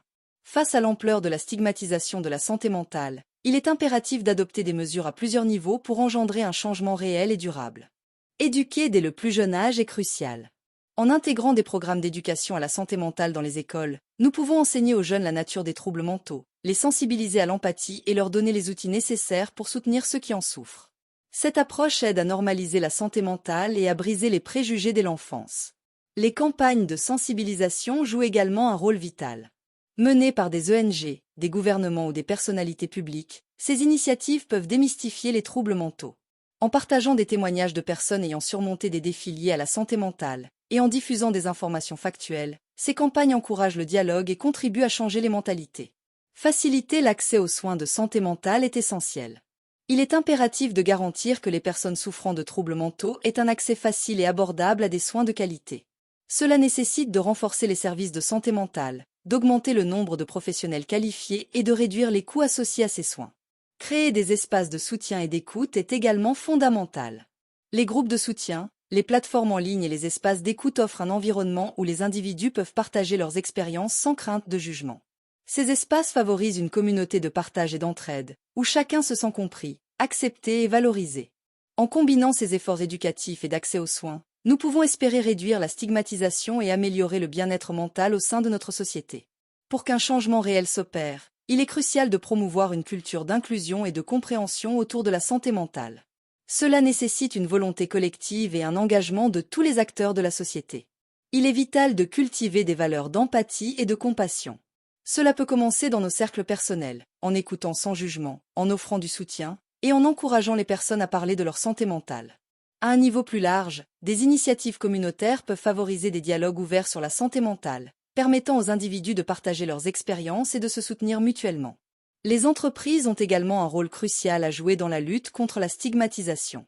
En créant des environnements de travail favorables à la santé mentale, elles peuvent non seulement améliorer le bien-être de leurs employés, mais aussi contribuer à changer les attitudes sociétales. L'instauration de politiques de soutien, telles que des congés de maladie flexibles et des programmes d'assistance aux employés, est essentielle. Ces mesures permettent aux employés de se sentir en sécurité pour parler de leurs problèmes de santé mentale, sans craindre de répercussions. En offrant un environnement où la santé mentale est valorisée, les entreprises peuvent encourager une culture d'ouverture et de compréhension.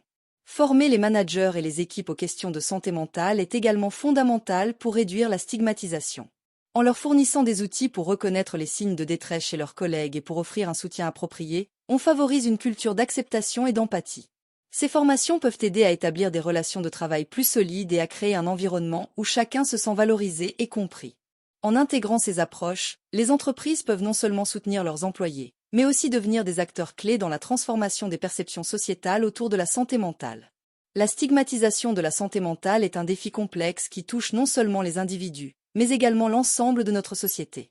Pour avancer vers une société où la santé mentale est perçue de manière positive et où chacun se sent libre de demander de l'aide, nous devons tous nous engager à combattre cette stigmatisation. Il est temps d'élever nos voix pour changer les mentalités, d'éduquer les jeunes générations et de créer des espaces de dialogue. Nous avons tous un rôle à jouer, que ce soit en parlant de notre propre expérience, en soutenant des campagnes de sensibilisation ou en promouvant des environnements de travail inclusifs. Alors, comment pouvez-vous contribuer à ce changement ? Quelles actions pouvez-vous entreprendre dans votre vie quotidienne pour soutenir ceux qui luttent contre des troubles mentaux?